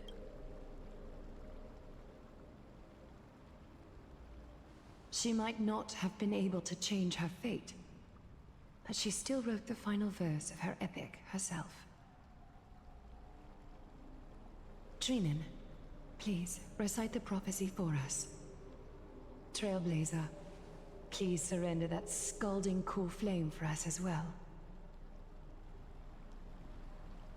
You are the only life she ever saved by her own hand in her 1,000 years on this earth. 1,000? I believe no one is more qualified for this noble task. She's gonna spend 1,000 more in there?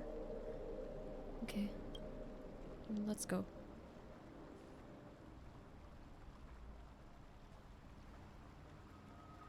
O gods who have returned, and gods who are still watching, today we bring you a soul laid bare. The Hand of Shadow, Thanatos, remembered their name from the past.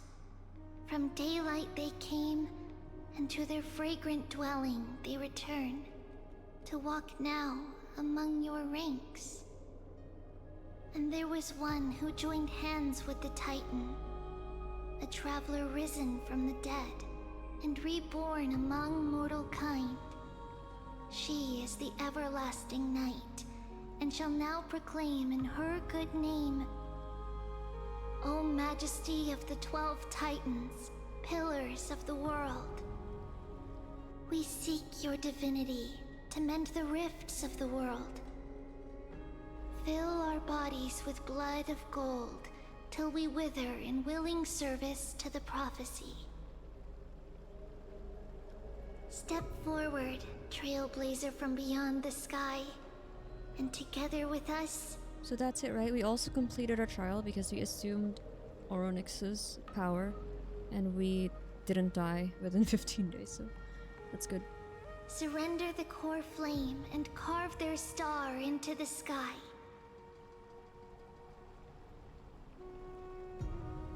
Goodbye, Castorice.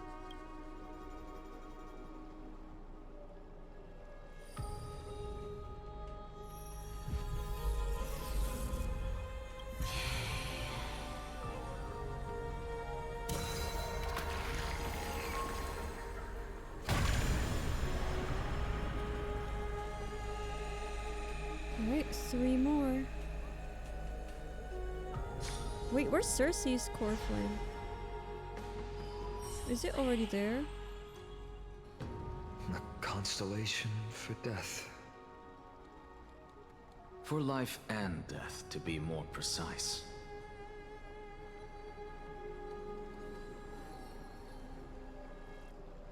Look! It's...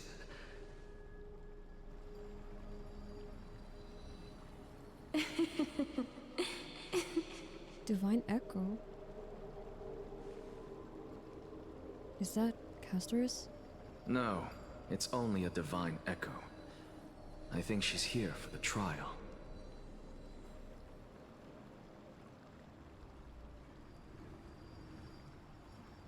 But she already succeeded.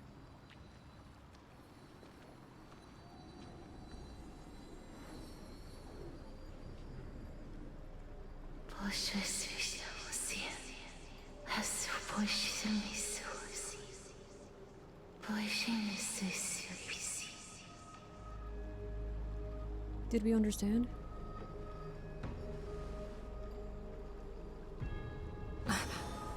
What did she say?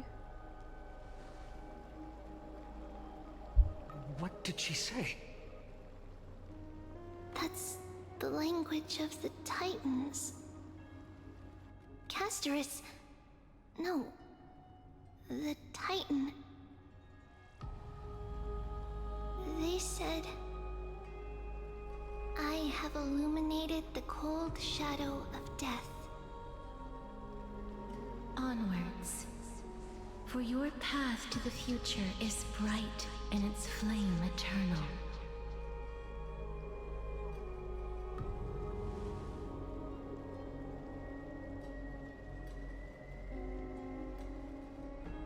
She's... Do not forget. The only golden one. Because she's the Titan? She made quite a scene. I suppose it's my turn now. Okay, great performer. Better top that. I won't stop you. Is he gonna just fall you... after it? What's with that look? You were present. So, let's get this execution over with. We wouldn't want to bring shame to Akima's divine laws or keep me from creating a new world. You never change, do you, Professor? I don't understand. If your theory is correct, you'll lose all memories of your past life once you become a Titan. So what's the point of becoming a god? Of course there's a point. Even if I forget who I am, I'll still have my brilliant mind. Oh my god. It goes without saying, I'll find a way to retrieve memories of my past life. Besides, I still have you, don't I? I still don't really understand what you said during the assembly. So only Kefali remembers? Even if it were true, things reforged from memory could never be the same as the original anyway. Because that's how Anaxa figured then it allow out, me right? to tell Through you Kefali. right now that you're wrong. You're wrong. What exactly are we? My answer is that the Chrysos heirs are the future Titans and vice versa.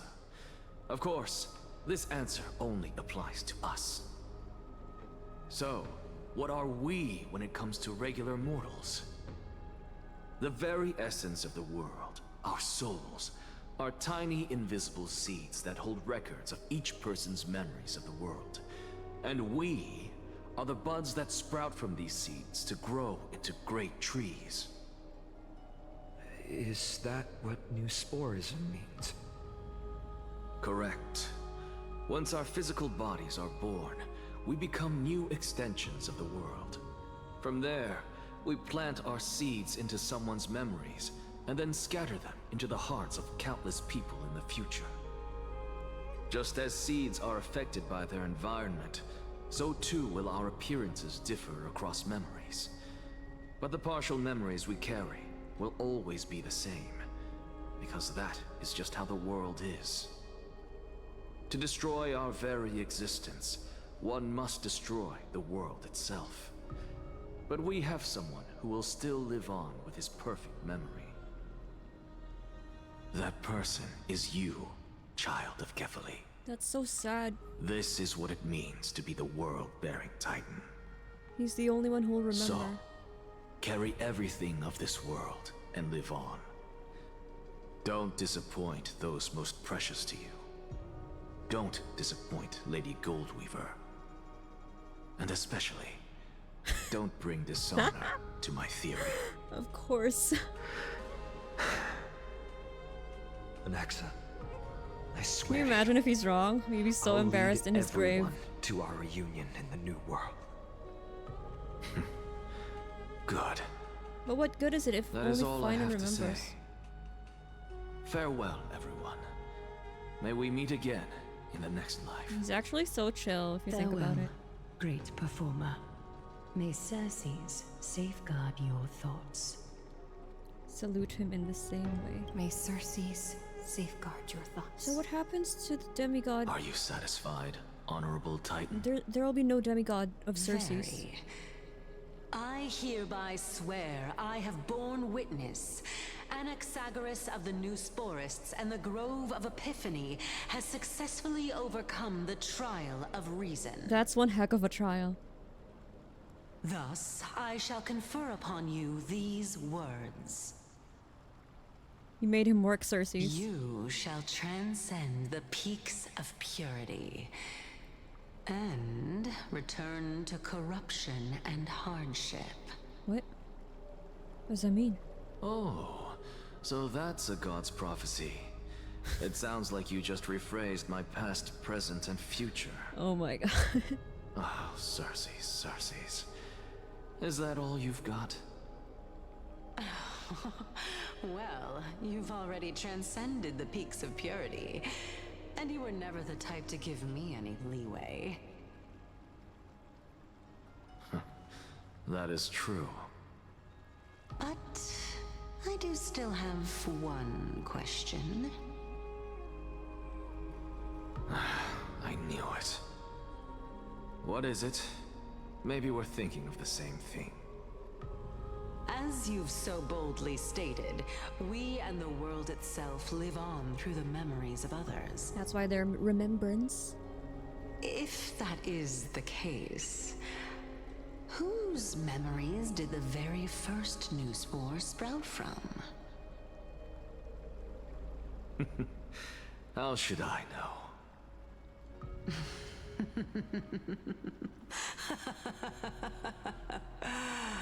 Oh my. But, since we are both equally curious, we should allow the children of humanity who come after us. Is that the first time he said that? How should I know? Oh.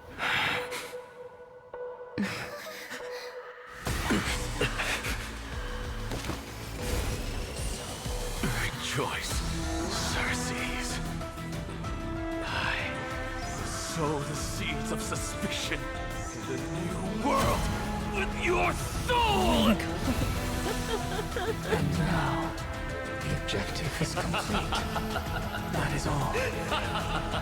That's what he always says at the end of his experiments. He's so crazy, and he's such a theater kid. I love him. Thankfully, she's still alive. I visited March 7th also in this condition throughout. when she was first rescued by the Express. And she's just lying there in the ice.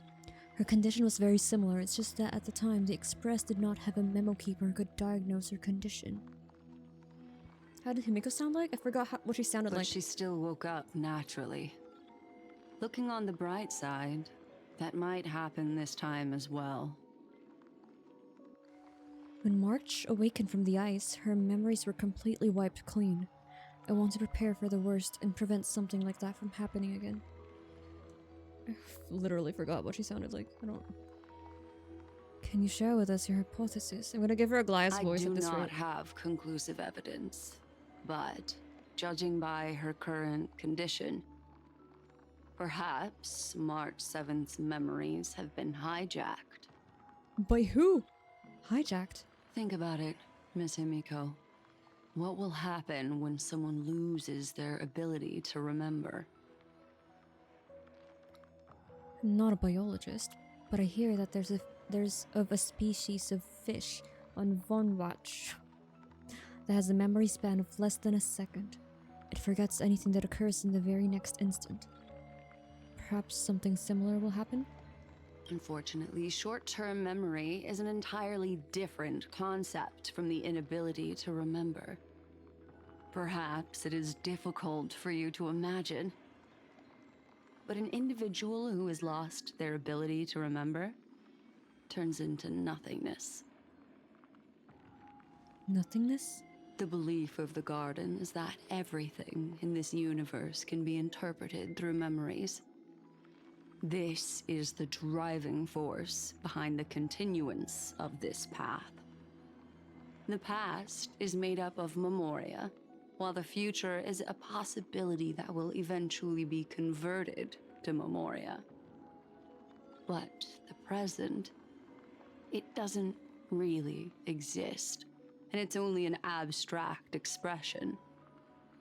Therefore, when a person is affected by the path and loses their ability to remember, their physical form will also be affected.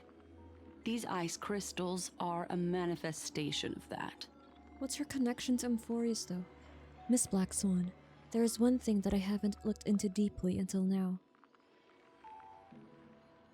You've guided us to Amphoreus, but refused to tell us your true intentions.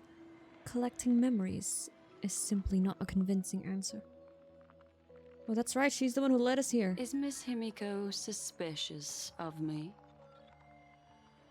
I mean no offense, I am merely speculating. But I'd appreciate your honesty, if possible. In other words, now is the time for me to prove my innocence. That's not a problem, of course. The true reason behind my intentions is that Amphoreus holds special Okay, let's significance. dissect it. For some memo keepers of the Garden with extremist views, it is a perfect example. Of what you just said? What happens when one ceases to remember? They become nothingness? For Amphoreus, through memories, they are reborn. And only one person holds everyone else's memories every reincarnation cycle. Is the Garden against that? Perfect example. A world that can only be seen through the Garden's mirror means that memo keepers have the right to keep the world in their private collection. If those Pathstriders of remembrance were to uncover the secrets of Amphoreus first, they might unleash their wild ambitions and remodel more worlds into a similar form.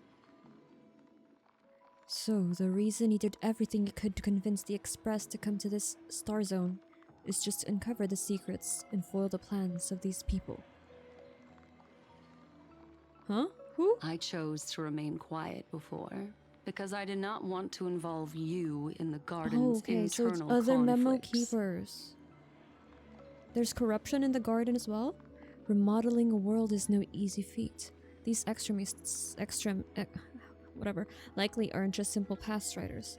Do they wield the powers of emanators? You can be even emanators! bolder with your guesses. That's the word I was looking for. The people that I'm Emanator. talking about, they aren't just individuals.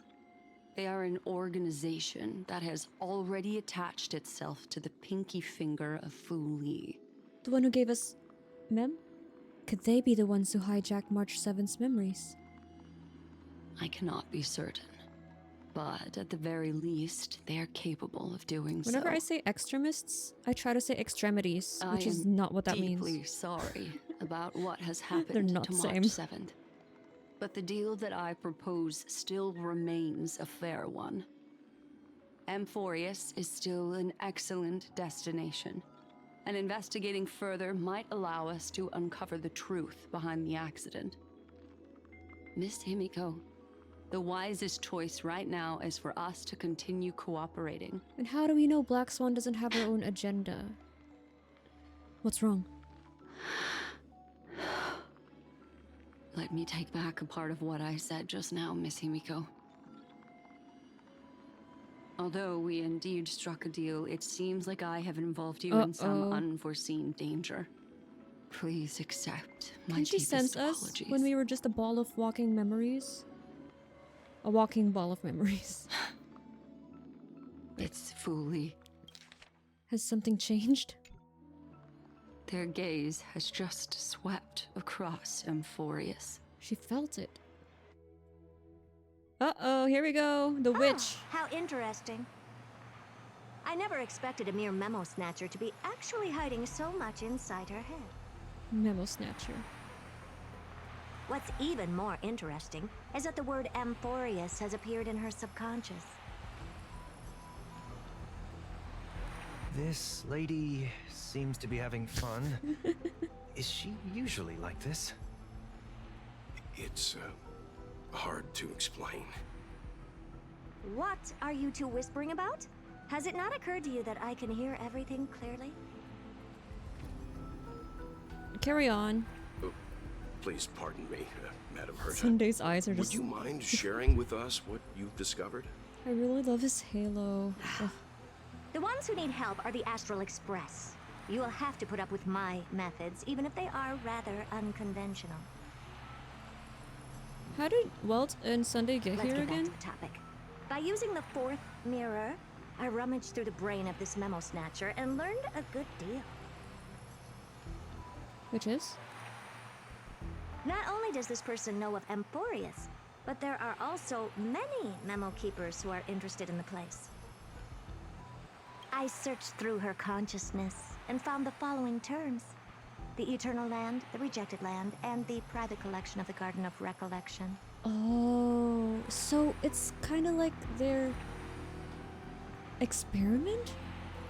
Or their control group? It's like they don't want to touch it because it's a world built on memories, if that makes sense. It seems like Miss Black Swan is indeed hiding some things from us. Since I'm not able to find any useful clues from the outside, why don't I personally visit this mysterious Oh, be Amphoreus? careful. You don't want to end up like us, can't escape. You're planning to head to Amphoreus yourself? Yes, but not in the flesh like you all foolishly did. Oh. See these Herta mirrors?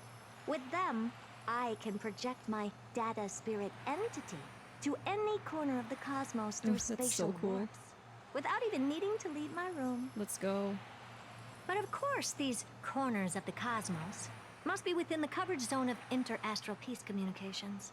After all, this is collaborative technology. Well, I don't think IPC... I see. You do seem like the more indoor type. Excuse me? Although that star zone is not within the network of the IPC, the Express itself can serve as a signal station. Come, give me the astral chart coordinates. Then, sit back and enjoy the show. I will. Let's go. I can't wait to see this. Welt shares the Astral Express coordinates with the Herta. The Herta. Alright, now that everything is ready, mirrors, get to work. Which has mirrored reversal. Give an order to the first mirror. What's up, guys? Madam, watching you work has been an enlightening experience for me. It's hard to imagine that an outstanding scholar like you could maintain such a relaxed manner most of the time. Your calm and collected nature is truly a trait that I should learn. Sunday, you're pretty calm. This brat. Why does everything that comes out of his mouth sound so snarky? Alright, Mr. Welt. Thank you, Madam Herta. Companions are the lifeblood of the Astral Express. When things are settled, we will repay you for all your help. Well, this young man sure is courteous. Alright, let's go. First mirror, input the coordinates. You'll be in charge of the spatial warp. As you command, Madam Herta. The preparations are complete. I wish you a pleasant journey ahead. Next. Second mirror. Prepare for the thought refraction. There's still some distance from the Astral Express to the Amphoreus celestial Thought body. refraction? You're in charge of sending me over. This time, raise the power to the maximum. Don't be stingy. Oh, okay. I won't fail the mission, Madam Herta. Okay, thought refraction, coordinates done. Third mirror. You're in charge of generating the data spirit entity. I'm happy to help, Madam Herta. Make it What kind of appearance are you planning to use this time? as we are. Good question. Let me think. Forget it. Just use my own appearance. There's no one there that'll recognize me anyway. As you wish. What's outside? Where are we? Seclusion zone? When do we get access to this? Okay, anyway. Last mirror. Fourth mirror, you'll be in charge of... Back up. It seems like I have nothing for you. Just stand by and wait for orders. You're the understudy. Ah, standing by again. That's so boring. Next time, can you count down from 4 instead? Alright. Let's do it. Preparation of the data spirit entity complete. Thought refraction at max power. She's gonna appear so out of place. Sunday First can blend mirror. in there, Let's get going. I would say, with this Have a outfit. safe trip, Madam Herta. Is this like Your VR? journey yield good results. It's the HSR version of Coordinates VR. input complete. Preparing to activate spatial warp. Destination: unknown celestial body. Amphoreus. Spatial warp countdown. 5, 4, 3, 2, 1. Let's go. Warp activated. Oh, my eyes. Oh! So that's Amphoreus? Which is Its Amphoreus? appearance is At the middle? sure is unique. So the infinity symbol just means that they're all going through the same cycle. Life cycle? Memory cycle? Over and over again, repeating the same things over and over again. Is that it? Second mirror. Prepare for thought refraction. It's time to send me in. So she's seeing what we can see from the Astral Express right now. Please read the safety protocols carefully. Can't you hurry up? Yes, ma'am. I didn't expect it to be so turbulent. I should have asked the second mirror to use slightly Whoa, less whoa. power. Whoa, whoa, wait. What a magnificent sight. Is this the entrance to Amphoreus? First of all, good for her, she ended up in the Abyss of Fate. Perhaps I'll be able to How find did a she way do in. that? And second, what the hell? The Flame Reaver's here? When was this? Is that Dunhung and... Is this just a mishmash of memories? What's this? A statue? It's ugly. I don't like it.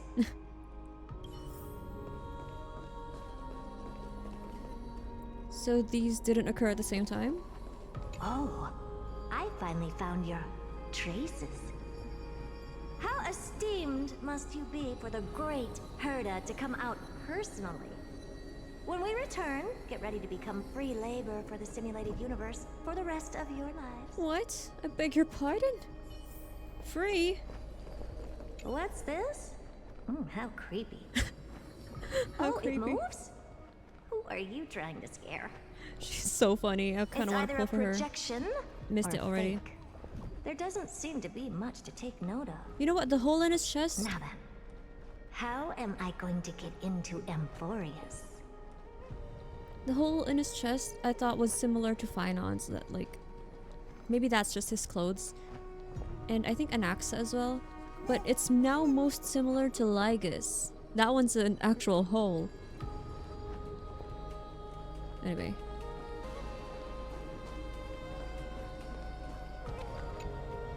My deepest apologies, esteemed lady. I'm afraid that you Speak cannot of the devil. proceed further. Who's there? Your visit, although not part of my calculations, is a pleasant surprise.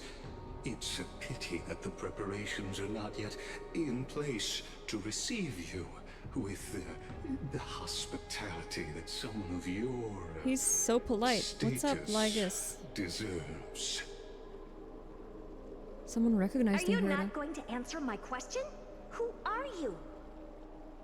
I have many identities, and I'm going to have even more in the future. Huh? But if you just What does that mean? a form of address, you can use my common alias. Lycurgus. Lygus. All right, Lygus. But you can't possibly think that I'm just asking for a name, can you? Regrettably, I do not have the authority to share more information. However, standards are always flexible. While not violating the ultimate protocol, I'm able to disclose this piece of information. Huh. As you thought, this is the entrance to Amphoreus. I have more questions now. So Now, please, kindly turn back. Amphoreus is not a world that you should be involved with, regardless of what kind of magnificent achievements you have accomplished. This place will not open its doors so easily. Oh, wait. The entrance to Amphoreus. So this is the first layer before you get to Amphoreus? So how Herta arrived here first and then she's going through the basin. But we, who went straight there with, physically, I mean, with the cabin, got struck by Aquila. What? You seem to understand me very well. Then you should know that I have no reason to listen to you. Ooh. Your reaction is completely within my calculations. Despite my long years as a watcher, it seems like my assessment of human nature still remains accurate. From you, I'm able to sense a beautiful desire for knowledge. But my answer remains unchanged. Madam, it is with the utmost goodwill that I suggest you return to where you came from. No core flames are in there. Let's assume for a second that I'm not so well-mannered, and that I Is this insist line of on defense? uncovering the secrets hidden behind you, Mr. Lygus. How do you plan to dispel this notion of mine?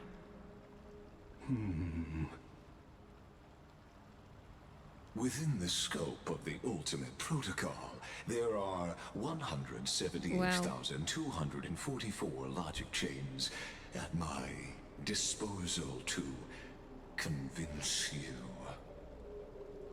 After filtering through them, I have determined that I only require 3 to attain the results that I desire. Oh? I'm all ears. First, for reasons that cannot be disclosed, Amphoreus is a completely isolated celestial body. Apart from me, no one else will be able to help you enter. That doesn't make sense. Because we entered. Was it because of Lygus? That's not a good argument. Second, if your plan is, as you've alluded to previously, to force me into cooperating by showing hostility, do know that Just like you, I have basked in the gaze of the erudition. Ooh, Lyga's playable when? I stake my honor and assure you that in the worst case scenario, our mutual destruction will be inevitable. But the thing is, Herta isn't actually there, right? So. Oh. No wonder I couldn't find a back door. When I did a scan of our surroundings, the safety protocols on you are comparable to Screwy's. How interesting. I assume that you still wish to hear the third logic chain. Of course. Why wouldn't I? Third, even if you exhaust all your means and find a way to break through, you will surely give up once you understand the consequences of your actions. After all, throughout your long life, as much as you'd hate to admit, your conscience has played a crucial role. What a brazen robot.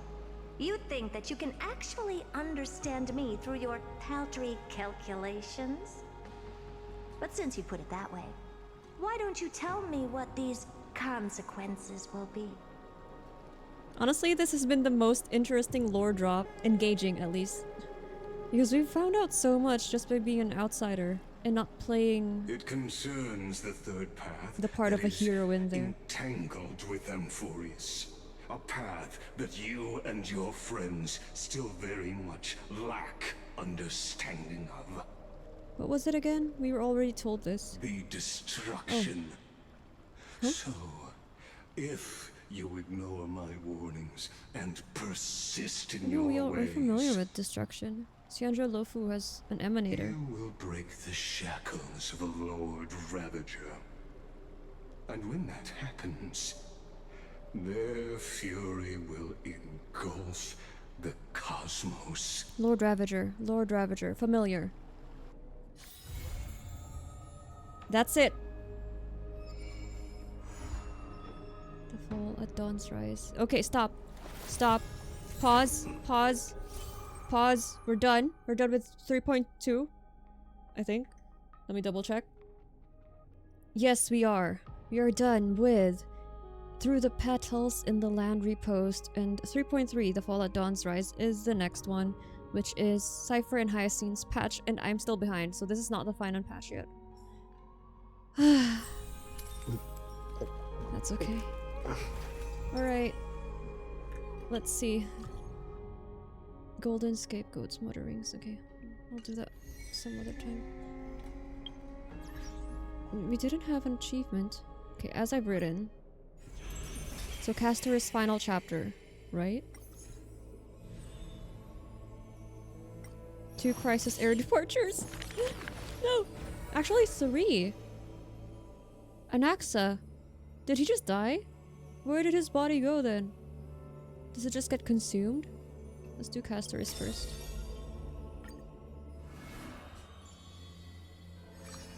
With a heart unwithered, only 3 chapters.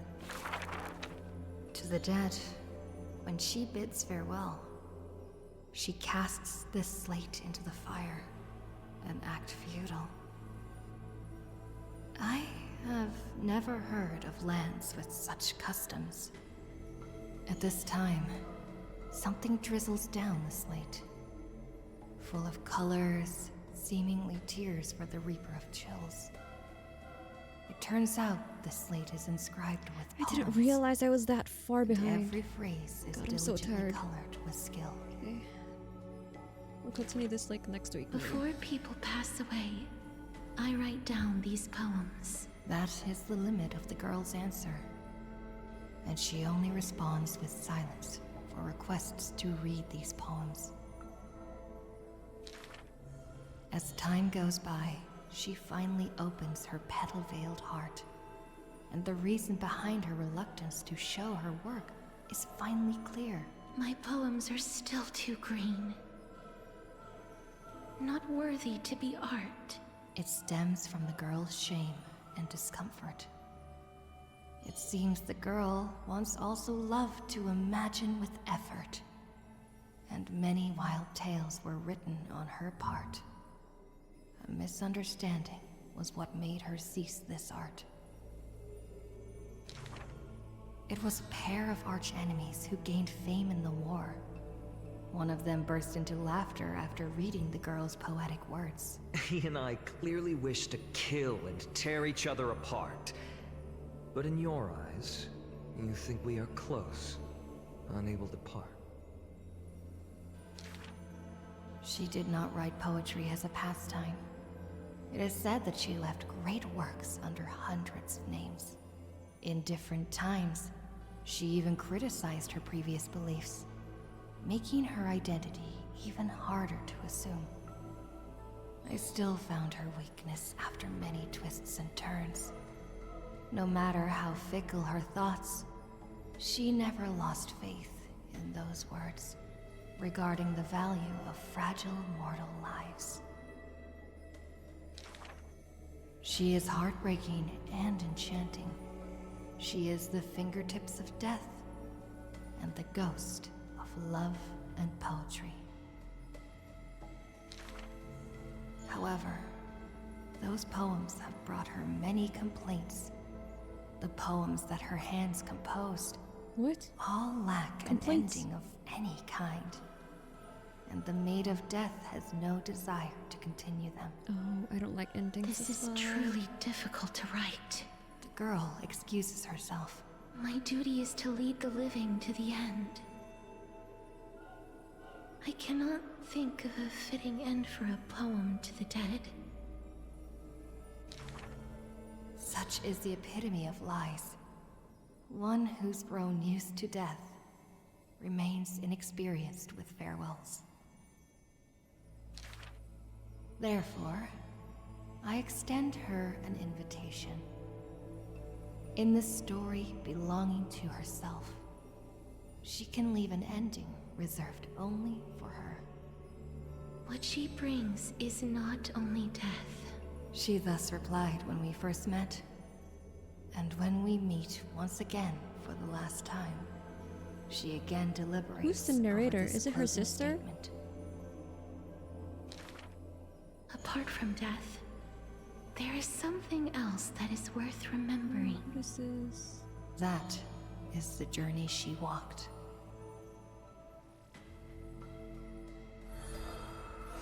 Servant of Death. Complete.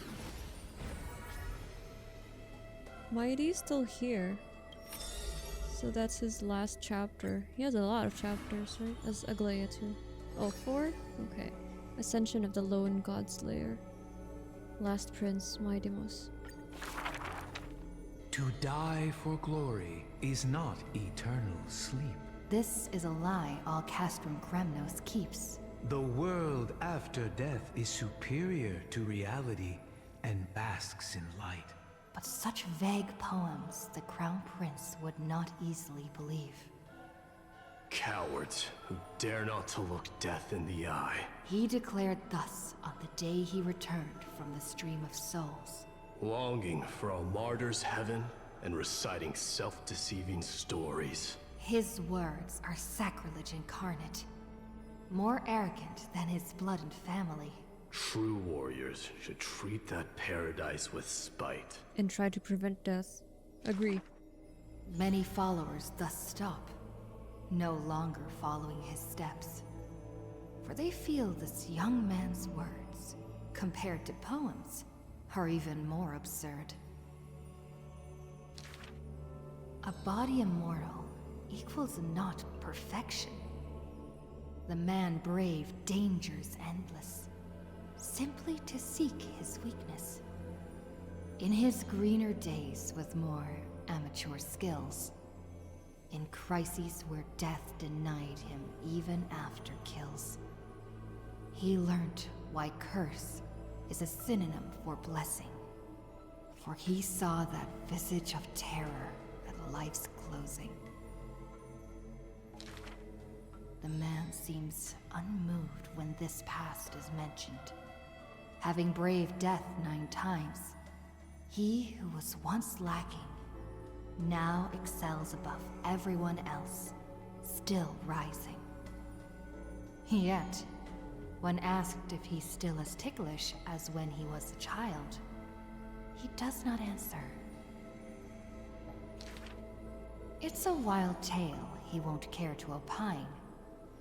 It's said that Castrum Kremnos has secrets divine, through which the king's power has passed. A one-man army, by strength in their bloodline. Therefore, a traitor who does not inherit the throne is a king most infirm. As the protagonist hears these words, he refutes not, but openly responds. These are not rumors unfound.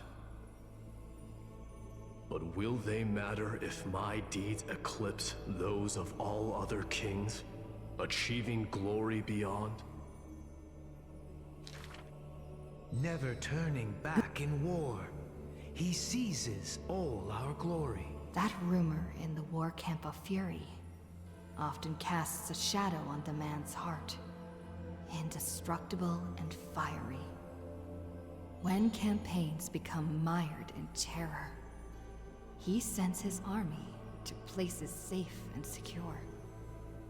Yet alone he goes to fight, knowing death can touch him ne'er. The Kremnoan detachment who follows him in livery all die in bed, devoid of glory. They have their share of grudges upon death, but the man has no regret, none necessary.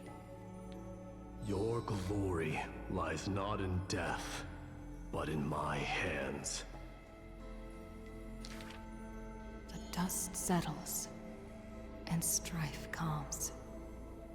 A deathly quiet covers his father's realm, and the man alone returns home. A question seems to sound from shadows of the past around. The scene that was slideshow for me. Flame-chasing road, O king?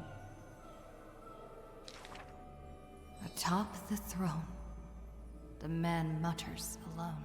There's nothing else worthy of the hunt, for I am the blazing fire at the journey's end. As it has been foretold, he killed the king to become a king, and killed the god to become a god. His eternal destiny is to be crowned in blood. How? We didn't see him again. Did he make it back? I hope we did. I mean, he probably did, but wish we could have seen him. Alright, Cipher, it's your first entry. Lion Cat's Travelogue. Fleet-footed traveler, Cipher. A thief tells a few stories. The first story is titled The Golden Apple. It doesn't have to go to the fairest. That city is named Paphos, where the golden light of Nestia shines. The golden apple tree sits in the city's middle. Only the fairest can pluck its apples. The beauty pageant begins on time, as the fair ones stretch their supple arms, trying to pluck the fruits above their heads. Yet every time the apple comes within reach, a breeze blows the fruit away without a trace. The audience in displeasure disbands, with only one girl left standing there, her features bland. Yet to her surprise she finds her arms full of golden fruits, a harvest grand. The second story is titled Trying to Argue? Don't trick yourself, please. That city is named Aidonia, where Circe's roots bury deep and wide. The sophist scholar holds a tortoise aloft, but his theories? Common sense bereft. Even the best athlete could never catch up to this turtle. None can overturn him in arguments, and he obtains the champion's crown in merriment. Yet, as he is about to leave, a wind blows the tortoise in front of him, and behold, his paradox becomes truth. To catch up to the turtle, an entire day and night he spends. The third story I will tell is titled, A Competition in Trickery. Who do you think is the Grandmaster? That city is named Dolos, where even Zagreus was once tricked. The king promises to reward the perfect lie, wishing to recreate the deceit of the Titan, his grand feat. Oh, this is how she got her divinity. I think the world is a gourd. In truth, we are all already dead. The liars take their turns in the challenge, but no one pleases the king. It's interesting how they didn't really With a gust explore of wind, Cypher's backstory. the girl emerges before the king's face. And the reason is she doesn't want anything to do with the flame chase she journey. already has the king's promised gold in a pouch. The others are curious as to what lie she raised. Zagreus can only tell lies. And I am Zagreus. Oh, a paradox. The fourth story is called You Like Money. I thought they didn't have a Good. choice for the flame chase journey. But you though. must pay the price. So I'm surprised that city is called Mythinis, she can run away from it. where the sea breeze intoxicates the people with delight. Mythinis? A wealthy penny pincher Like Tears of prays Themis? to the Titan. Please give me the power to turn anything into gold. With a breeze, the rock in his hand turns to gold. But his joy is fleeting to behold. For with one embrace, his wife turns into coins, scattered on the soil. He howls at Fagusa to retract the blessing, but sees a girl in a hood in passing. The girl laughs hilariously, holding his hand in hers. Go back and check your vault. Some gold may be missing. But your beloved is right there. What happened there? Waiting. Did she help him, or was that just a Cypher, prank? You took another long journey. And we want to hear your fun stories!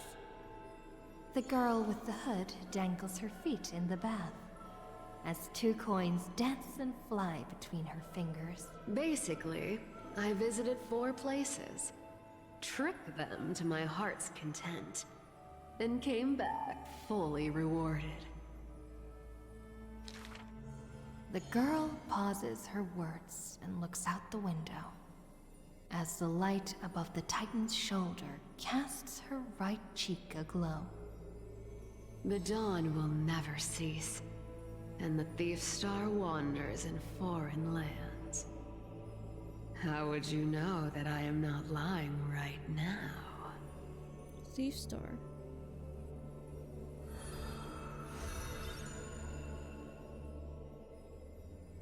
There's a similar position in the tarot cards. Who was it again? Right, Aglaea, your turn. Elegy of beauty and ugliness. In the past, when strife swallowed the earth, and schemes disrupted the hearts of friends, the maiden who was yet a weaver was wrapped in a cocoon most grand, untouched by the storms sweeping through the land. She spent her youth in a palace of romance, surrounded by treasures, with even maids beautiful beyond belief, often bathing in the praise and admiration of wealthy nobles. Till warfare set the threads aflame, and the devoutly praying priest was slaughtered before the altar. The family adored by all, perished before their courtyards, and the blood of her maidservants dyed her golden mantle red. The golden threads covering her eyes snapped, and the concealed truth finally appeared firsthand. Before a strong wind, a weak This was during the nobility Crisis cannot War, stand. where they say the heirs were trying to be endless assassinated or war, something. The Goldweaver family was shattered by the sword, and the legacy of romance became a tragedy. She had a broken mansion and an empty house. The nobles who once loved her, none now willing to help her. All the romance, talent, peerage, and beauty, what use are they in a disaster? Yeah, well, that's true, but As she closed her eyes in melancholy, the maidservant pushed a broken loom to her earnestly. Miss, would you like to pick up the shuttle again and weave for me? The young miss wanted to laugh, but she could only respond with shock. For the maid's face was now covered in scars, as she fought to protect her mistress's safety. Though I can no longer see, I still want to don the garments you weave. And yet, when she her heard whole this, household. the desire to weave overcame her fears. Therefore, in the broken shadows of a house, the loom of romance moved once more. The garments were exchanged for copious gold, buying back her renown of old. Yet beside this mistress most noble, there was always a blind maid in tow. Oh, is that why her dressed in garment maker? luxuries unfitting. As the weaver attended banquets, the praises of her youth returned. That majestic lady must be Nestia in the flesh. But harsh words also joined. The mistress's beauty is quite reduced by a maidservant, so unsightly. What the hell? The maidservant apologized in embarrassment, lowering her head. My mistress, I have brought you shame. Yet her mistress brought her to the middle of the ball, having her garbed in the latest dress, as the model. She now knew that praises and ridicule were both untrue, and that romance cared not for beauty of the face. The golden thread of gods exists only within. She is no longer that helpless girl. She already carries the god's authority and walks the hero's route. But she still cannot hold back the calamity of strife. The unsightly maidservant blocked the dagger aimed at the mistress's soul, and blood once again dyed red something she wove. That was the last time in her life the maid's face she clearly beheld. When sewing the death shroud, she could not control how her fingers shook, often pricked by the needle sharp and acute. Thus that pristine white cloth wept with tears of blood and gloom.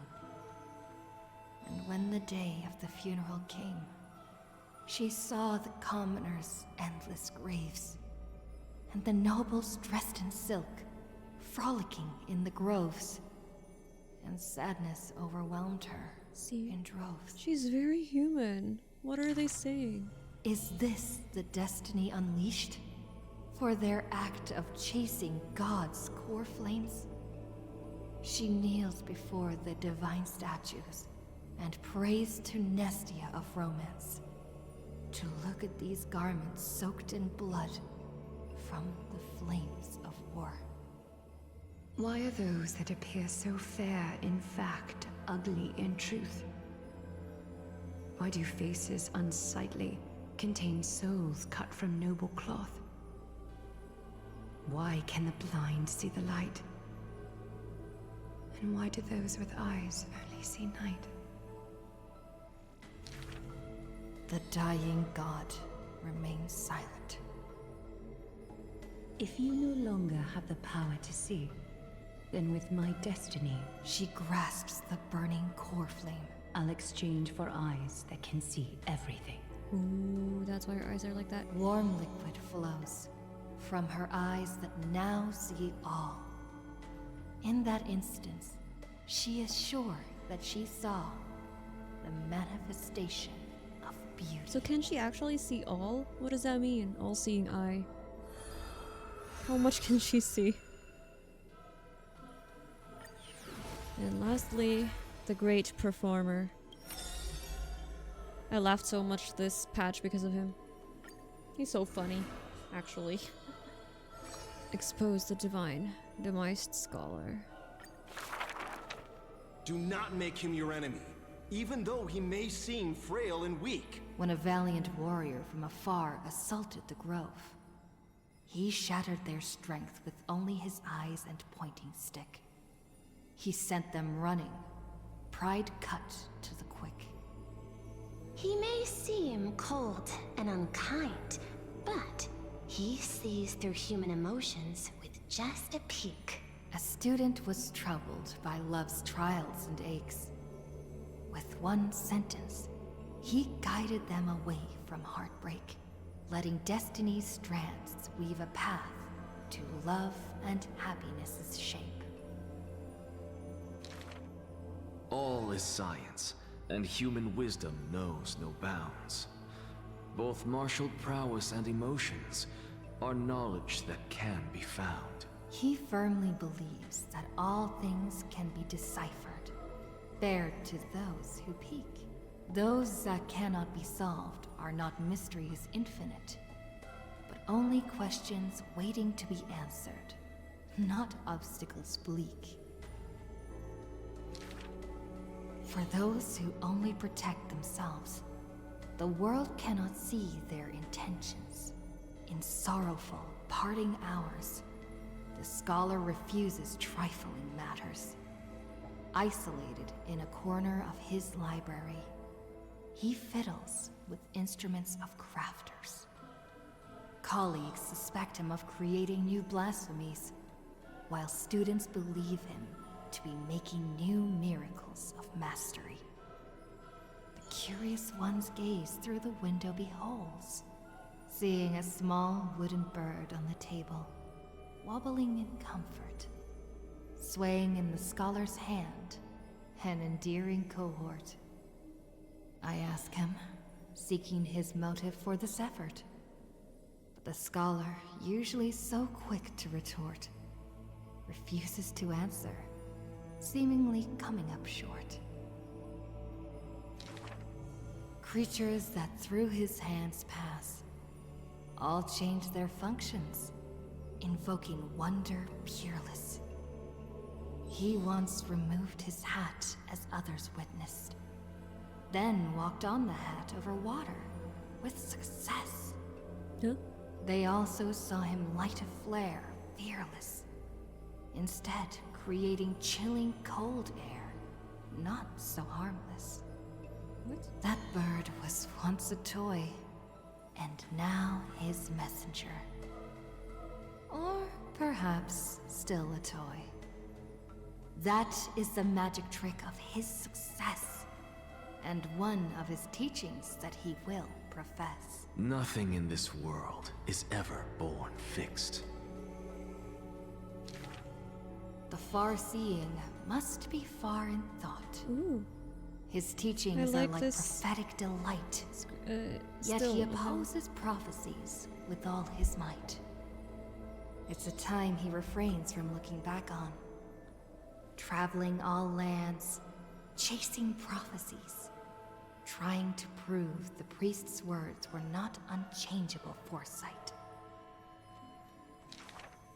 Countless times, he exhausted his crafty sleights, wanting to rescue the doomed and resurrect whites, wanting to shame the prophesized heroes of magic and might, wanting to sway promised villains to a course more upright.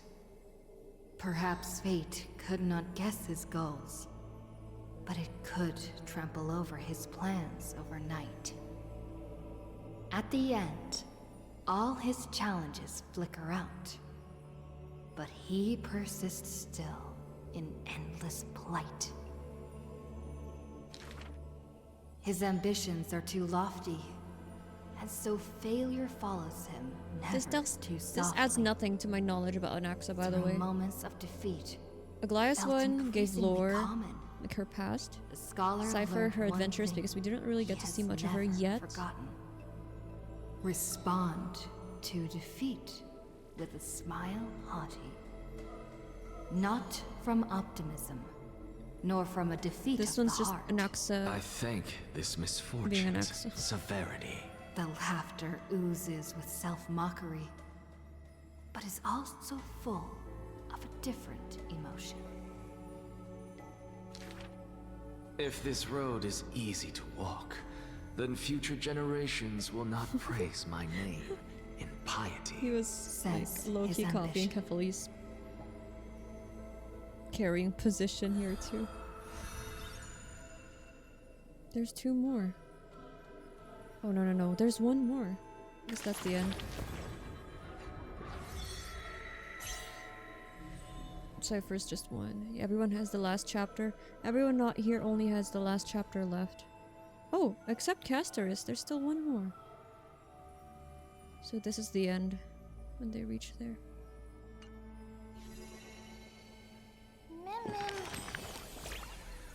Cass. Aww.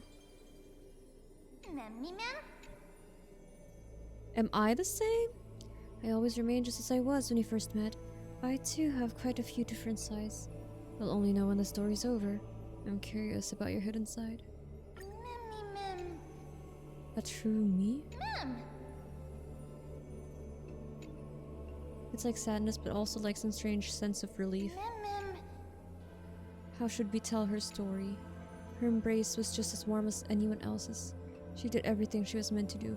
Death couldn't stop her from loving. Maybe it's not over yet. Aww.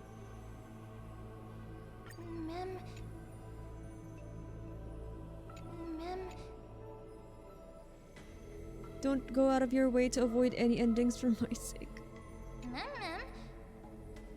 Even though every story has an ending, I still wish everything could start over again. I feel the same way. I hate endings so much.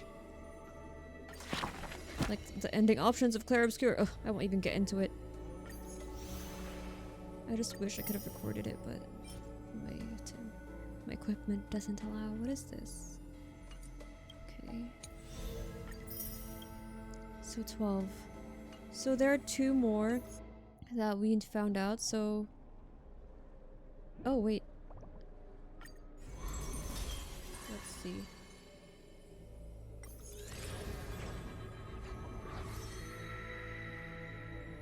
So, Hyacine, Phainon, Anaxa, Aglaea, Mydei, Cass, Cipher, Tribi.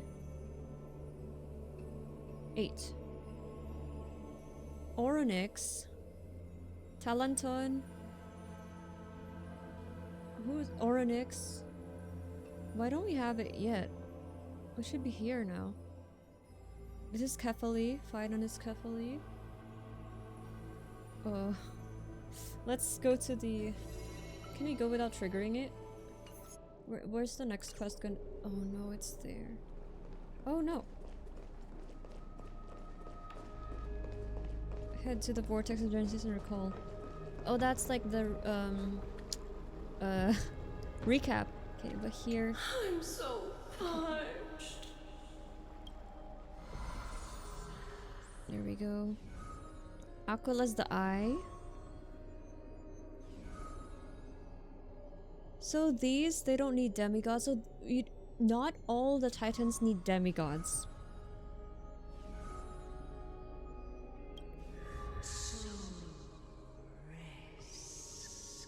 Cersei's is back because Anaxa died. Oronix is here as well. Yanis, Talanton, carefully. Oh, this is Phainon. We don't have the core flame yet. Okay, so having the heroes does not equate to... Like, they don't have to be 1:1. Because where is... Giorgios or Phagosa's champions, should I say. Anyway, I want to see Thanatos. I'm so tired.